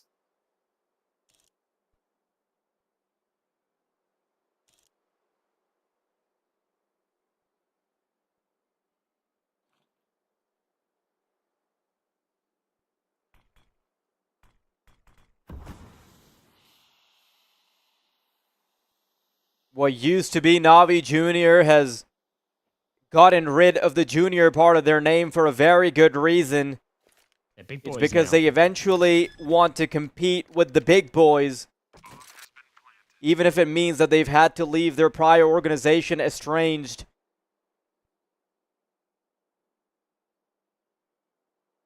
We're all grown up. It brings a tear to my eye. Oh, they are getting overwhelmed by the USPs here, though. Symmetry's going to be Good night careful. to Symmetry's up. Yeah. I don't know, actually. He's done well to just drop back lower pit, so... You know, they have got the cross if anyone wants to take that fight with him. Yeah, they'll drop down, though. That's the way to go about it. I love the fact that Krebeni doesn't want to let them get away with this. But this is a very good save coming out from ENCE. Some really good exit frags. An AK and an AWP. The thing I was worried about is that if they would lose the subsequent round after the previous one, then they wouldn't have any money in the tank. But being able to bring an AWP and an AK-47 suddenly puts them in a spot where these last two rounds, even if they end up losing, will both have enough weaponry behind it. Tactical pause being taken by FUT.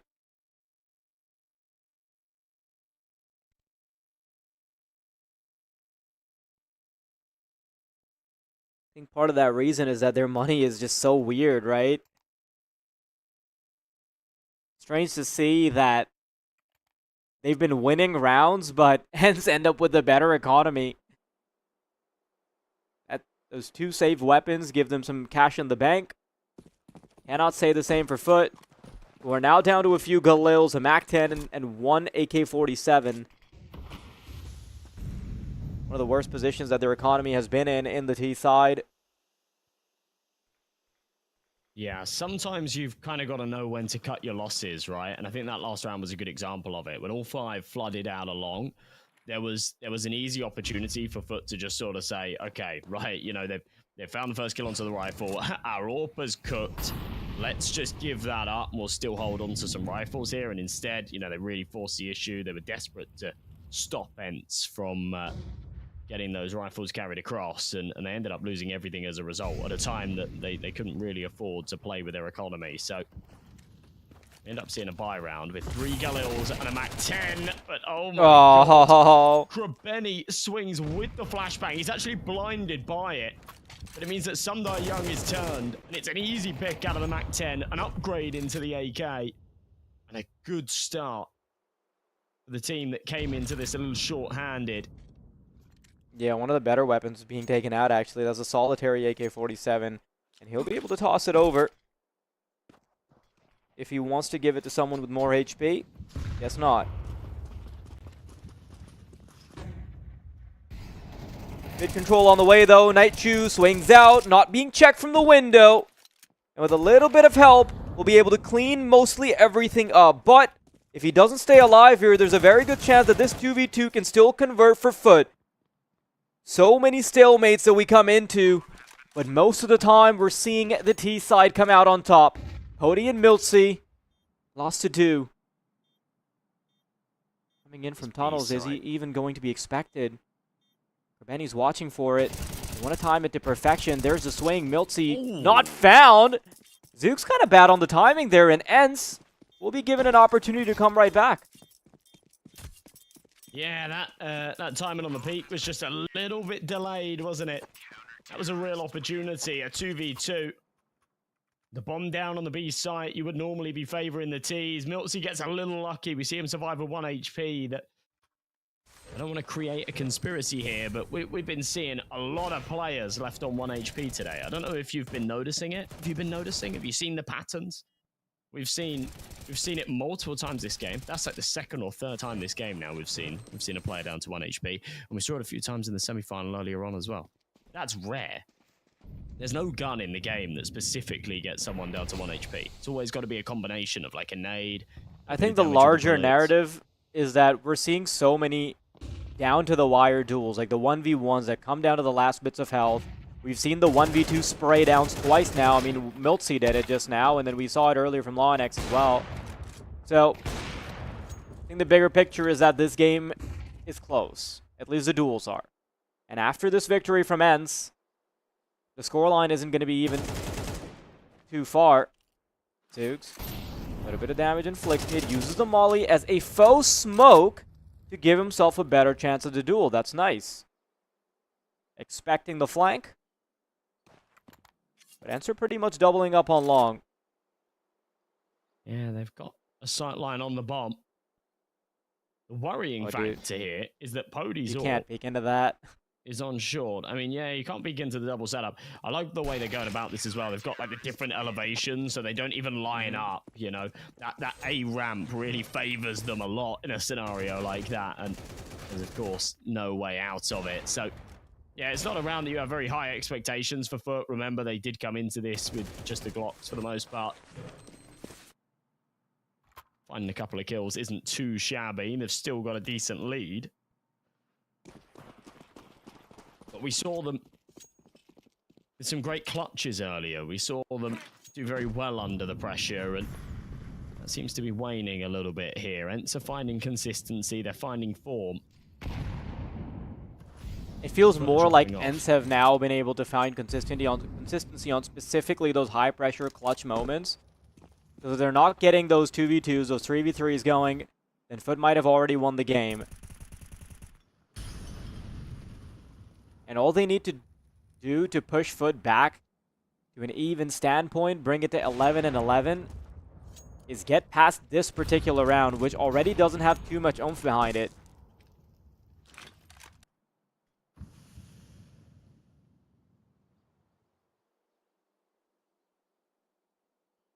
I like this boost. You don't see this all too often. I mean, but I'm going to be going out long without a flashbang, of course, because... Oh, Miltzy still sees the body turn the corner in just the right amount of time. Flashbang is good. Miltzy, as he's dropping, connects some really good shots. And here we are, a single point away from tying things up. $2,500 for FUT, so hopefully they'll manage their economy better than they did at the start of this game. If you recall how they let their money slip because they were being a bit hasty about their buys, just trying to put everything together with just the pistols.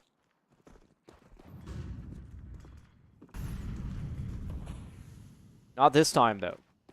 He's going to have a couple of deagles at best. Trying to make it work. Some die young on short. Doesn't want to get flooded by the pistols, so early utility in the form of a Molotov is fine. Here we go. Pody quite low, actually, so a single pistol bullet could take him out, but he's got support, so that's not a real concern. Uh-oh. That's bad. I mean, they should be able to recover the AWP. This shouldn't turn into anything worse. Or does it? Yeah, this falls down to a 2v2. And the bomb's actually headed over towards B as well. It's completely underdefended. They don't have a smoke for the cross, but it should be easy enough. Yeah, Jukes will jump. Demon Yeah, catches a bad timing. Someday Young's gonna come up. Oh, what a reaction! No, Hits the no, one not mid. like this. He's there. I think he should just be able to jump on this defuse and stick it. No, the timing is such that he has to take the fight, but he will still win it. He didn't have a kit. It's going to be ENCE on to 11, but that round is way too expensive.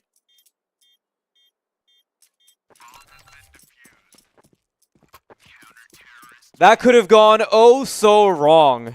A guaranteed round nearly goes haywire. And the T's electing to take a tactical pause. Good time to do it as well. Just a moment ago, they were looking decisive. They're starting to choke a bit now. Especially when you consider that so many of those mid-rounds, so many of those individual moments, just the 1v1s, late round situations, any of them go the way of FUT, that could have broken ENCE. But not yet. ENCE are going to show us that they have a lot more resolve than Batera do.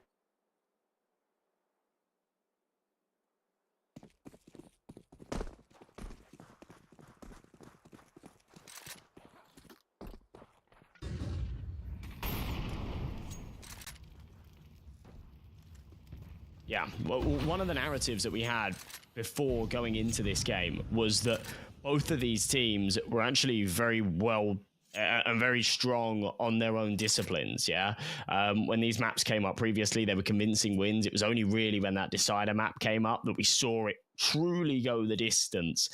So this is a change of scenery. This is a curveball. ENCE, nice angle. We've seen him play on top of the blue box previously. This time he's further to the right of it, but Krebeni's got the answer.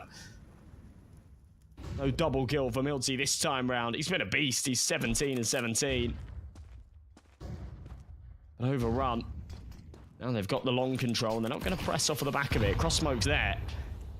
They're staying put for now.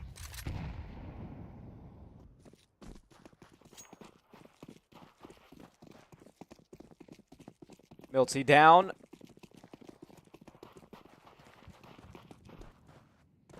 And FUT aren't going to be wasting any time.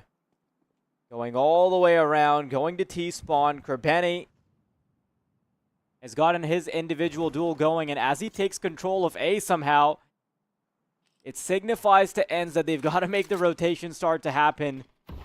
But this smoke could actually provide a lot of information. Nate is actually quite good to try and fish out some Young. Krebeni and Demon, though, they're winning out their engagements. And Nate Yu, although we've seen quite the clutches from him in the past, 1v4 all the way from B site is a tall order that he's not going to step up to. And FUT, guaranteed 12. That's a big time to wake back up. They've been asleep at the wheel for the last few. They've allowed ENCE to bring this all the way back. But when it really matters most, they hit 12, they secure OT. This is their opponent's map pick. It's Mirage up next. It's one that they're really, really good at. We saw a perfect showcase of it against Batera earlier on, but I wouldn't even use that as the yardstick. Their history on Mirage is one that has a long resume. Beating top-level teams with convincing stats. So ENCE really need to win this round. They really need to keep the pressure on Dust 2. You can see Nightyu sort of scratching his head. Something I've mentioned about this roster and their most recent addition, Rigon, is the fact that he brings the energy, he brings the morale, because some of these younger players don't necessarily have the experience for these grand finals, for some of these bigger high-pressure matches. Pody locks in. Big early pick onto Krebeni.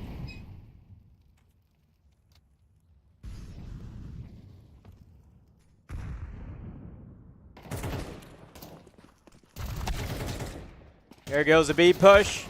They've only gotten the one kill. No, not for long. They're going to start getting more. And this flank from middle is all that the doctor ordered. ENCE and Pody with the blood supply cut off from middle. is going to be a next to impossible uphill battle. Every duel needs to be pristine to get past this deadly crossfire.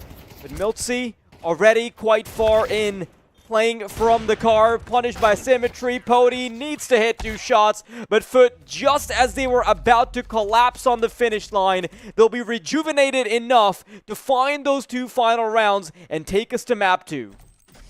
Wow. All right. Now, they've got a very, very good opportunity, a clear path into the championship. Rigon had one hell of a game. When you actually look at the 2 scoreboards side by side, it doesn't look like, and they are sort of the wrong way around, but Yeah, they're that's the okay. wrong way around. It doesn't look like FUT were the winning team, right? The kills were more on the side of ENCE, but Krabeni, your MVP, the mastermind behind the team, the man calling the shots and putting up the numbers, and he did exactly the same earlier on, by the way. He was playing a great game, was calling a great game against Batira 2, is the one with the MVP for map 1. Mirage up next. This is going to be tough for ENCE. Yeah, it gets really awkward towards the end, right? For ENCE, it started to look like they were putting the pieces together. It looked like they were going to be just fine. But I don't know what it was. For a moment, it looked like FUT were totally running out of gas, and that ENCE would be able to materialize the comeback. It would just be a classic, oh, you end up choking on your opponent's map pick because you can't last long enough on it. You know, longevity-wise, just I thought they wouldn't be able to do it personally. But now that we're going into map 2, FUT getting to play their preferred map, and for ENCE to not have won theirs, this is such a question mark for me. And it could honestly be such a showing for FUT, who have previously already shown that they are willing to best ENCE over and over.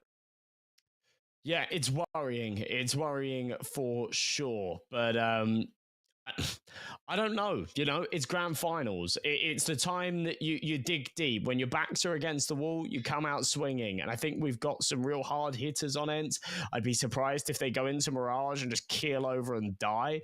So I hope that we see the very, very best version of ENCE as we go into map 2. But I do have to agree. The odds are certainly against them here. It would be a shame to see a 2-0 in the grand finals. We got that close affair in map 1. And the fact that FUT were able to take it, I think really does sort of tee them up for this one.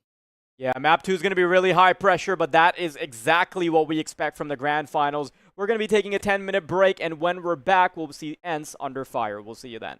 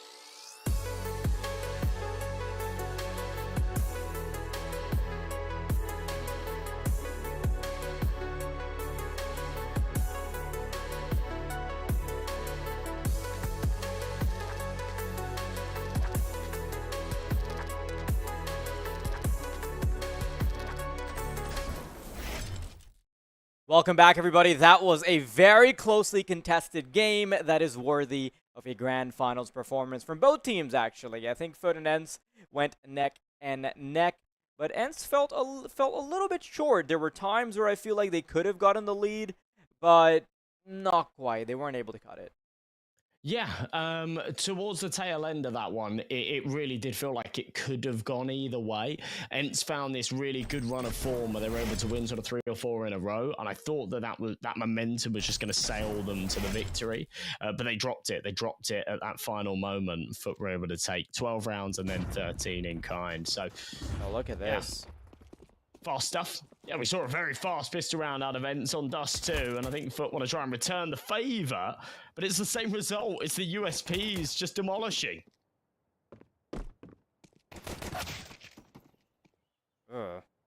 That's not a single duel going the way of FUT. Pistol round, an absolute whitewash. And Krabeni will be dealt with in the exact same way. ENCE, a comfortable start. And definitely a much-needed one after the confidence hit, the punch to the gut that they faced in the previous map.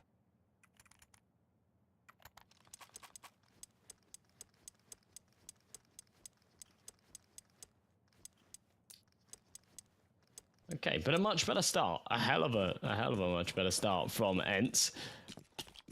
You'd think that their confidence would be knocked after after losing their map pick and losing it in the fashion that they did. Swarming into Mirage, winning the pistol, looking in good stead, looking in very, very good stead. Up against a force here, but there isn't too much behind it. FUT didn't find the bomb plant. FUT didn't find any kills. FUT didn't get anything in that pistol round to justify all too much of a buy here, but they fancy their chances with the Tech 9s, so I stay optimistic.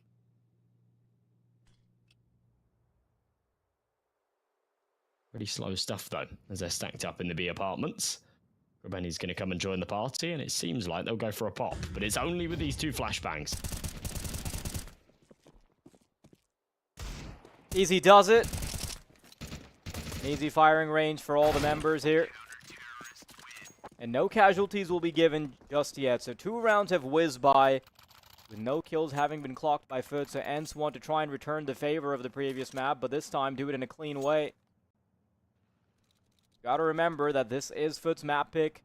They're starting on the disadvantageous side, sure, but expectations from them are quite high considering that this is their bread and butter. It's a map that they barely ever lose. They've only been really losing to higher level opposition, I guess. And if you look at the types of wins they've been getting in the past on Mirage, it's been really good. Like 13-3s, 13-8s, 13-1s, there's a 13-6 in there. So not only do they win Mirage often, they also do it in a pretty convincing way.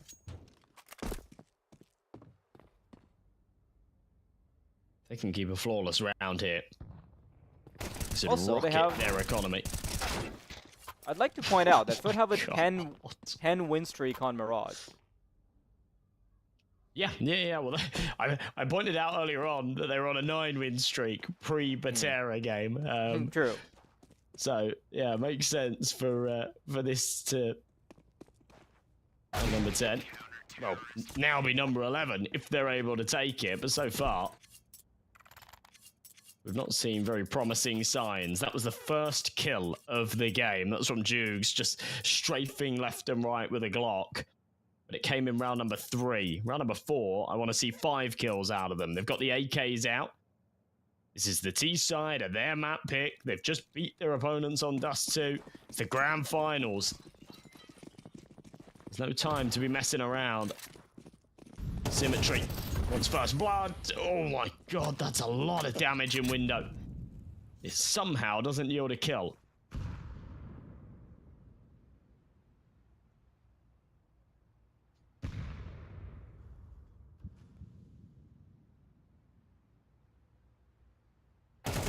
Demon sees him coming. Adjustments are perfect.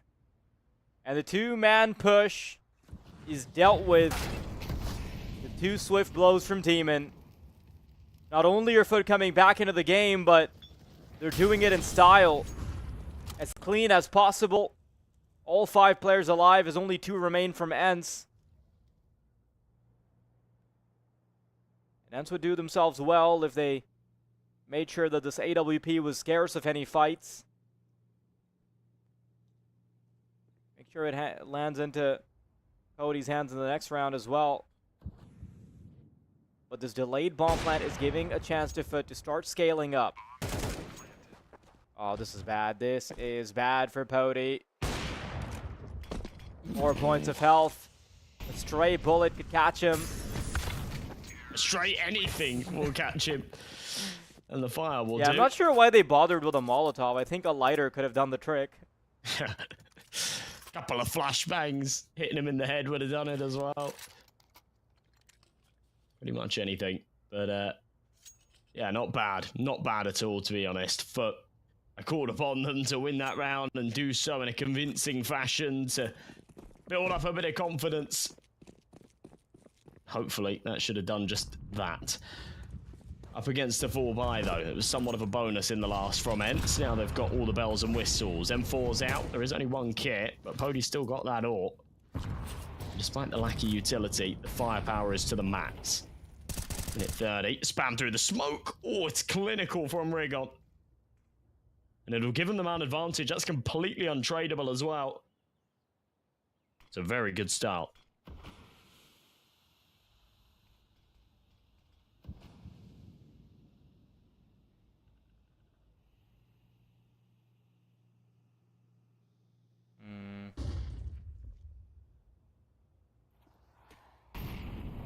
Want to see if ENCE can continue this. It's a good fight to start things, sure, but how long does this advantage last?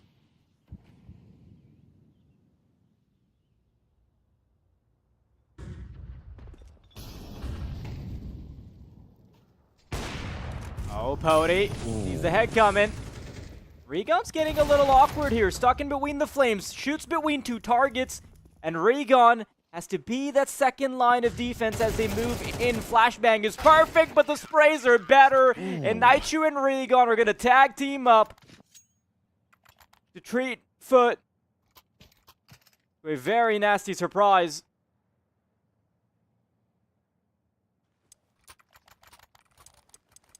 What a recovery. After the way the round went prior, I was worried. Thought ENCE would have trouble in the following, but no trouble at all. FUT are back out with the rifles, but it's 5 AKs. Fast incendiary into the top boxes. HE's good. Doesn't do massive damage onto Grabeni, but certainly leaves him vulnerable to the M4s. Not that there's all too many of them. It's the AKs in hand. It's a beautiful shot, but he should be executed from behind. Where is the top mid player? It's Sumdai Young. What? Who appears to just be completely unsuspecting what is going on here. How is that information not relayed? Yeah, that's what I'm thinking. He thinks it's just Houdini, he's disappeared. It's chaos on the A site, and the trades bring it down to a 2v2. That should have never happened. ENCE should have gotten that kill way sooner and had the advantage. Sumdai Young dropping the ball there. But it can still be picked up. This round still recoverable, 2v2. FUT would do themselves well to get a second round here. And Naichu's just waiting for the smoke to fade, waiting for Sumdai Young to step in. Attention drawn from Connector, and it's all about that CT duel. Who wins it? Not good on the spray. Demon's gonna fall, but Lonex, he's got the Stairs player down, which means that it's gonna be impossible for Nate to find the duel or get enough time to be on the bomb. FUT, second round. Oh man, I don't want to put it all down to, the Sumdai Young fumble, but frankly, it should have been an instant trade, and then he doesn't need to worry about mid anymore. He can fall away and quite quickly be relevant in the A conversation, but it does feel like the dominoes start falling from that moment. It's an exceptional clutch at the end, don't get me wrong, but a round that ENCE could have very easily taken. And they fumble. They make mistakes at a time that they can't afford to. It's not the best of buys from either team here, but I do feel like FUT win the economic game slightly. Rigon's down to a deagle. And a lot of early spam damage through the smoke. Grabeni tagging him up there in windows. Sumdai Young and Pody limp away. And him and Rigon will do a bit of a switcheroo. That Deagle will go into the 19 HP hands. It makes sense. But FUT have got a real opportunity to tie up this score now.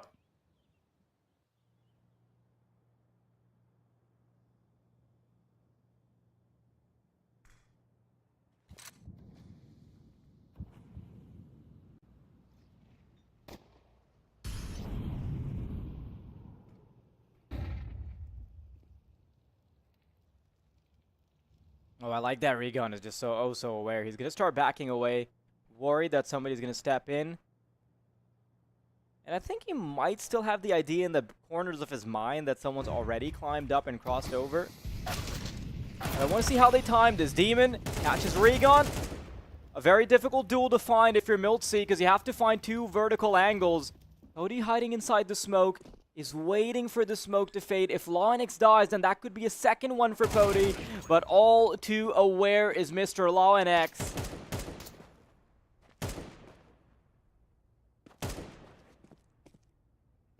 Yeah, they've already conceded to the idea that this is going to be a save, but Krabeni wants to grant no such luxury. It's a lovely headshot on the swing. It leaves Sundar Young, the last man standing, and well, there's really not a lot for him to save whilst he's 19 HP, and he's got a Deagle, not out of choice. He didn't start the round with it either. He was sort of forced into accepting it out of Bogdan's law, sort of. I mean, that's not really how that works, but it's...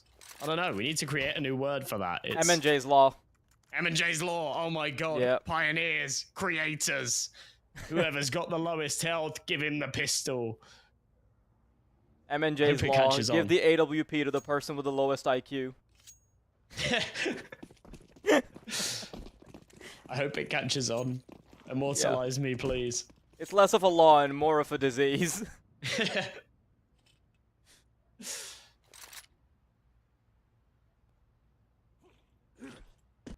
Well, here's that aforementioned freebie, but with the chance to tie things up. Yeah, speaking of diseases, their bank account is particularly ill, so I have to spend a day at home.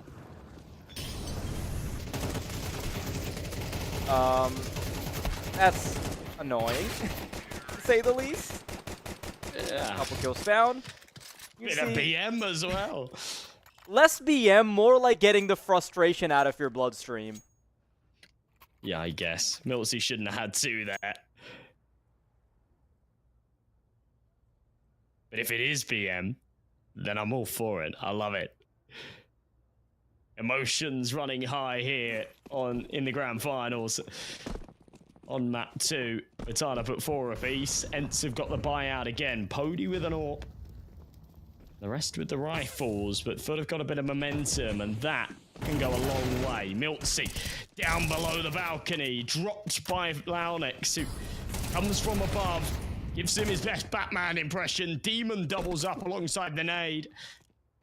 We're back into a 4-on-2, make it a 4-on-1. Spody's not quick enough for Krabeni's swift taps. 90 left with an impossible task, surely. He does get the first. Oh my god. No. What? Surely not. This... Okay. Crisis averted. Interestingly enough, symmetry was also low enough that that could have become a problem. If he's just on the angle a second ago, maybe.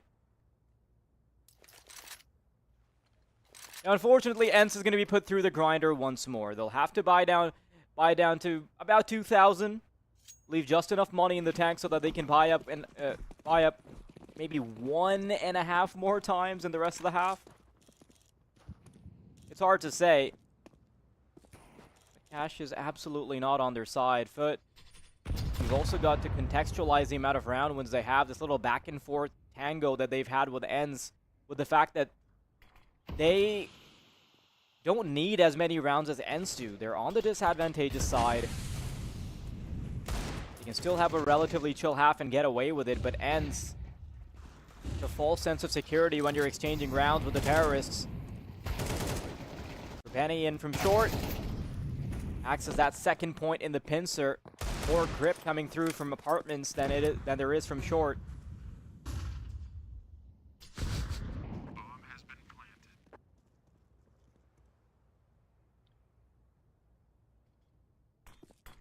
This is where it actually becomes problematic, because FUT are now on to 6 rounds. They secure themselves an even half, and they've got a couple of opportunities to extend that further, and I would not be surprised if they take it. Symmetry's been desperately quiet at the start of this. He's sat 1 and 6. But if he wakes up, and the scales tip even further. Now, this was a round that you're not really expecting too much of out of ENCE. It was just the pistols, but they haven't found a single kill. The expectations were definitely a little bit higher than nothing. So round number 11. ENCE need to bite back here. They've got the weapons in hand. Odie with that AWP again. The rifles on the rest. A whole load of util. There is only 1 kit, but we haven't seen too many viable retakes throughout this half anyway, have we? I think when you think about the rounds as a whole, a lack of kit hasn't plagued them on any occasions. It's either a round that they win comfortably, or it's a round that they have no chance in and they go for the save. I think there was that 1v1 from Nate where he didn't have a kid that could have been changed. But other than that, probably not. Oh, Demon. Oh. Incredible double kill to kick things off. And quick note, the next round's not going to be very forgiving money-wise.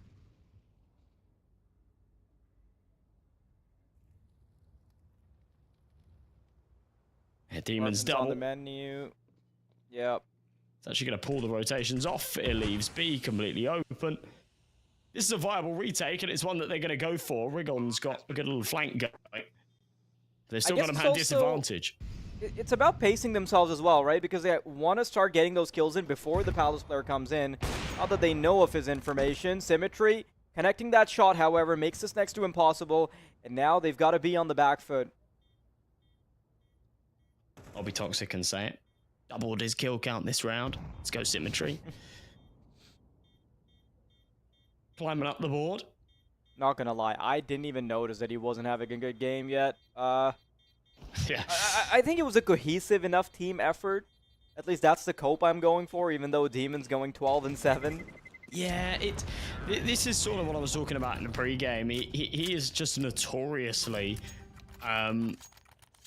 unreliable and sort of inconsistent, and sometimes he has these unbelievable games that make him look out of place here in the tier 2 space. You kind of look at him and go, oh yeah, he could definitely be next up into tier 1 with some of the shots that he's hitting and the form that he's finding. Then he has other games where he goes very, very quiet, and you don't necessarily notice that he's going quiet because he's not missing sleepers, he's not playing terribly, he's just not finding any impact. Luckily for FUT, other players are. Demon's having a hell of a game. As is Launex. They're picking up the slack quite nicely. So 7-4, final round of the half. Not a huge amount of money here for ENCE, but they are going to go for a buy, of course. They'll throw whatever they can at it. There's not going to be an AWP on Pody. Miltzy's down to a FAMAS. There's 1 kit again, and there's a lack of util, but enough to suffice. If they can win this round, 7-5's not too shabby. If they lose it, 8-4 is going to be a struggle without the pistol round win. So they're under a lot of pressure here.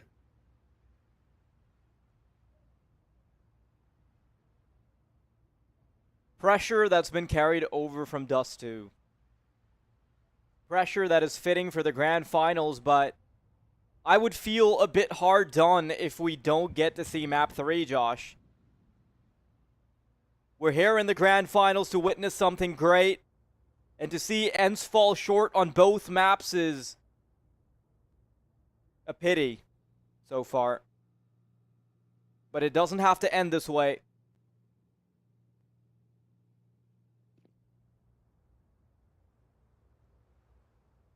Roughly 55 seconds. But starting to bring their resources back towards A. Only 1 prong on middle.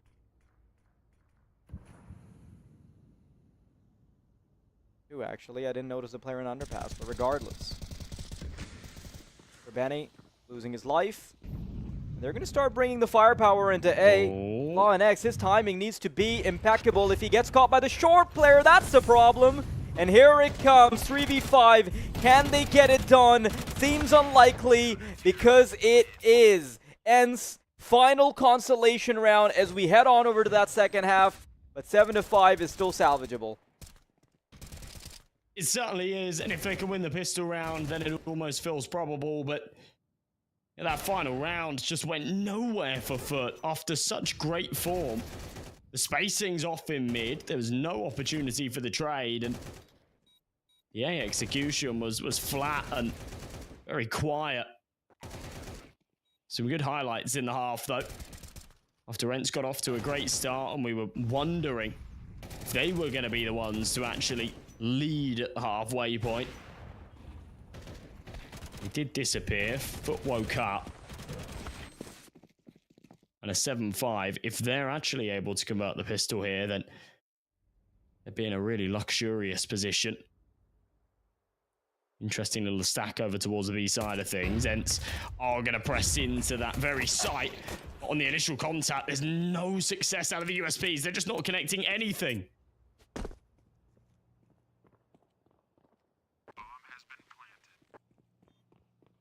Starting to come in from market. There is a remote chance that this retake still works out. But all real signs point to ENCE being able to equalize as soon as they start that second half. It doesn't have to end the way it started for ENCE. Even if they're on the offensive, even if they don't have the advantages that the defense offers. Onyx starting to move in. Trying to find a little gap. There's a kid available. He's going to try and stick it. He needs cover to try and support, though. And there was a sliver in there. That could have worked out. Ambitious attempt, but it's all right. Yeah, I don't know if they find that kill onto Miltsy. I don't think anyone else was necessarily close enough to deny that defuse. Miltsy does well to keep his cool. And ENCE do what's required of them. They win the pistol round. They now find themselves on to 6. They will be up against a force here, so it's no easy run. It's no walk in the park.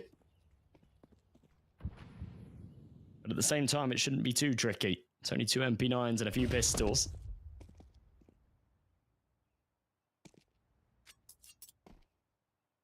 Duke's kept aggressive ramp. He does fall right back. Oh, no, he's thinking about it again. Fumbled nade. Oh, this is just awkward to watch. Okay. And I like that they don't keep pushing forward. They get back into positions that they can reset from, and with all that information acquired, they can start moving their pieces around a bit. Minute on the clock, so ENCE isn't still out of it just yet. Weird peek there from Regon. And a good connection from Krebeni right through the smoke. An interesting way to get the refrag, but at least he can get it done. Oh no, this is bad. I thought the conversion was guaranteed, Josh. But guess not. 2v4, Sumdai Young and Nate Yu up against the ropes. And Zoogs has already made the call for them to start rotating in. It has become 0-2 obvious. Nate Yu, though, has started to trim the hedges a bit. Sumdai Young deals with the CT contention, and this 4v2 salvaged by ENCE. But it's not over just yet because Demon's coming in with an AK-47, and they still need to fish Nate Yu out. This is not a round FUT supposed to be winning. And in doing so, it's going to rub salt in the wound of what has been not the best of showing so far from ENCE. Nate Yu just gets double peeked. Insta headshot from the MP9. A cheeky little upgrade into the rifle as well. Launex is going to jump on that defuse. There's plenty of time for it. And 8-6, FUT maintain this lead. They don't allow ENCE back into the picture. With the bomb plant, there'll be a little bit of extra money, but it's still not going to be a very strong buy. And a scary spot to be in if you're on the side of ENCE. They are going to buy down to 0. They're on double eco. It's only 1,400 loss to come, so they have to throw themselves at it, but this is rough.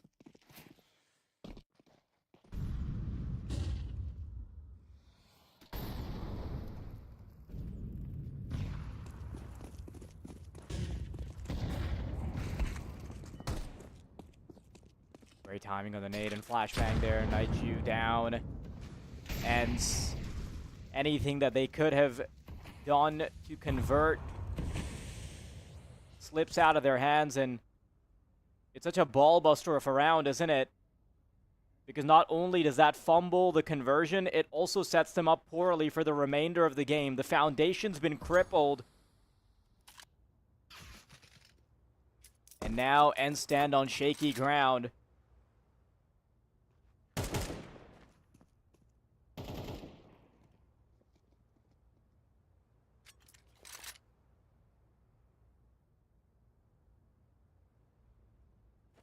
Yeah, very shaky ground.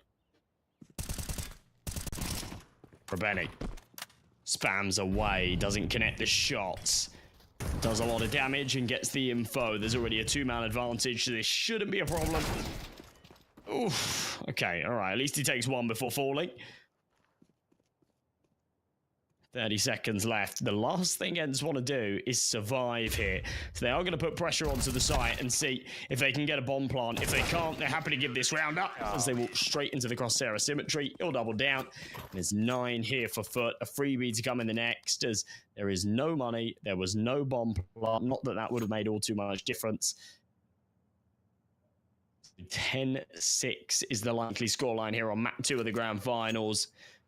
I was really hoping this wouldn't be a 2-0, but FUT is certainly making it look like that is the likely case.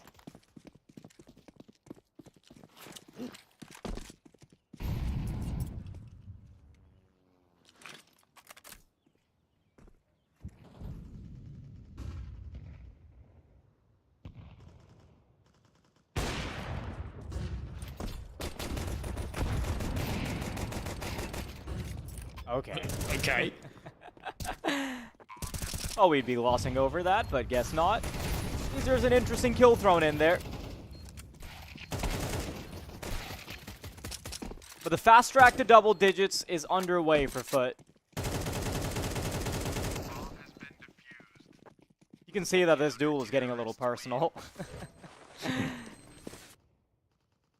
Yeah, we were talking about the. You said that the body spams were because they were frustrated that the eco had managed to kill 2 on the entry from the sandwich. But I think there's some mean messages in the chat, and that this match means something a little bit more. A bit of BM. Maybe not. Maybe it's just because it's high stakes. Fast play down middle. ENCE swarming this B site, but there are 3 defenders here. This is a perfect setup. There's the Galil peaks. He does get the info. Krapeni and Jugs shut this down. And it's only 1 kill in retort as Milty's limpid on 3 points of health. Symmetry finds Raygon, and he even connects the shot through the wood as well. That is filth out of Symmetry. As FUT make it 11. There's no money to respond for ENCE. This looks dead in the water. Never have we seen ENCE get crippled like this. The only real competitor to them within this caliber have been teams like FUT, right? And under the name of Navi Jr., they've bested ENCE many a times. But those games have been a lot closer than this one, haven't they? A 2-0 would be a new bar to be setting that low.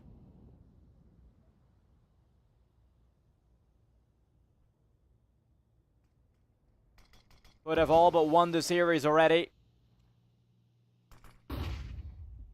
Mere pistols.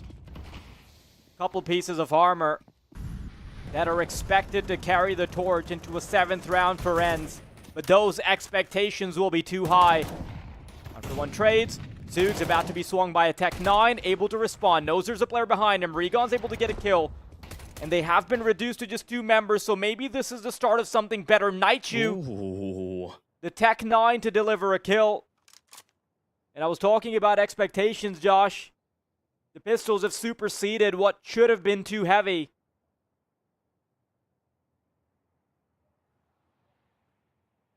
Yeah, this was supposed to be a bit of a solid, guaranteed lock onto 12 rounds.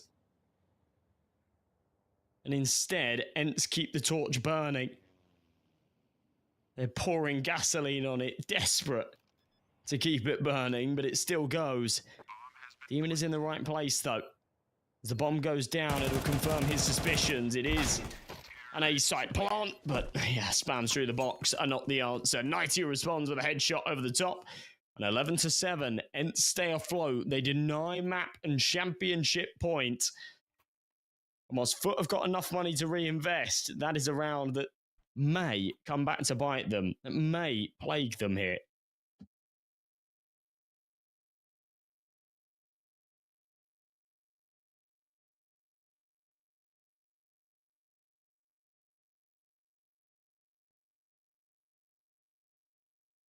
Truthfully, that was one of the best opportunities that FUT had to just straight up close out the entire game and crown themselves grand champions.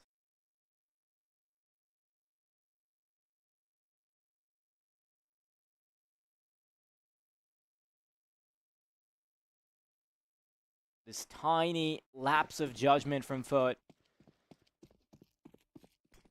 A couple missed movements of the mouse, a couple of keystrokes not going the way they wanted them to, is exactly what they were looking for. Pody, big confidence builder against Symmetry.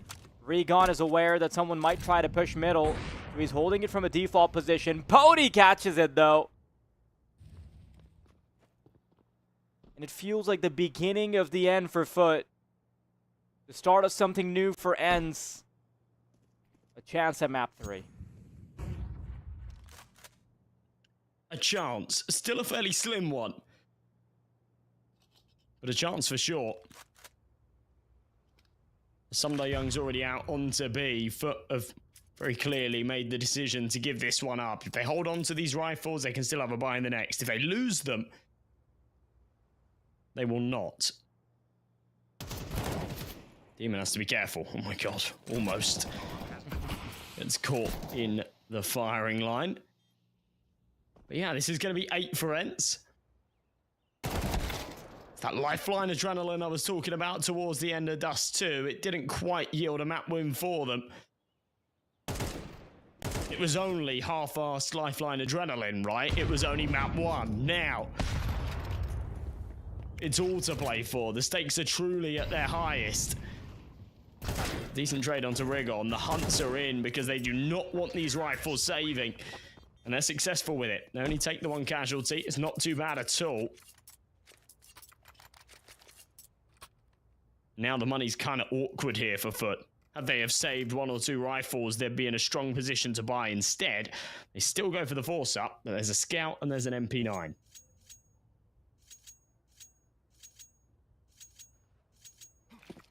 The thing is, FUT don't really need too much success to actually get over the finish line, so it makes sense that they're trying to go for any scraps that they can. Would it be a better idea to play it a bit more conservatively and play for fewer full buys rather than more scrappy rounds that have a little bit of force behind them? I don't know. But that's an executive decision that FUT had to make under their leadership.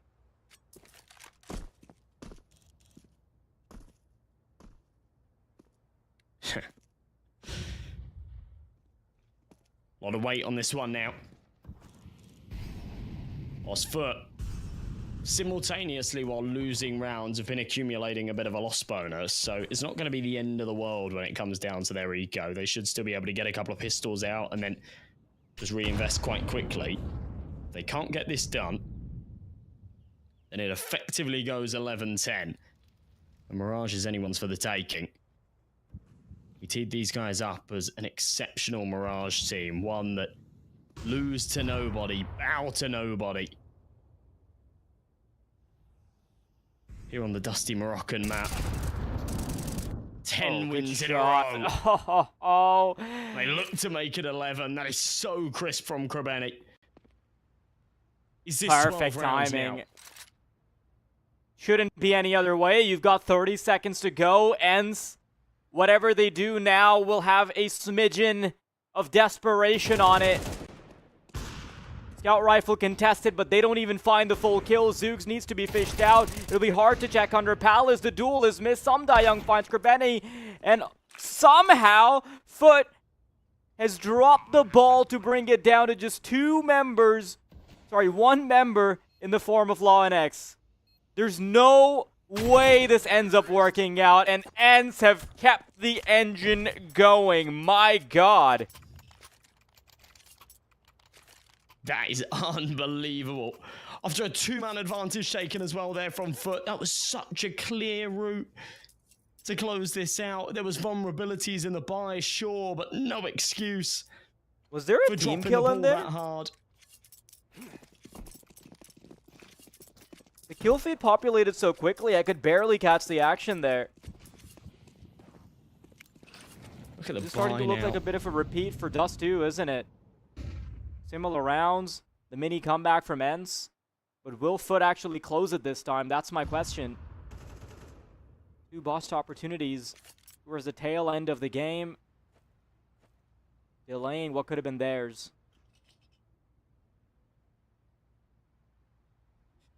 Should have been theirs.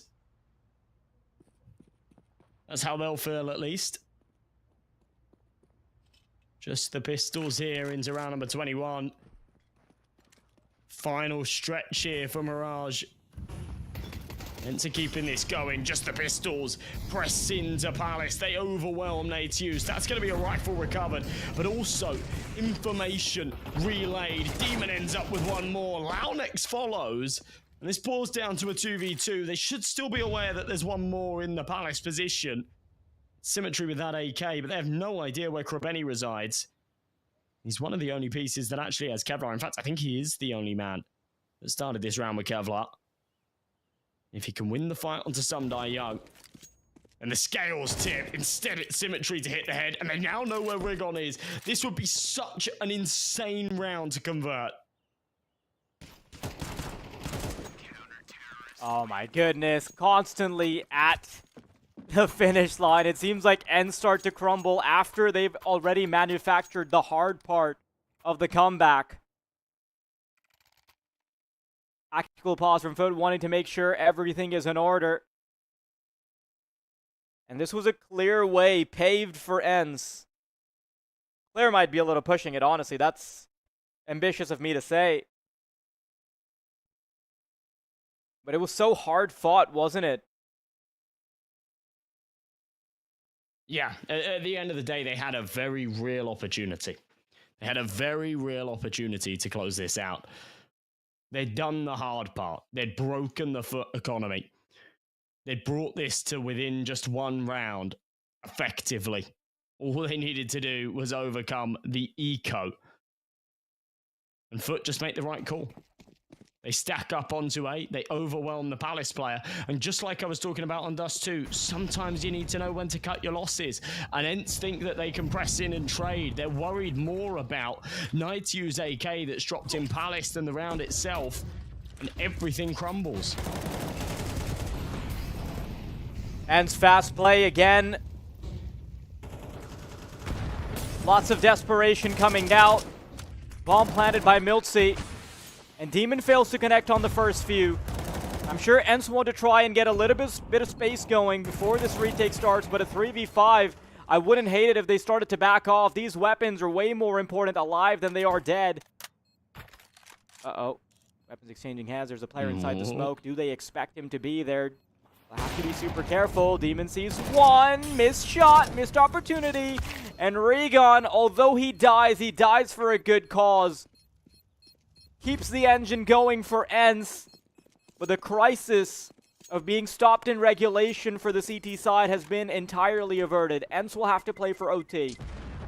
This is kind of what happens as well sometimes when you take the AWPer off of the AWP to give it to the low HP man, and then he misses a routine shot, right? If Symmetry's on the sniper there, he hits that shot, they've got a man advantage, there's maybe a viable retake. There wasn't a lot of time on that, so I think maybe they still fall away and save. But yeah, they lose a couple of valuable rifles at the end. Either way, it is still going to be a buy back, but ENCE hold on. Double digits obtained, 12-10. If they can win this round, FUT aren't going to have the cash to buy all too much into the final regulation. Everything boils down to round number 23. As Pody looking for the early fight. It's the Battle of the Titans, and Symmetry shows that he is the strongest warrior on the server right now.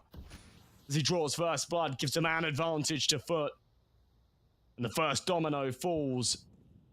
and the sequential to lifting the trophy. FUT are so close now.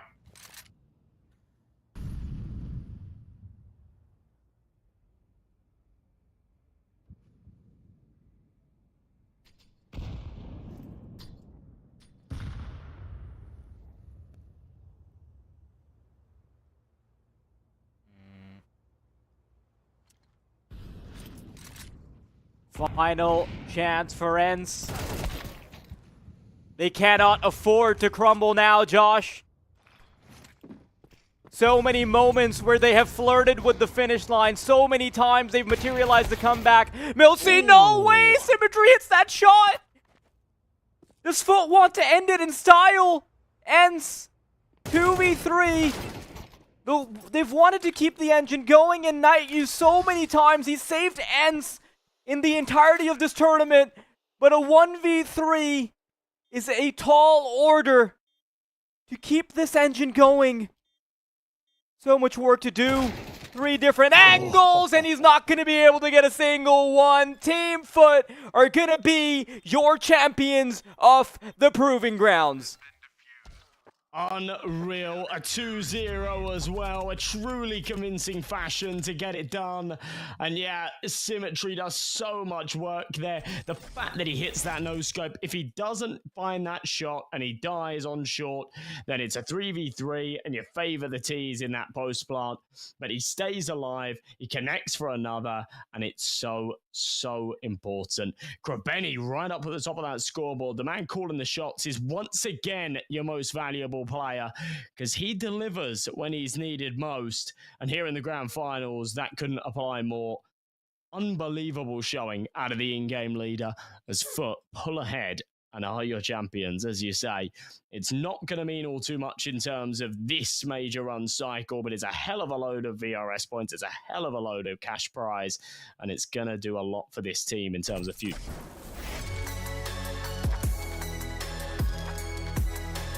Proven all too much that they're worthy of it until now, but yeah, I think this is one for one to make them happy. I think they'll sleep well tonight. Yeah, absolutely, especially with a much fatter bank account, to be perfectly honest. Like that's a lot of money. Obviously, the full price pool being like $80,000. There's a much chunkier chunk now that is dedicated to them. They get about 40K if coming first. $40,000 among 5 players, maybe the organization, Scott, but there's still a lot of money to be found there. So there you have it. Once again, we get a look at the bracket. It is FUT that are going to prevail. It has just been a marvelous journey all the way here. They have been slaying a lot of very difficult opponents. I think they narrowly avoided some of the bigger names, sure, but then they did anyway have to beat the King Slayers anyway. Spirit Academy, Partizan, Betera, very formidable teams that have toppled some very gigantic names. And especially if you look over towards the end side, right? They were beating GG How, they beat Saw, they beat Fnatic. That is a high precedent to set. And then for that to be snatched away from the team that would be seen as weaker on paper, incredible showing. Yeah, it's kind of interesting, right? Because FUT really did dodge a bullet on their way here. You know, they had Partizan instead of BetBoom, which was the playoff invitee. They had Betera instead of TNL, that was the playoff invitee. But as you say, sometimes those dark horses are actually scarier than the big dogs themselves. And yeah, they did very, very well. And ultimately, you know, there was no question marks for that grand final. I think sometimes you have a grand final, it goes the distance, it goes to the third map. And even though a team win, you think, oh, you know, that was so close. If it wasn't for this specific round, maybe they wouldn't have won it. FUT were through and through the better team. And whilst it's always disappointing to see a 2-0 in a grand final like that, it shows that they are the true victors. They have proven that they are the best team in the Proving Ground Season 4. And yeah, well deserved of the win. Yeah, and now that we have a victor on our hands, unfortunately, it does mean that this broadcast has to come to an end. It's been a wonderful show so far, and hopefully we can continue to see more and more of this. I'm still waiting on announcements for Season 5, hopefully. There is one. There is one. There is one. Okay, there we go. Yeah. Don't stress. Okay. There is one. There's one coming. Yeah, I got a little worried for a second. You know, I've really been enjoying the Proving Ground. I forgot to tell you. I can't believe you do that to me, Josh. That being said, though, I mean, all fun and games aside, it has been a marvelous show. I've had a fantastic time covering the action alongside you, Josh. So thank you so much to the production for making this possible. Thank you so much to the commentators that have made it possible alongside us. You know, Charlie and Zola, they have been doing a fantastic job. Our partners, of course, for making this tournament possible. And lastly, the viewer that makes it all worth it. Thank you all for tuning in. Until next time.